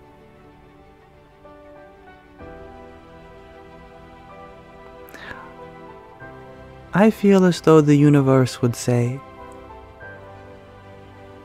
yes. From the top. Another Big Bang.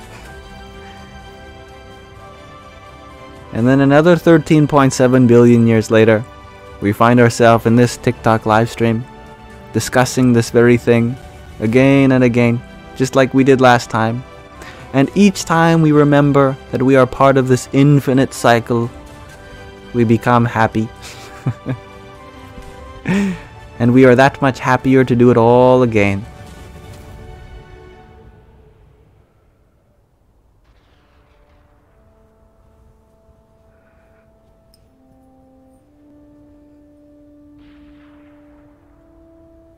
I agree, Melinda. It's nice to meet you all again. How long's it been? 10 trillion, trillion, trillion, trillion, trillion, trillion years since we were all here in this spot. It's been a long time. Haven't seen you since last universe. Yeah.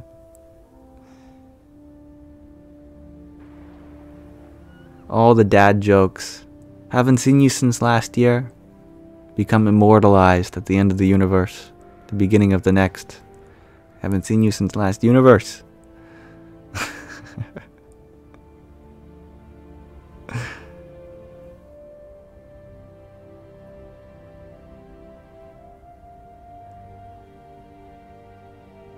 Shakira, you ask, how was my last universe?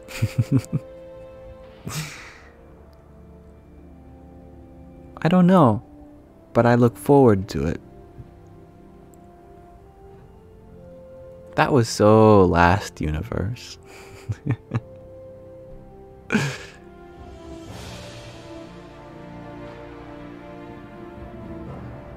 Marianne, you ask, can we say no?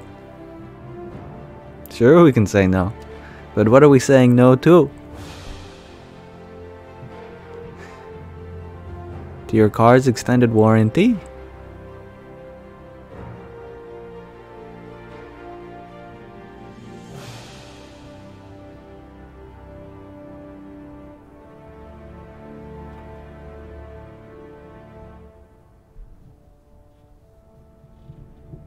Yes, everything used to be better in the last universe. Ah, universal nostalgia. They don't make these universes like they used to. Protons, neutrons. You know, in the last universe, we had something else than atoms, which seemed to just fall apart here and there.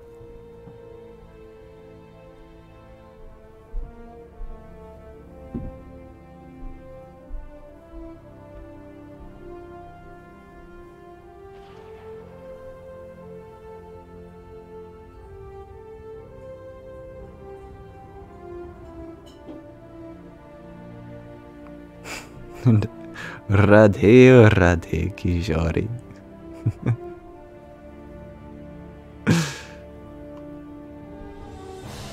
Seems like it's all just remakes now. I agree, Shakira. This solar system is the same as the last. I mean, look at all the galaxies. Could they be more original? How many times do I gotta see a spiral arm galaxy? The supermassive black hole at the center. We get it.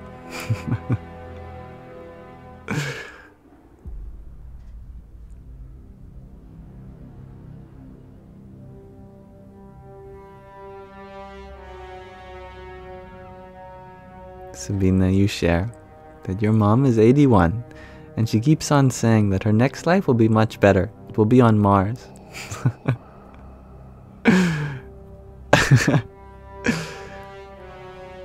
That's funny.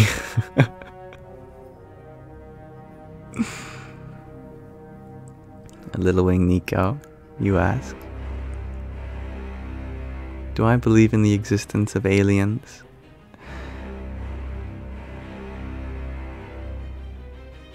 I think we are the aliens.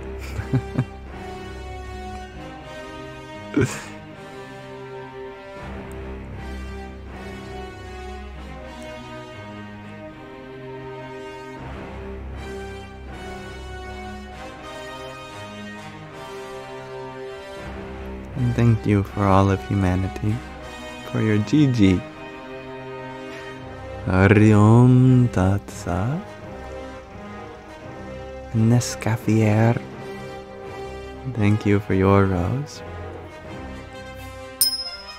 Kishori, you ask, what is 5D? Vision is 5D. Seriously. Consider your phone screen that you watch me on. Or unless you're weird like Sky Guardian, who watches me on his TV. Sometimes. Your phone screen has 2 dimensions of space and 3 dimensions of color. If you zoom in really close to the pixels on your screen, each pixel has an R, a red, a G, a green, and a B, a blue diode. LEDs. RGB LEDs. So, when encoding the color of every pixel on your screen, it requires 5 independent numbers. 1 for the X, 1 for the Y, 1 for the R, 1 for the G, and 1 for the B. And actually, if you add in time for what frame the pixel should turn what color, then that's a 6th dimension to it. 2 dimensions of space, 1 dimension of time, and 3 dimensions of color. So a video, visually, is 6-dimensional. If you don't consider time, then it's just 5-dimensional.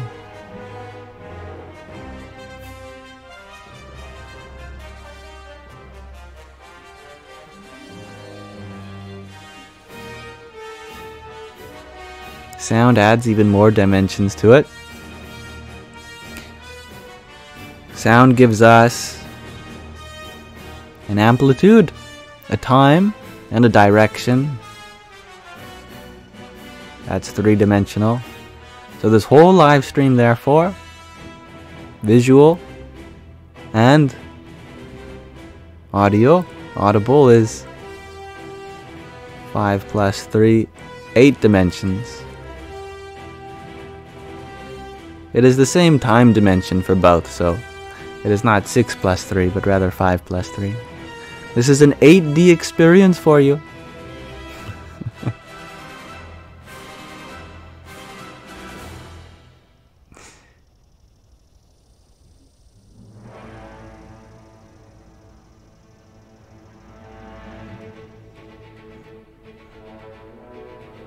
And I love that. User 821. And feelings are being communicated too. Now that is something very hard to measure indeed. Oh, how many dimensions to our feelings. How many numbers to describe each one. They are certainly more voracious than sound or sight.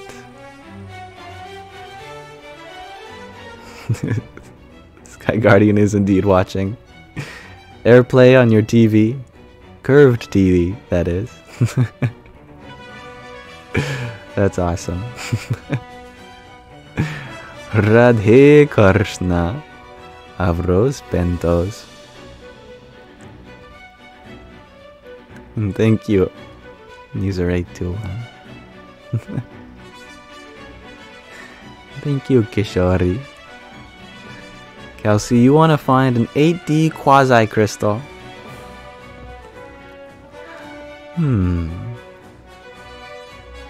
Well, if a crystal is something that repeats itself in structure, for a live stream, which is 8-dimensional, to be a quasi-crystal, you would have to repeat itself in color, space, time, and amplitude of sound.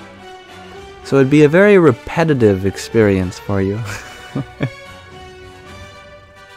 There'd be a lot of unnecessary information.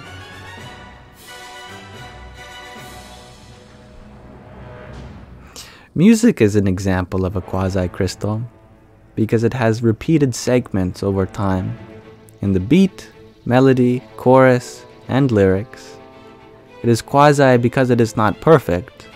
There are imperfections in the repetitions.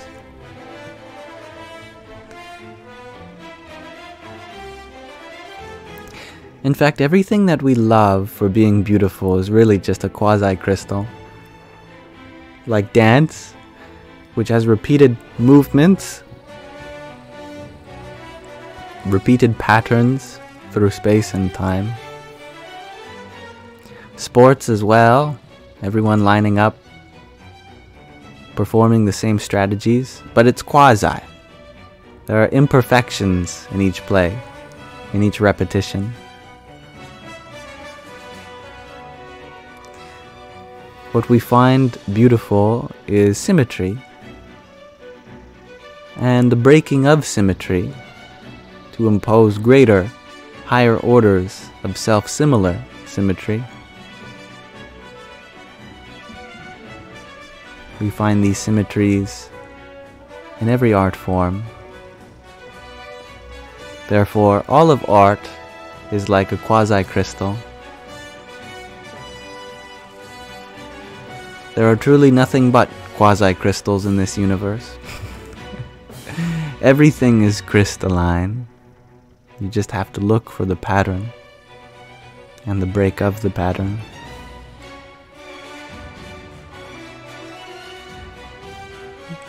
Thank you, Meowjik, for your heartbeat. Oh, I love your name. Radhe, Radhe. I agree, Dimad. The quasi makes it complicated. It allows for variation.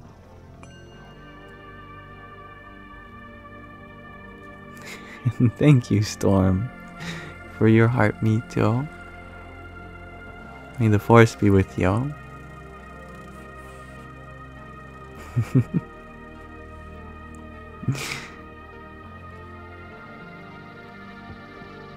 I love that observation as well, Sabina.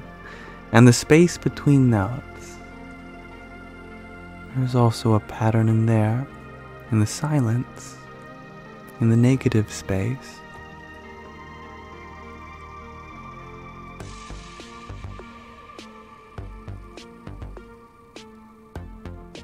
Kelsey, you ask? So when the body crystallines, it repeats an 8D quasi-crystal within the molecular structure? I don't know, too many buzzwords in a sentence, my mind just shuts off. Sounds cool though.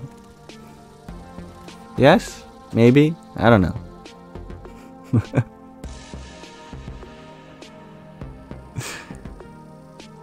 Sam, you ask, what background am I using today? I'm on Tatooine today.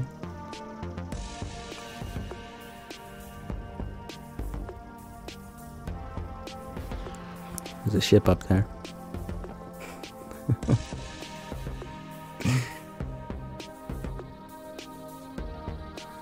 And thank you, this is my show, for your hat and mustache. Hari Om Tat Sat.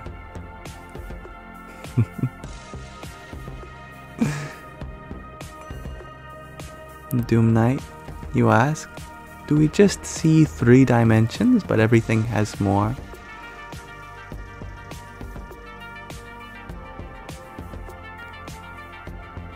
There are 3 dimensions of space, but many more dimensions of different qualities.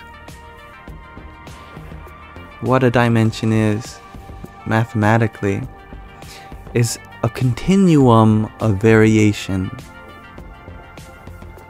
an independent spectrum upon which an object may vary. Like how left or right something is, how forward or backward, or how up and down, or how before or after. But you don't have to stop with the spatial and temporal dimensions. There are so many dimensions of life: comedy, tragedy, joy, misery, pain, pleasure, hot, cold. So many experiences that are on different dimensions.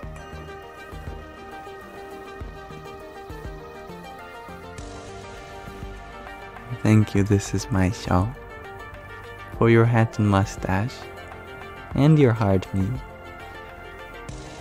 Hari Om Tat Sat. And Sabina, you ask? Yam, is AI a force for good? If I give you a hammer, what will you do with it? Well, you could smash a window and perform a robbery. Or you could build a house for people to live in. What you do with a tool can be both good or bad.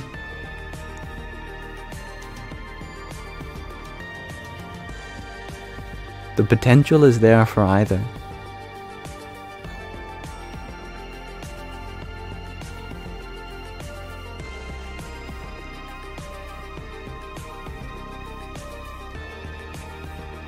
And I'm happy you've been enjoying the FAQs and the YouTube. Kazki. I'm delighted to hear that. And Sam, you are wondering, will I ever upload videos again or just do lives? On TikTok, I am sure that my time will come again. But it may be a while until I will return.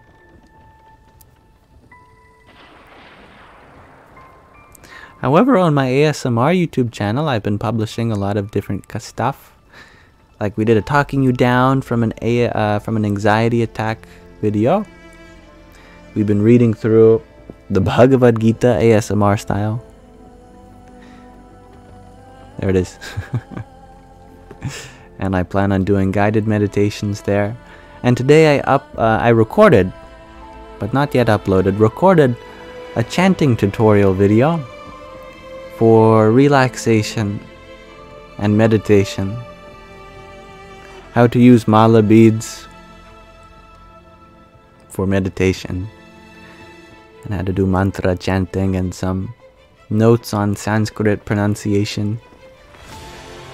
That'll be uploaded shortly.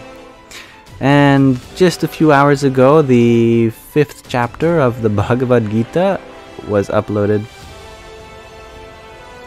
on my ASMR YouTube channel. And I'm very happy to hear that the panic attack video really helped. Kazki, of course.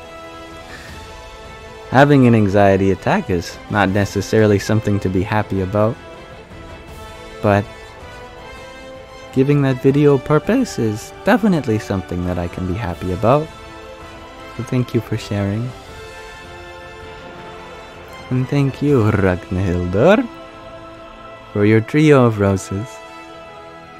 Jai Sitaram.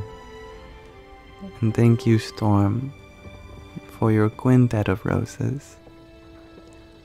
Om Namo Bhagavate Vasudevaya. And Sabina, you share that your confusion from AI. Your confusion, I think there's a... Am I reading this wrong? No, yes I am. Your confusion comes from AI being able to learn so much quickly. Does this not lead to wisdom? My brain had reversed the order of some words. Wisdom can come after a long time, but it can also come rather quickly. As you all know, transformation in your life comes in two forms, over a long period of time, but also over sudden and dramatic expositions in the narrative of your life. Realizations may come spontaneously, especially through experiencing something traumatic or extremely eventful in your life. You could go from one day thinking this way, having a certain perspective, and within the matter of a few days, or even a few hours, come to see things in a completely different way. Like through a psychedelic trip, for example.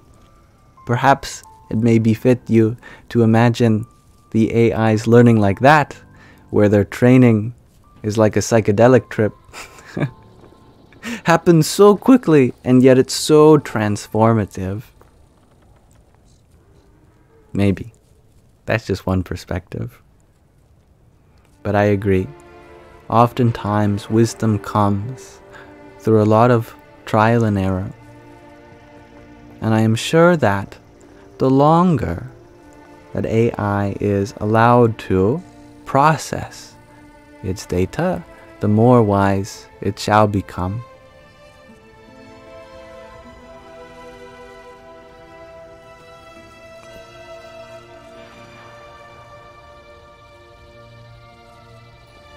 Thank you, Storm, for your quintet of roses, and Sam, for your finger heart. May the force be with you. And Maria, thank you for your rose. You said welcome even before I thanked you. That's lovely. And thank you, Sabina, for your rose and flowers. Hari Om Tat Sat. Ilya Kills. Can you ask me something before you leave and return? It is personal, but would love some external thought, humbly so. Certainly. Be my guest. And yes, Sam, it certainly is Star Wars music inspired. And what do I think of artificial intelligence? It seems scary. It has the potential to do harm indeed, but it also has the potential to do so much good. And let me tell you one thought that makes me feel better about the dark side. Remember that intelligence is also proportional to kindness. The smartest people in the world also happen to be the most kind. What Einstein said about the universe was profound, but his words on love, now those are perhaps even more beautiful.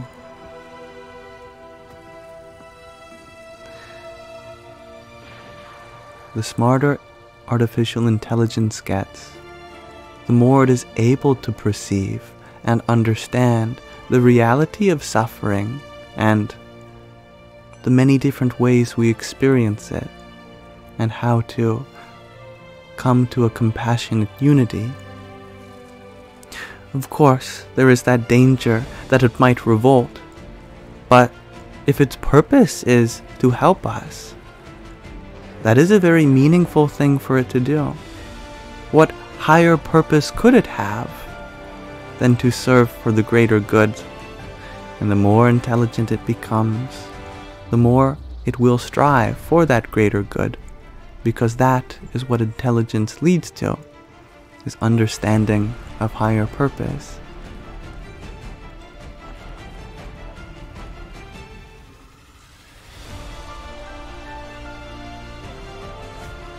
And Ilya Kills, you share. You deal with severe pain, pain that's known as the worst pain a man can feel, intractable pain, while yet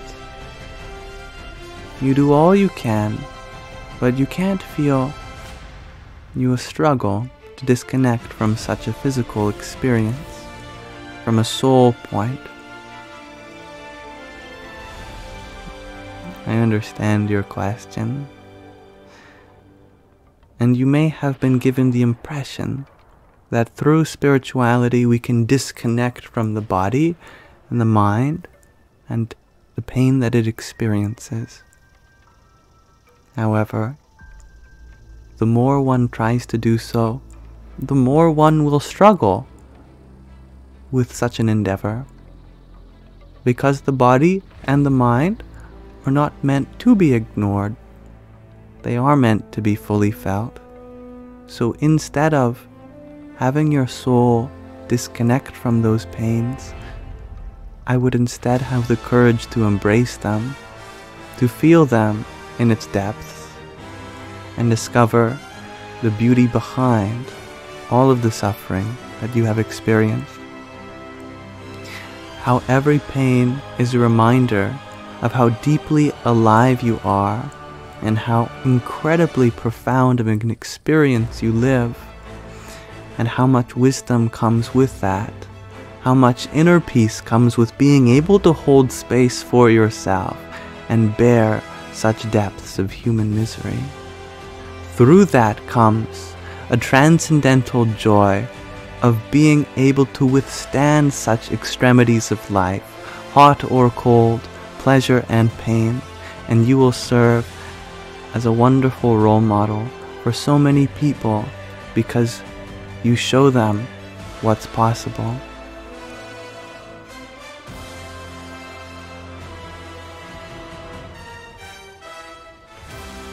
And I like what you share, Harriet, as well. Let your tears cleanse your soul.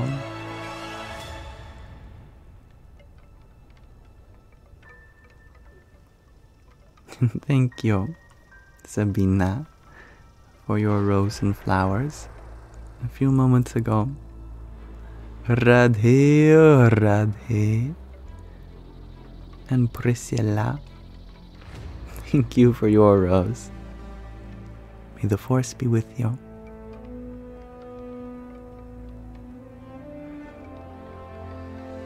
And I like that interpretation. You try to cry in other ways, other healing ways. And that's wonderful. And thank you for being here and sharing your struggles. You live a beautiful life, Ilya.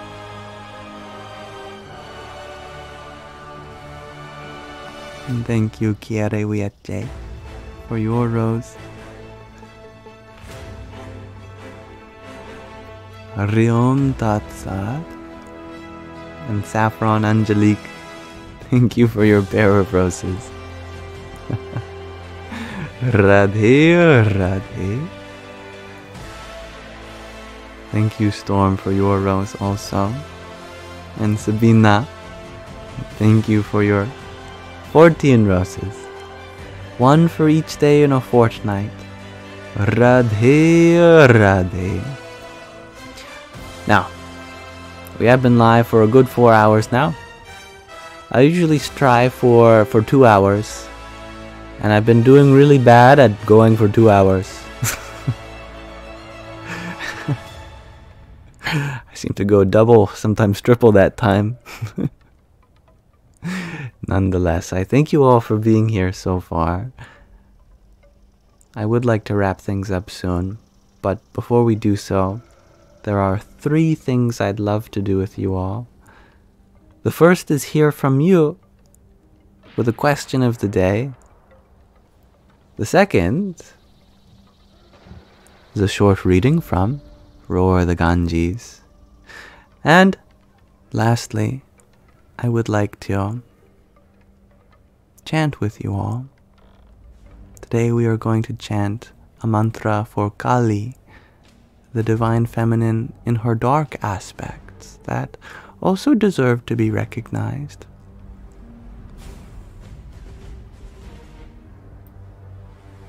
My question of the day for you all is rather straightforward, inspired by the day.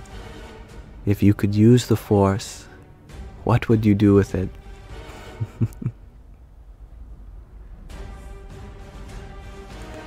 Feel free to interpret this question any way you deem fit.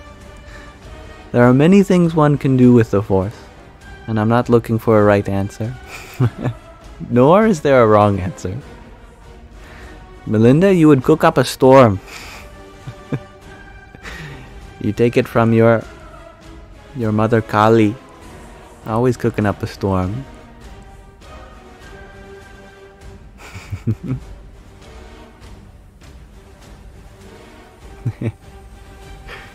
Thank you, Veronique.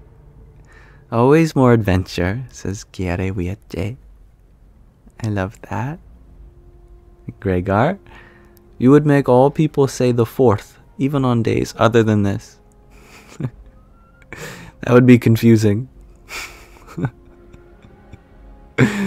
What day were you born? The 4th. No, I mean the 4th. No, I mean the fourth. Dang it, I can't say anything other than the fourth.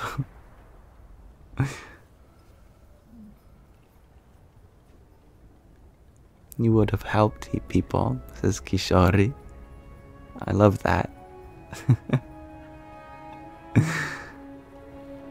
Stop wars, says Storm. Instead of Star Wars, Stop Wars. Marlene? I don't know why my mind read that as Marlene. I know you are Marianne. You share, defeat any hungry child or person. I love that. And how amazing that would be. Could you imagine being there and suddenly a burger is floating about? Snatch it out of the air. You wouldn't know what to think. What is with this floating burger? Is this safe to eat? Is this the new GMO thing that they're always talking about? And Ariat, you would set it free. Do what it wants with itself. I love that. Lily, you would use it to clean your room. And help others also clean and get things done. Oh, how easy would that be to do your laundry? Just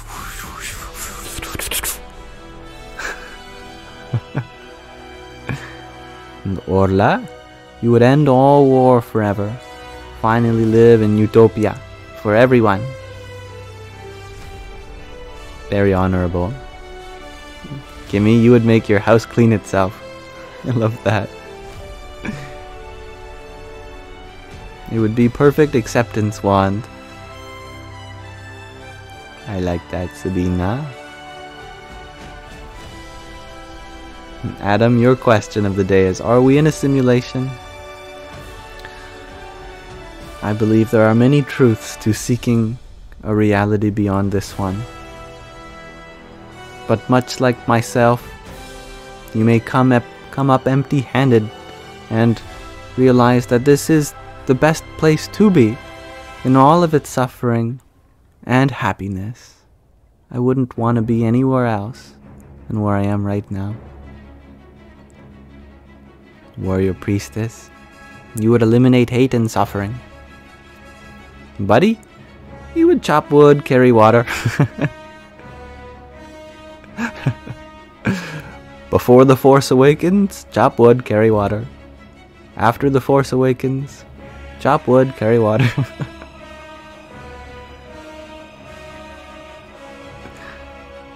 Space Elite, you share that end war is hard sometimes.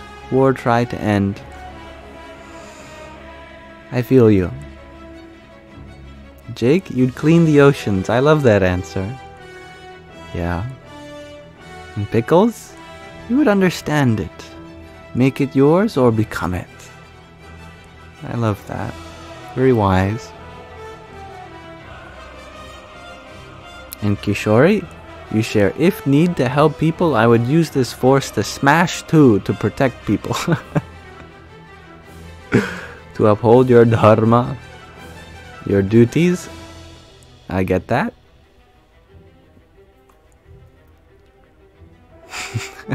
Jacob, you say try not to get abducted and experimented on by the government. Yes. I think that would be an understandable concern. Having a superpower like that. Light of grace.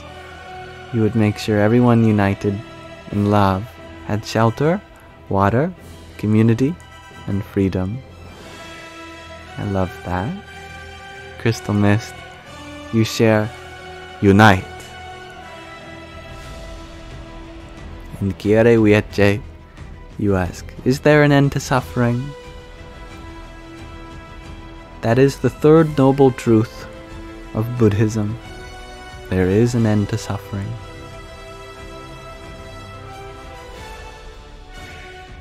The first being that suffering is real, the second being that suffering has a cause, and the fourth being that there is a path leading you from the start to the end of suffering.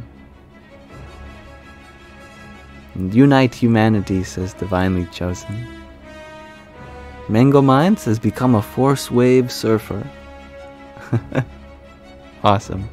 Totally radical.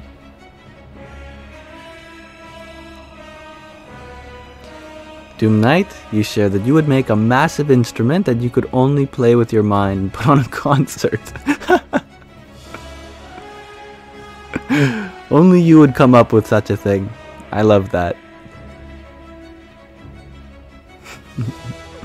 And Ilya kills. You would create and protect the safety of children of those that have or could be harmed.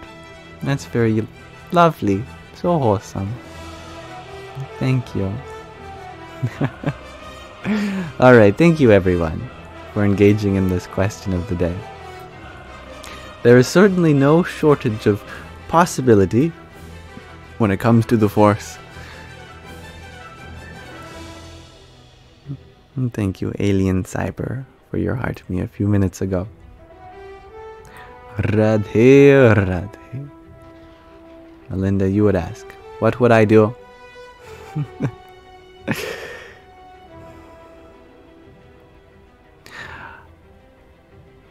I think I'm gonna go with what someone said at the beginning of this live stream, which was I'd use a Jedi mind trick on myself that I am loved. I am happy.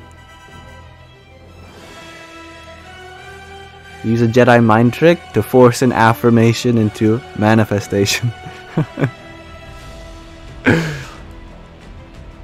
You are a good person. You do good things.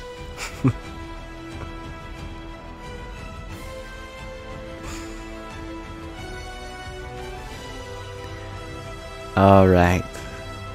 Let us read from another section of Roar the Ganges. A book that Sky Guardian has gifted from his guru, the author, Swami Taratmananda.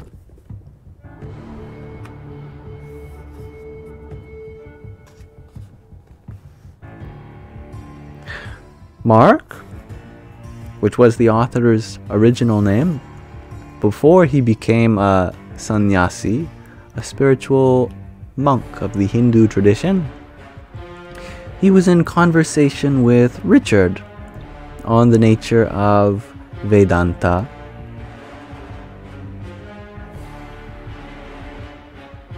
The morning sun streamed in through the window, casting its diagonal rays on the cot and floor.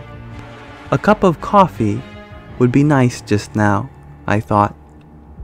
And yes, I can certainly turn down the music a little bit.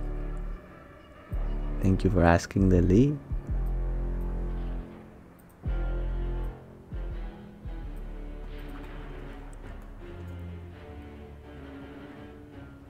I invited Richard to join me for a cup. Coffee? He queried. I thought they only served tea around here. Not in my room, I said, retrieving a well-used electric immersion heater from the shelf. I boiled some water and prepared coffee the North Indian way, scooping spoonfuls of instant coffee, powdered milk, and sugar into stainless steel tumblers and adding hot water. In South India, where coffee beans are harvested from beautiful hilltop plantations, they brew wonderful coffee, rich, sweet, and frothy.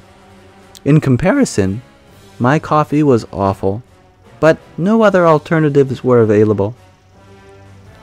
No coffee for your roommate? Richard asked. Who? The lizard? I don't think he likes it. We looked around the room for him, but found no trace of the small reptile. Maybe he went out for breakfast, I suggested. After a few sips of coffee, Richard's thoughts returned to the argument outside. So who do you think is right? He asked. What do you mean? Well, your friend Vijay was arguing that Vedanta, study of scripture, is the only way to gain enlightenment, and Raj maintained that there are many paths to enlightenment. Who is right? Neither of them, I said, with a mischievous grin.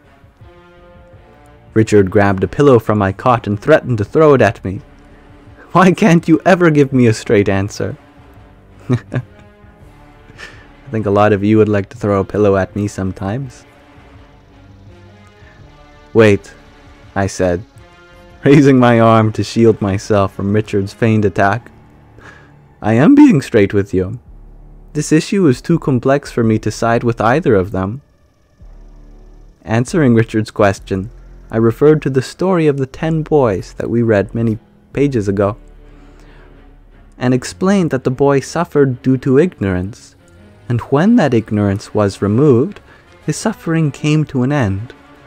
When the problem is ignorance, the solution can only be knowledge. The same holds true with regard to enlightenment. When ignorance about Atma, one's true self, is removed, one's struggle for happiness and contentment comes to an end. Therefore, self-knowledge is the means for enlightenment. It is the only means. But isn't that what Vijay said? Asked Richard. Not exactly. He said that you can get enlightened only by studying Vedanta. That is incorrect. It is self-knowledge, not Vedanta, that leads to enlightenment. Vedanta is merely the method used to gain that knowledge. That seems like a trivial distinction to me, Richard remarked. I don't consider it trivial at all, I replied.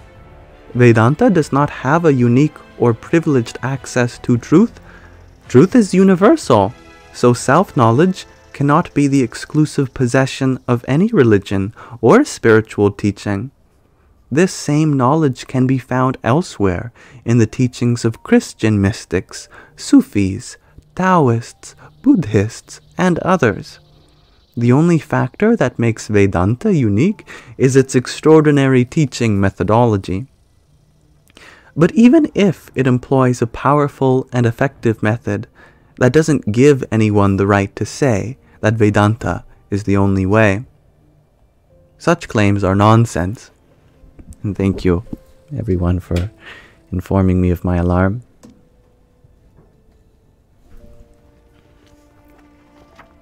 Earthquake. That doesn't give anyone the right to say that Vedanta is the only way. Such claims are nonsense. Uh-oh, said Richard. I seem to have discovered one of your sore spots. I suppose it is a sore spot for me. I get irritated by students who think that Vedanta is wonderful and everything else is worthless. To me, this attitude reeks of Vedantic chauvinism. I can't stomach it any more than I can tolerate the Bible-thumping fundamentalist who claims that I will burn in hell unless I accept Jesus Christ as my personal savior. I see your point. That kind of intolerant attitude seems common in the West. I am surprised to find it here in India as well. Richard put his cup down on the table and asked, "But what about Raj's argument? Raj said that there are many ways to become enlightened. Why do you think he is wrong?" Like I said, if the problem is ignorance, the solution is knowledge alone. Devotional practices and selfless service cannot remove ignorance about Atma, one's true self. Then such practices are not necessary? Asked Richard. No, they are absolutely necessary. Vedanta only works when the student has been adequately prepared, and those practices are essential steps of preparation. I explained how, according to Vedanta, two primary factors are necessary to gain enlightenment. First, a pramana, a means of knowledge that can lead one to discover the truth of oneself as Atma. And second, the spiritual practices necessary to adequately prepare one for using that pramana. To show the relationship between these two, I told Richard the traditional metaphor about cooking rice. To cook rice, fire is necessary, but even if fire is available, you cannot cook without a pot. Both are required, but the pot does not cook rice, fire alone cooks, yet without a pot you cannot cook rice. In philosophical terms, fire is considered the primary means for cooking. Pot is considered a secondary means. Both are required, but ultimately it is the fire that does the cooking.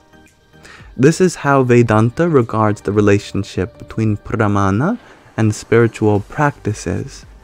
Like fire, self-inquiry, guided by the teachings of Vedanta, is the primary means for enlightenment. Like the pot, spiritual practices and techniques are the secondary means. But then, I continued, even though spiritual practices are secondary, they are not optional. Just as the pot is not optional for cooking rice, that is why a student who lacks adequate preparation will not gain enlightenment even after years of Vedantic study. You'll just burn the rice without a pot. Seeking clarity, Richard asked, so everyone has to take up yoga, meditation, devotional practices, and selfless service in addition to the study of Vedanta? Why not? All those are helpful. Besides, in spiritual life, we need all the help we can get. I picked up our empty cups and rinsed them in the bathroom sink, where I found our elusive lizard hanging on the wall. I returned and glanced at my sweet little travel clock on the table. Yesterday evening, Swami Prakash had asked me to meet with him at 10 a.m. today. Fortunately, I still had a few minutes to spare. And with that, we'll conclude the chapter and our reading for tonight. Tomorrow, we may pick up the next chapter and Mark's meeting with Swami Prakash in the chapter titled Paths of Yoga and Meditation.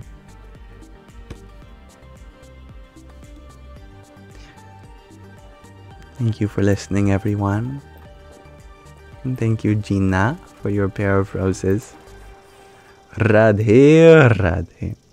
I hope you enjoyed the reading tonight. I certainly did. A wonderful discussion about the difference between fire and a pot. You require both fire and the pot to cook rice. Likewise, Vedanta is the fire, the method of self-inquiry, and the pot is the spiritual practices which help contain or restrict the heat of the fire, so to speak. And thank you, Sam, for your finger heart.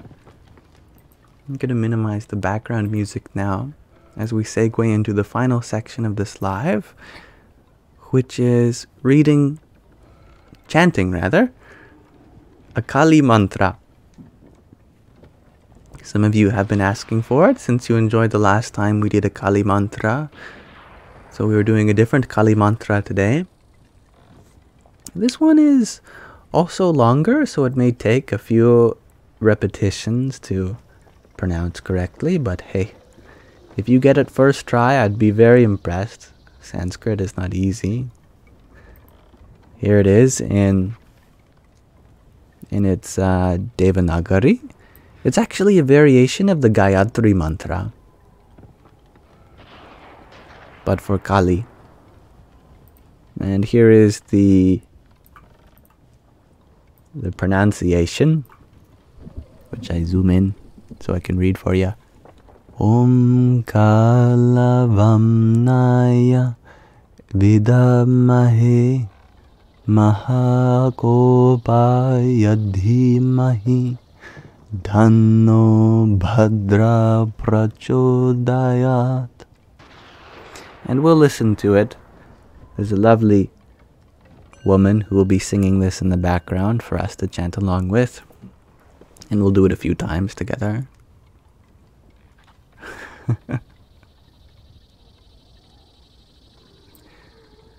And thank you, Addy BN, for your paper crane. Hari Om Tat Sat.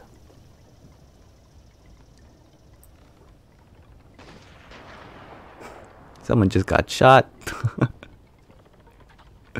In Tatooine, that is, not here. Don't worry.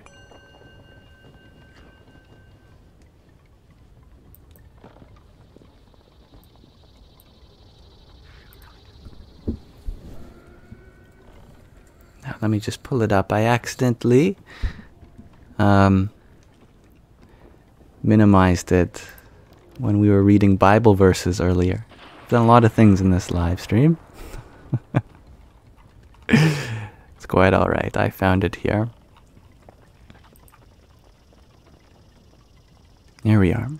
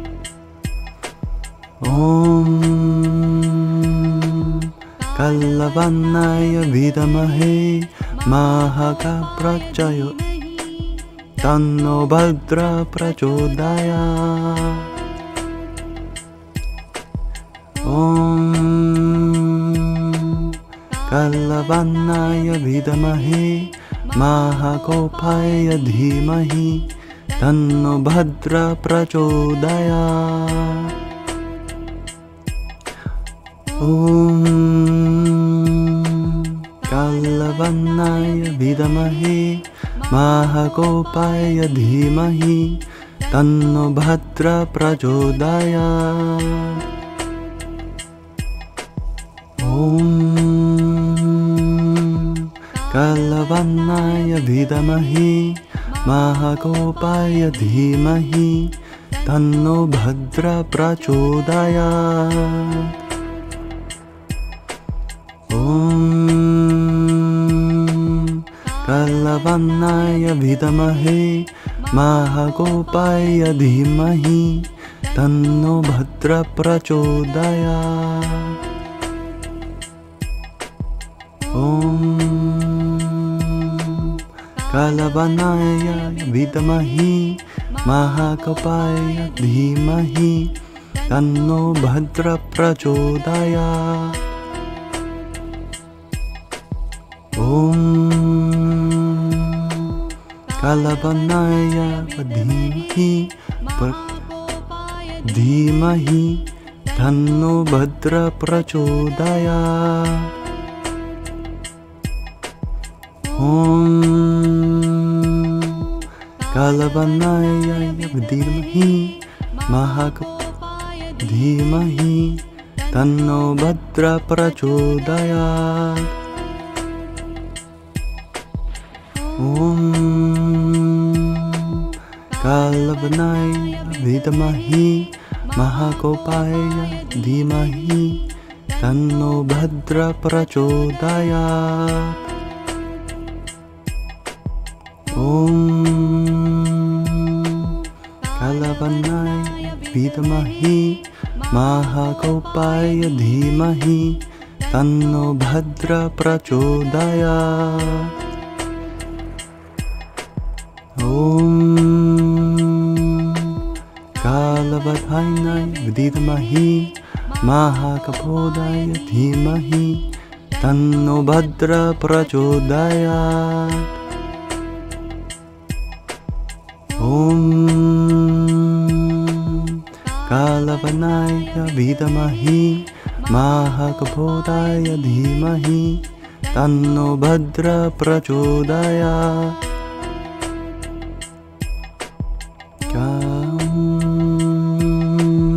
कालवन्नाय विद्महे महाकोपाय धीमहि तन्नो भद्र प्रचोदयात्।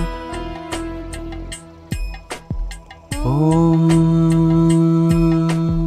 कालवन्नाय विद्महे महाकोपाय धीमहि तन्नो भद्र प्रचोदयात्। ॐ कालवन्नाय विद्महे महाकोपाय धीमहि तन्नो भद्र प्रचोदयात्। ॐ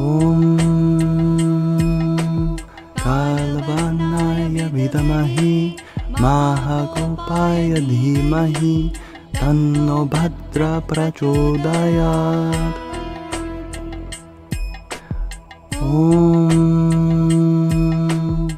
कालवन्नाय विद्महे महाकोपाय धीमहि तन्नो भद्र प्रचोदयात्।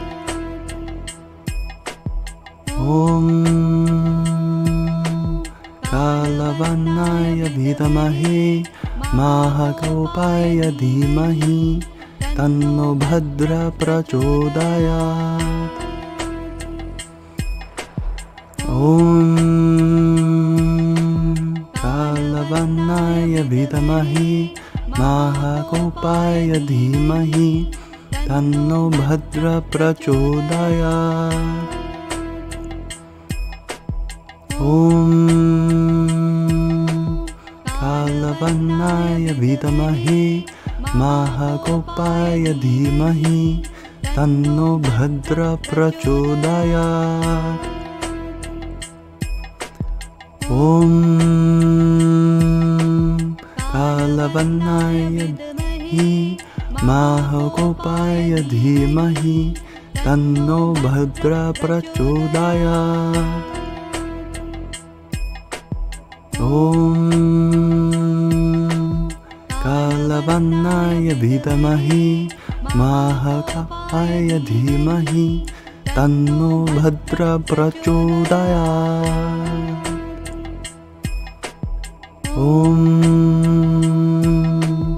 Kalavannaya Vidamahi Mahagopaya Dhimahi Tanno Bhadra Prachodayat. Om Kalavannaya Vidamahi Mahagopaya Dhimahi Tanno Bhadra Prachodayat. Om Kalamannaya Vidamahi Mahagopaya Dhimahi Tanno Bhadra Prachodayat. Om Kalavannaya Vidamahi Mahagopaya Dhimahi Tanno Bhadra Prachodayat. Om Kalavannaya Vidamahi Mahagopaya Dhimahi Tanno Bhadra Prachodayat. Om Kalavannaya Vidamahi Mahagopaya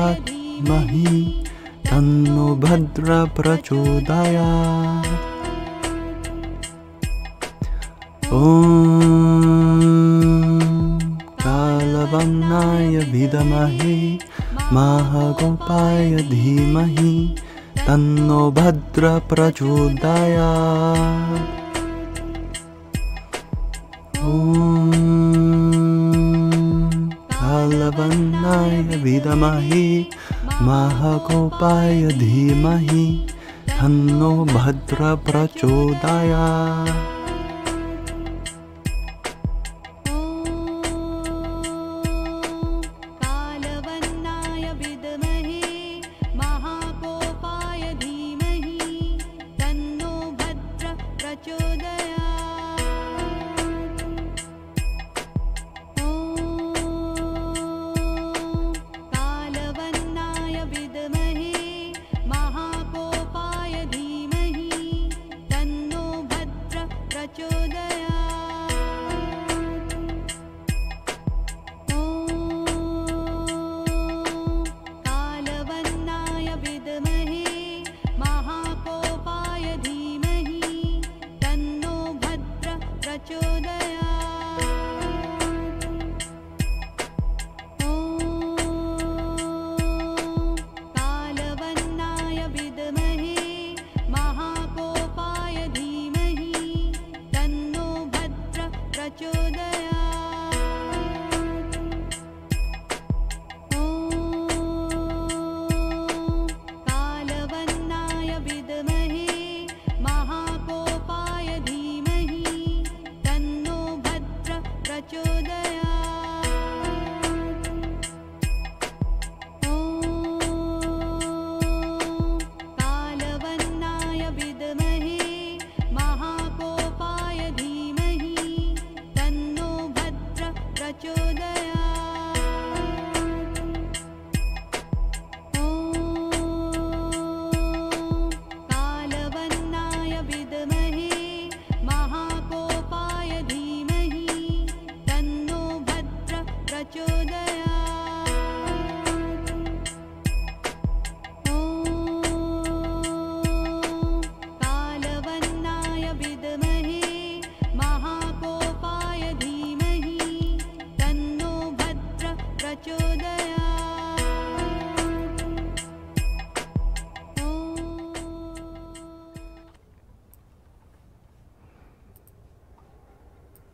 Thank you, everyone.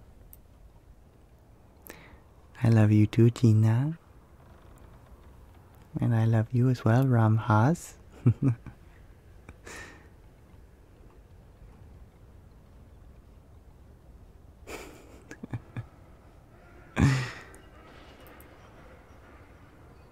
Thank you all for chanting with me or just listening.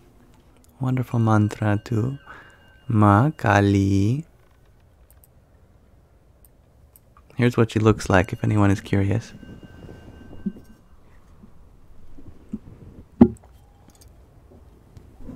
If I don't keep my face in it, I am sure that it'll disappear. But here she is, with her tongue sticking out. 1,000 heads, 1,000 arms, weapons in each hand. A mala of heads around her neck. You want to be on her good side. That is the Divine Mother in her ultimate form when she annihilates the whole universe, which is something in every mother's capacity, as my mother has told me. I put you into this universe. I can take you out of it. She holds the power of creation, but also destruction. She fierce. I agree, little wing Nico. All right. Thank you, everyone, for joining me together. I very much enjoyed this opportunity to be in service of you all. And I am sorry to burst your bubble, Brad smiles. I am not actually on Tatooine. And thank you, Lynette, for your hand hearts. Oriom Tat Sat. Is it my birthday? No, but we can celebrate as if it was. If you have birthday gifts, I'll gladly accept them. You don't have to wait. Thank you, Tatvamasi, for your quintet of roses. Radhe, Radhe. No, someone was wishing me happy birthday, probably because yesterday I shared that when I was younger, I thought happy birthday meant I love you. And so I would say happy birthday to everyone. And people would say, it's not my birthday. And my parents would have to explain, he thinks it means I love you. Just say it back to him. Okay, happy birthday to you too. I'd go, thank you. And much love to you, Marianne. Or should I say, happy birthday. Now, as always, I will be uploading the recording of this stream to my Yamsox Lives YouTube channel. And if you ever forget, it's the first link in the link tree in my bio. There I have every live stream for the past few months. And if you open up the description, there's a whole chapter system down to the minute with timestamps and relevant titles with every concept that is discussed. And Sky Guardian has also volunteered to clip out just the readings and the chantings as well. If you're just looking for those, they are in dedicated playlists. So you can effectively get a audiobook reading, although it'll be full of imperfections because it was done live. Or you can listen to the chanting again at any time. And also, on my ASMR YouTube channel, Yamsox ASMR, that's in the link tree in my bio as well. The second link, we've been reading through the Bhagavad Gita, this ancient spiritual scripture, ASMR style, whispered. I just released the 5th chapter today, 5 hours ago, or 6 hours ago by now. As well as I just recorded a video on chanting, a little mini tutorial for chanting for relaxation. Chanting is how I get myself out of anxiety attacks, which sounds weird. Certainly not something a doctor is going to prescribe to you. Oh yes, for your anxiety, please chant this mantra. In ancient India, however, that was the norm. You'd go to a guru. Please, I have anxiety. No problem, here is this mantra. And it works so well, from my experience at least. It's weird, just engaging your mind in something like that distracts you so easily. Thank you, Sabina, for your cake a minute ago. Radhe, Radhe. And Maria del Pilar, thank you for your rose. May the force be with you. And Lynette, you have sent 508 roses. My goodness.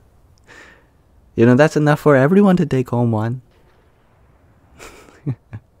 So you all can thank Lynette for gifting all of us a rose each. Thank you, Lynette. Hari Om Tat Sat. Very lovely.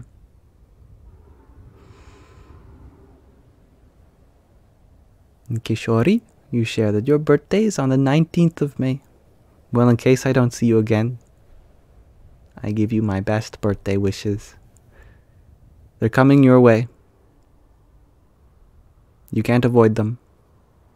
You can't stop them. They are on their way. And I love that the science of that enchantress. Mantras are self-hypnosis and create an alpha state. I like that. I like that a lot. Now, Darth Vader, my goodness, what are you standing on? I am standing on Yamsox. Where do you get those? At the link tree in the bio. Wow, so cool. Thank you, Darth Vader. These are very, very nice quality socks indeed. I appreciate that you're repping them.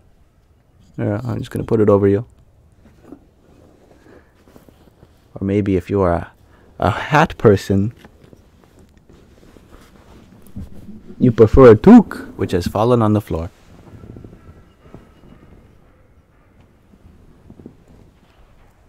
And this toque is no ordinary toque. It has a tiny tiny on it that says, Yippee! Why not?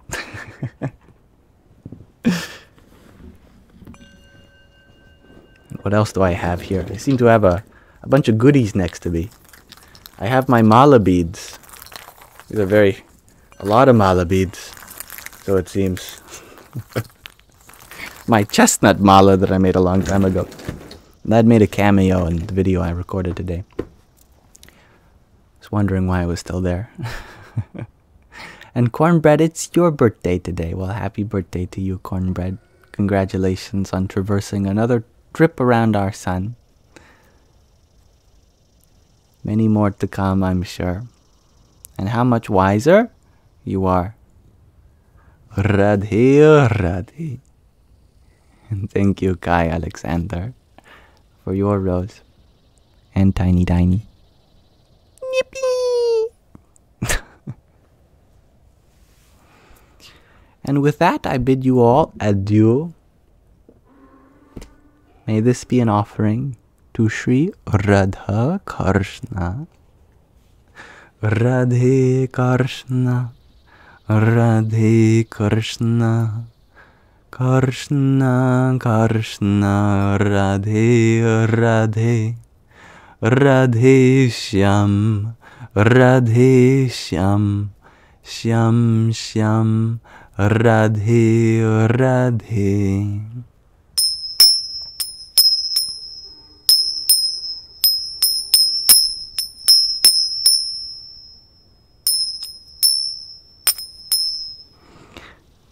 May you all have a beautiful rest of your present moment, and may the Force be with you.